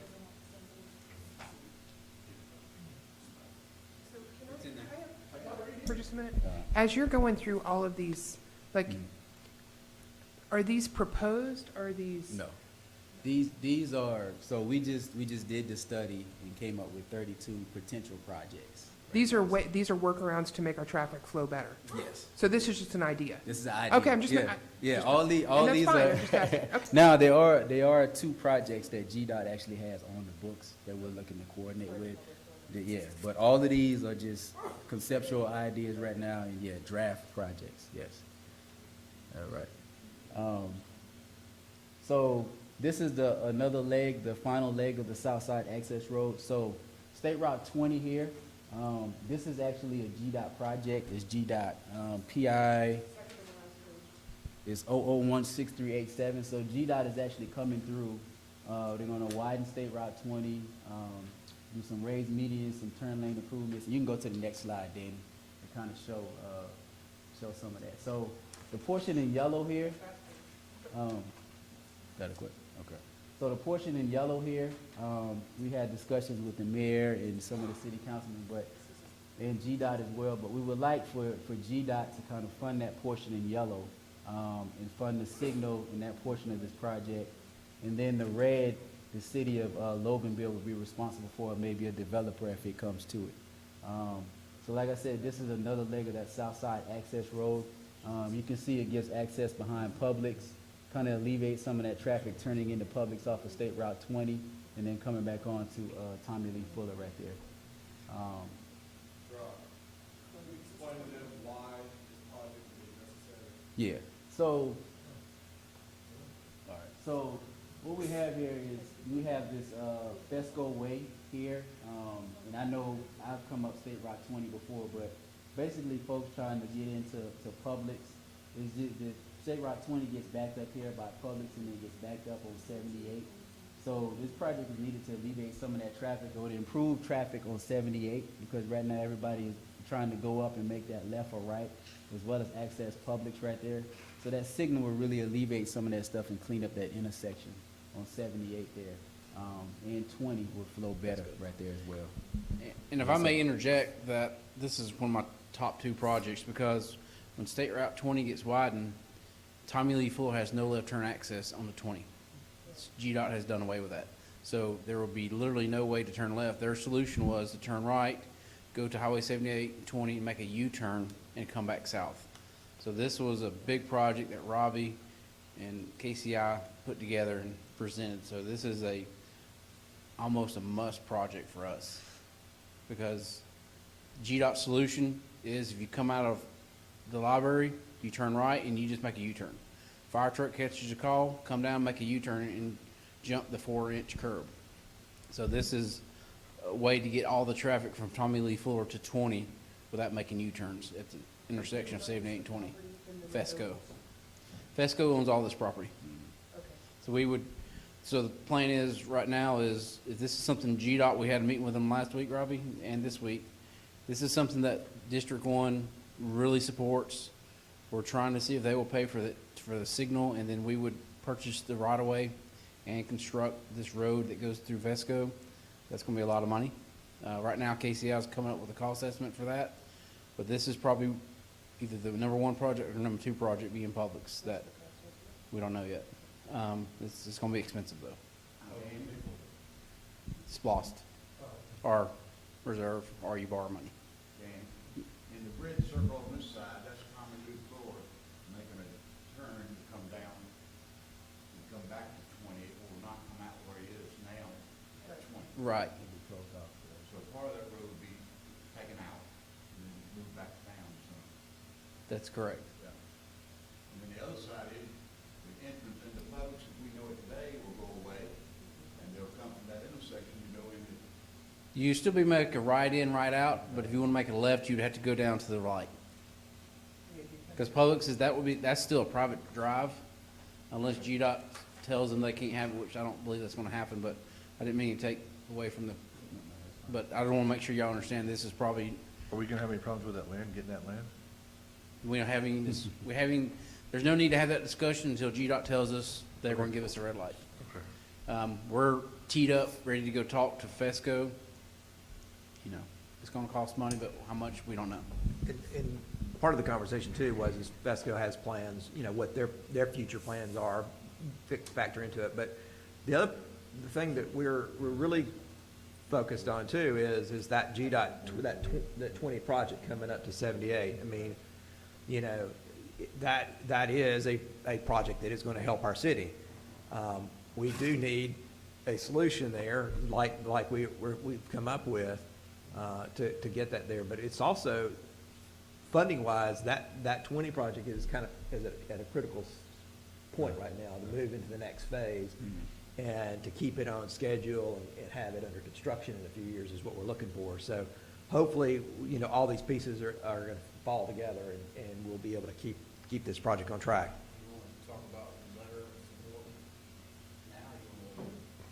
So, well, yeah, go ahead and, yeah, let's go and talk about it now. We're here. Well, when we first met with them 2 weeks ago, I believe it was, with GDOT, they came to us because we own the library and they would be taking approximately 20 parking lots for that widening, and that's when they told us that they would lose their left out. They would only have a right in, right out, and with one entrance instead of 2 now.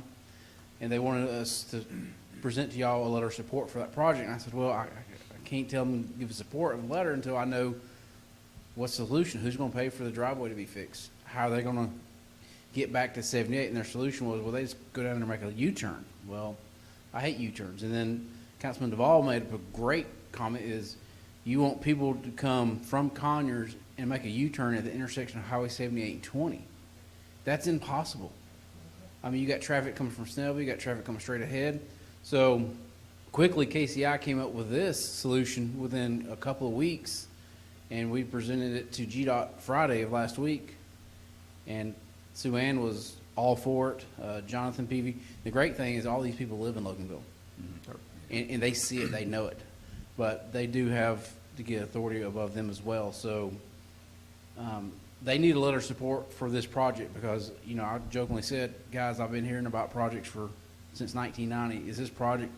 And I mean, there was no laughter from the guys in Atlanta. They're like, this project is moving forth. And then Bill started asking some questions, and Bill's like, yeah, this is viable. This is going to happen in fiscal year 23, I believe it was. Right away is 2022, and let to construction is 2023. Right. So, That's where from Tuck Road to Highway 78. So we're going to have to come up with a decision very quickly about this and come up with a solution, because I guarantee you, if we don't give residents a left onto 20 from Tommy Lee Fuller, you live there. There's one person that's going to be upset. But their solution was turn right and then turn left at intersection. And just coming out of Tom Lee Fuller and crossing, what is it, four lanes? To be 4 lanes. To get to the because you'd have to be in the left-hand turn lane in order to do a U-turn. To do the U-turn. And then if that's you're just making a U-turn, it's just gonna back up that traffic because they cannot turn because Yeah. cars coming from. So GDOT does need a letter of support for this project. Robbie, I know Robbie's really been working with this more than anybody, but I'll let Robbie continue. But I just want to point out, all GDOT wants is a letter of,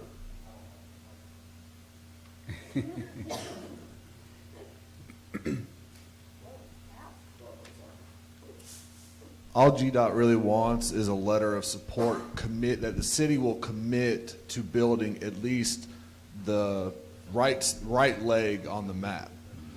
We don't have to come to the table with the whole amount. We just need to make a letter of commitment that says we are going to build at least the Tommy Lee Fuller segment. Yeah, but it sounds like we need to talk to FESCO stat, because now this is a public, you know, Well, and we were waiting, we didn't want to go to FESCO until we had GDOT on board. Okay. And we went through the district level, state level, we talked to a lot of people, the project managers. I mean, And do you need a letter like next week? No. Okay. I mean, they wanted one in February, but I just don't know if realistically we can get it in February. and I mean, That's what I told them. yeah, they obviously, they want it as quickly as possible because they need to know if it's gonna impact their project, and if there's gonna be the longer we delay, Right. the longer we could potentially delay their project, and that's one thing we really do not wanna do. So the only downside, if I hear everybody right, is what's it gonna cost?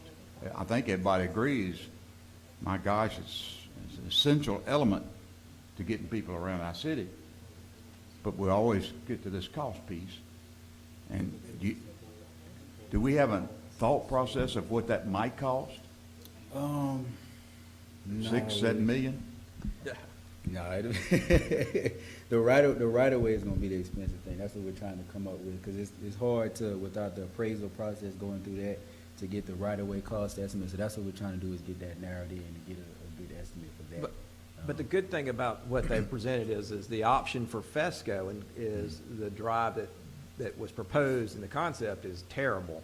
Yeah. And this gives them better access to that light and turning around. So, you know, there's some leverage there on our end with FESCO. Yeah, they want to go in and out on Yeah, they were gonna have Tommy to, Lee Fuller. they were losing half the frontage there along 20, and then still they had to go up to and do a U-turn if they wanted to head south, and that wasn't good, taking a truck and doing that. So this is better for them. So the council would need to know fairly quick what the cost of it's gonna be, and what's the source of the money gonna be, so they can make that commitment. Yeah, I know, it's always, if this project goes forward, then you lose the Publix intersection, unless you borrow money. You want 78 with light, because like I said, we have Walton Splosh, 3 million, a little less than that. This is gonna be every bit of 3 million, if not more.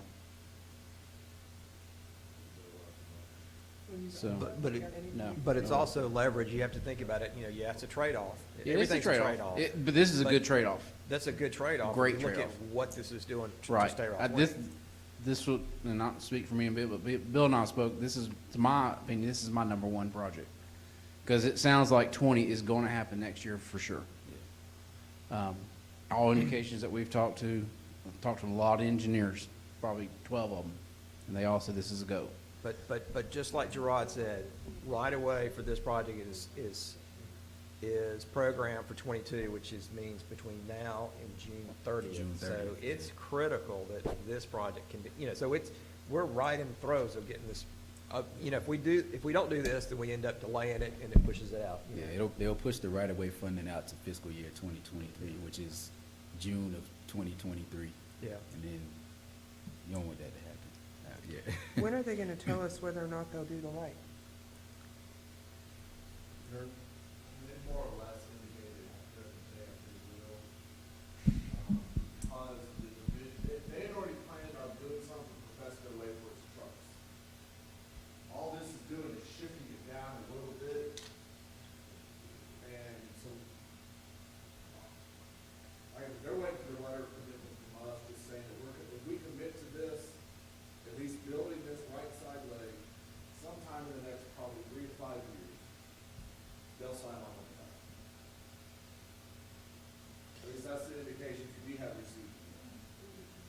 And so we have X number of dollars to spend. We were going kind of whole hog on the light at Publix. So it seems to me now we have to pick our poison. We're not gonna have the money without borrowing money to do both projects. But the DOT wants a commitment on this project, and this is gonna be a bigger issue. We have to decide as a council whether Tommy Lee Fuller and the light at Publix, which one is more important, is that right? Yeah, you as a council have to decide where you want to spend your money, and I think Publix has been doing it this way since the creation.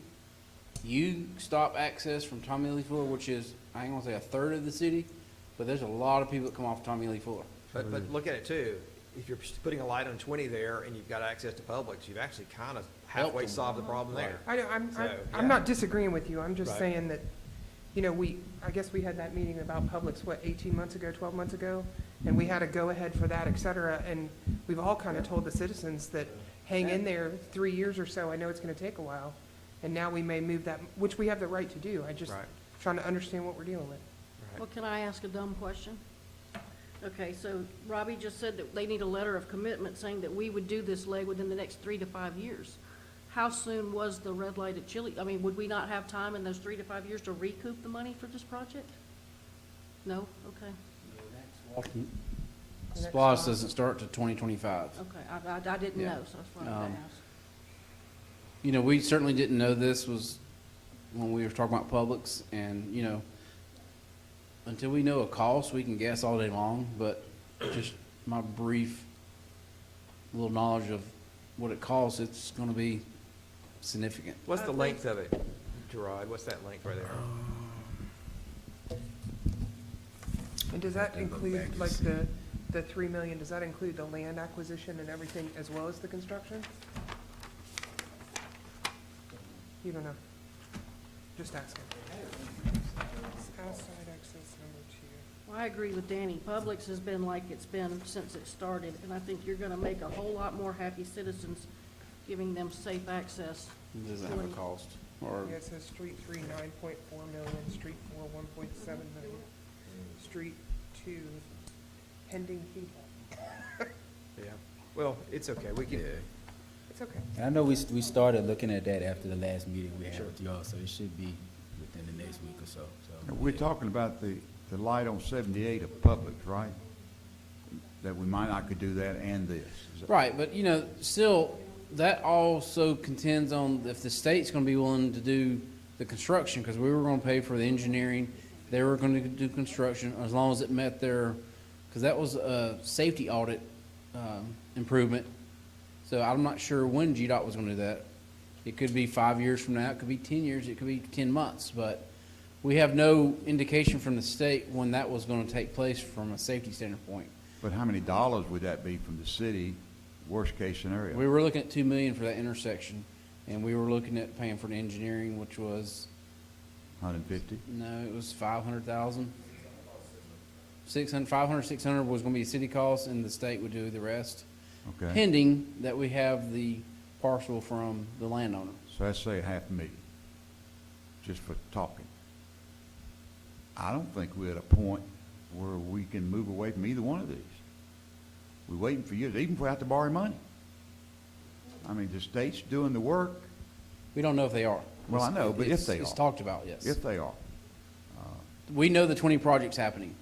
That's gonna have to be our focus. And then the Publix will come when it comes. And we may be right in line with them when it does come, who knows? Gosh, I'd hate to leave either one of them.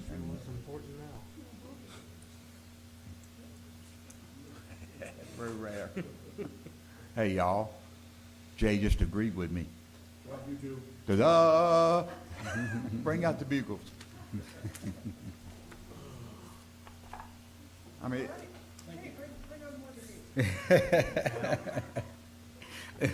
this is some of those decisions that we've talked about before, individually and together. There really is not a wonderful, no-cost answer. It's just not. So this is another illustration of the south side access, where I talked about, possibly providing access from Walmart, over to the public shopping center on the other side. So, we talked about that. I know, Danny said they talked to the restaurant owner maybe about doing that, so something we looked at. Have they given us the okay on you cutting through? Not yet. It's their property, isn't it? Journey's Inn owns it.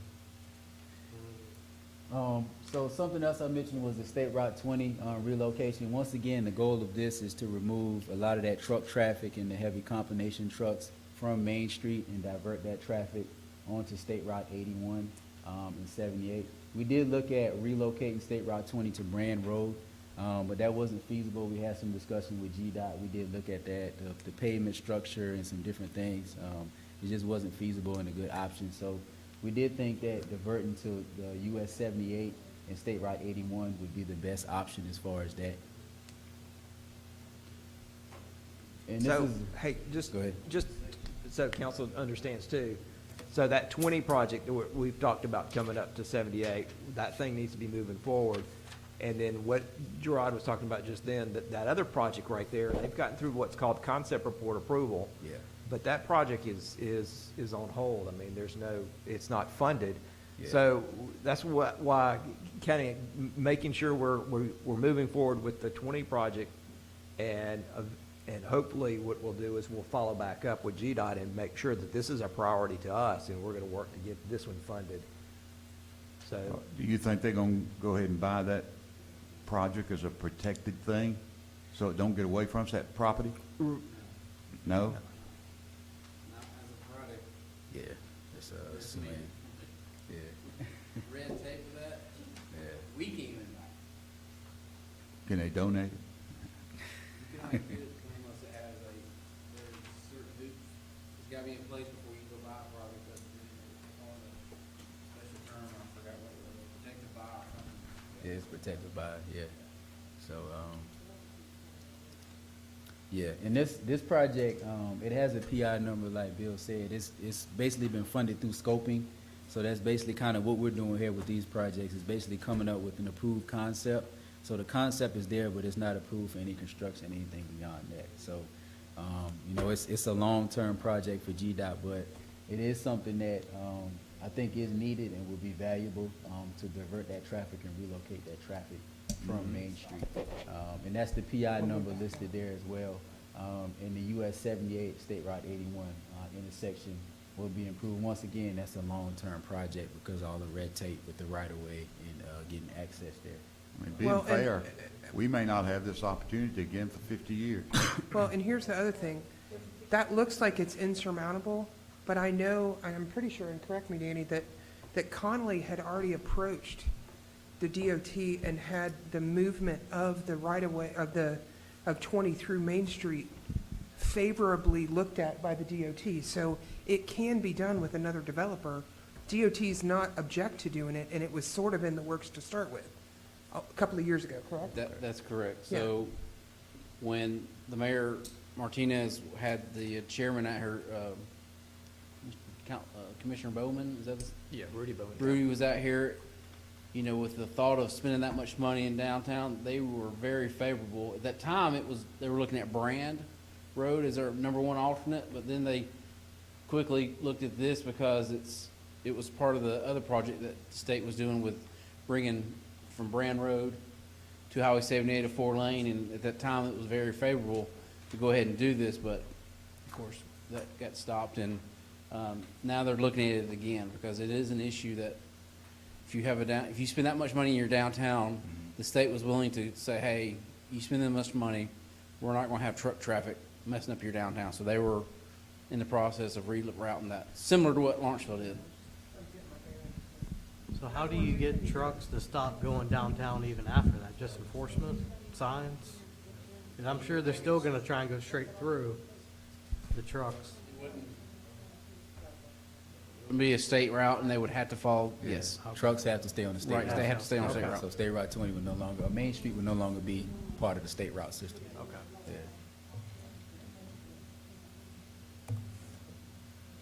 All right, and this is kind of, we spoke about this, but this would be the 78 at 81 intersection improvement option here. Once again, this is a long-term project here.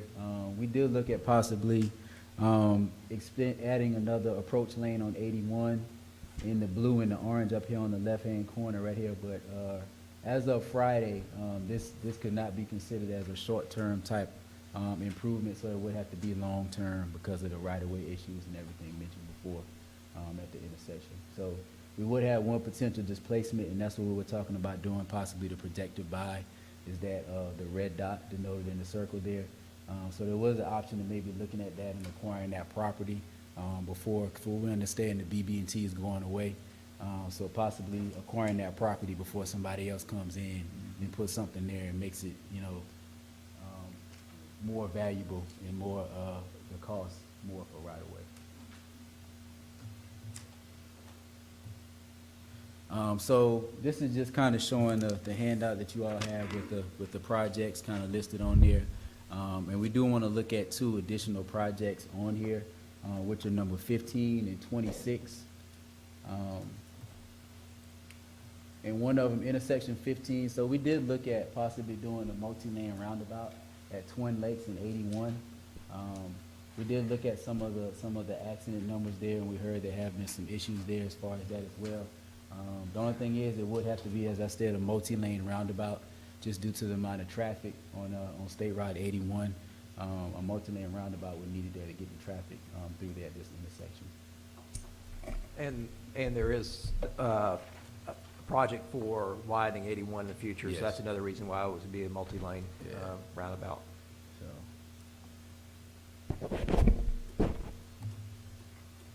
All right. And then the other one here is the intersection right behind us here. So State Route 20/81 at Main Street. So this one is just basically adding a right turn lane on 20 and 81, and then adding an additional right turn lane on Main Street going back up 81 headed east. So I think GDOT Suan actually liked this one, so this one could be pulled from its forward funding. So this one could possibly be, most likely will be a short-term implementation within, I guess, the next 5 or 6 months. She could get this one on board as a potential project. This is a project where we'll probably have done, hopefully, by the end of this year. This is, she has money for this. It's called the Ford's money. She actually shot me a text message, says, Danny, you get me this and I'll get it done. So we'll be moving on this fairly quickly. Explain it one more time. Explain it one more time. She's adding a right Yeah, turn so lane. we're adding the right turn lane, the blue right here. We'll be adding the right turn lane on 20 and 81. There'll be a little bit of additional pavement on Main Street on the heading, west. And then we're also adding the right turn lane on Main Street here. So you'll have a left turn lane and a right turn lane going on to 81, and then a right turn coming on there. Right. Gotcha. I think the cost on this one was like 90,000. And we on the-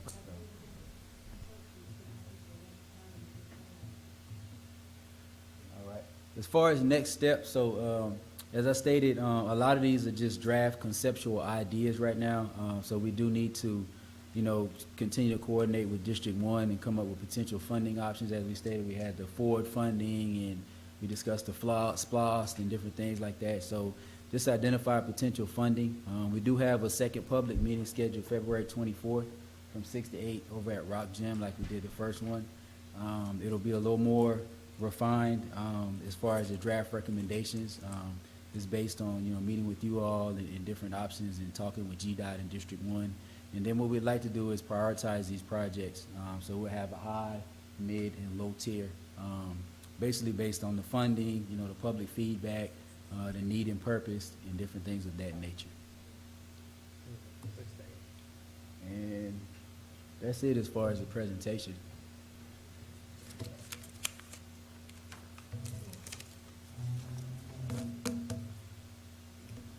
You might mention, did somebody mention to me that GDOT is having trouble funding other projects around?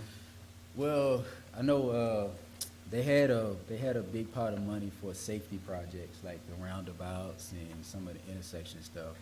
And what I've heard is that money is kind of dwindling down as far as the safety projects.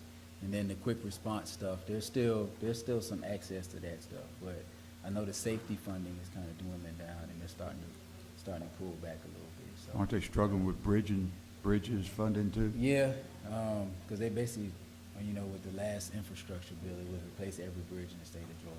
So, they still have some more bridge bundles coming out though, but they're starting to pull back on some of that stuff too, so. But you don't know if you don't ask, so. That's a fact.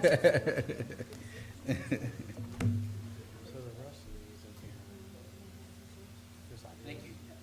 Thank you so much.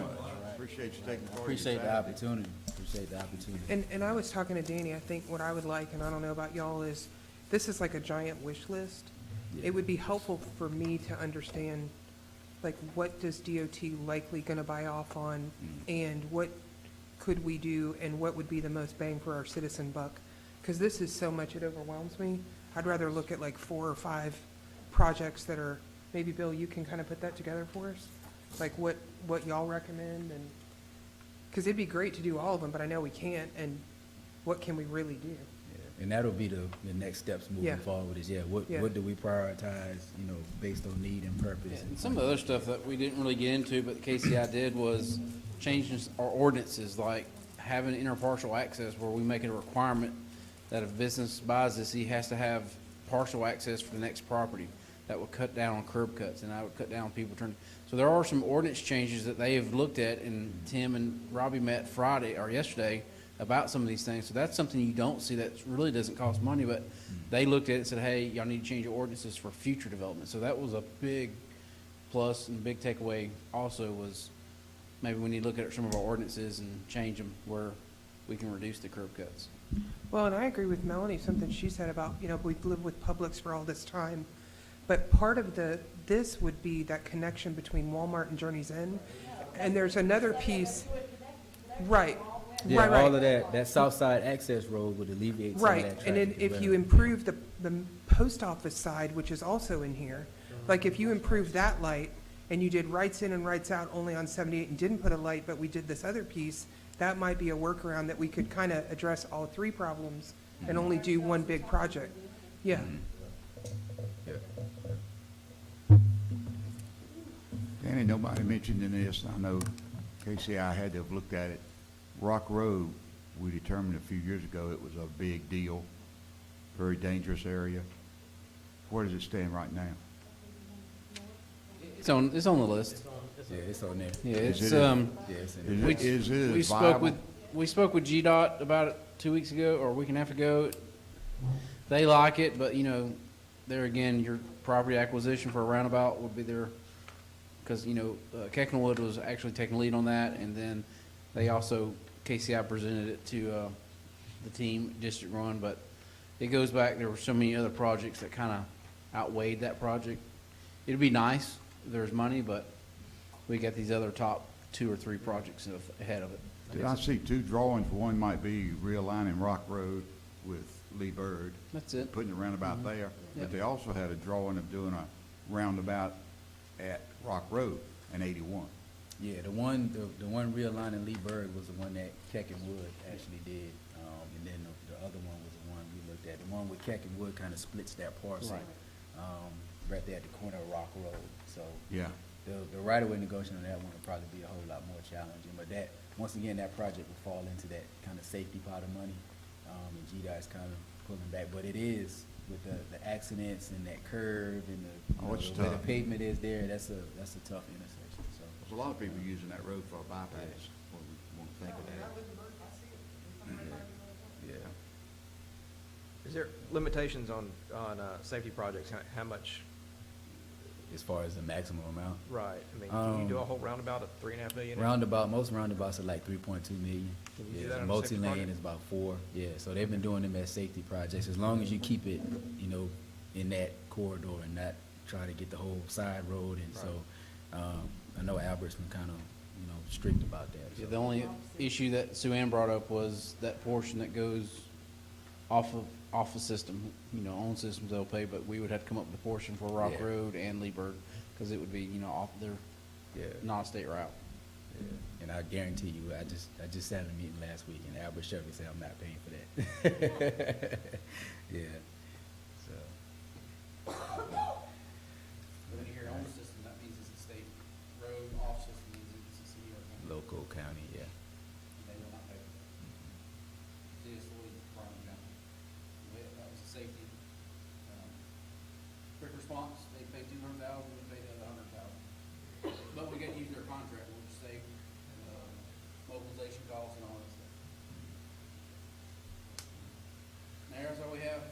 Thank you. All right. Thank you. Thank you. All right. Thank you. Well, I suspect, unless anybody has more that they want to discuss, does anybody in the council have anything else they want to bring up? Okay, with that said, we have a motion to adjourn. We have a second. We have 6 seconds. All in favor, say aye. Aye. Those opposed? Okay, officially, the meeting is adjourned.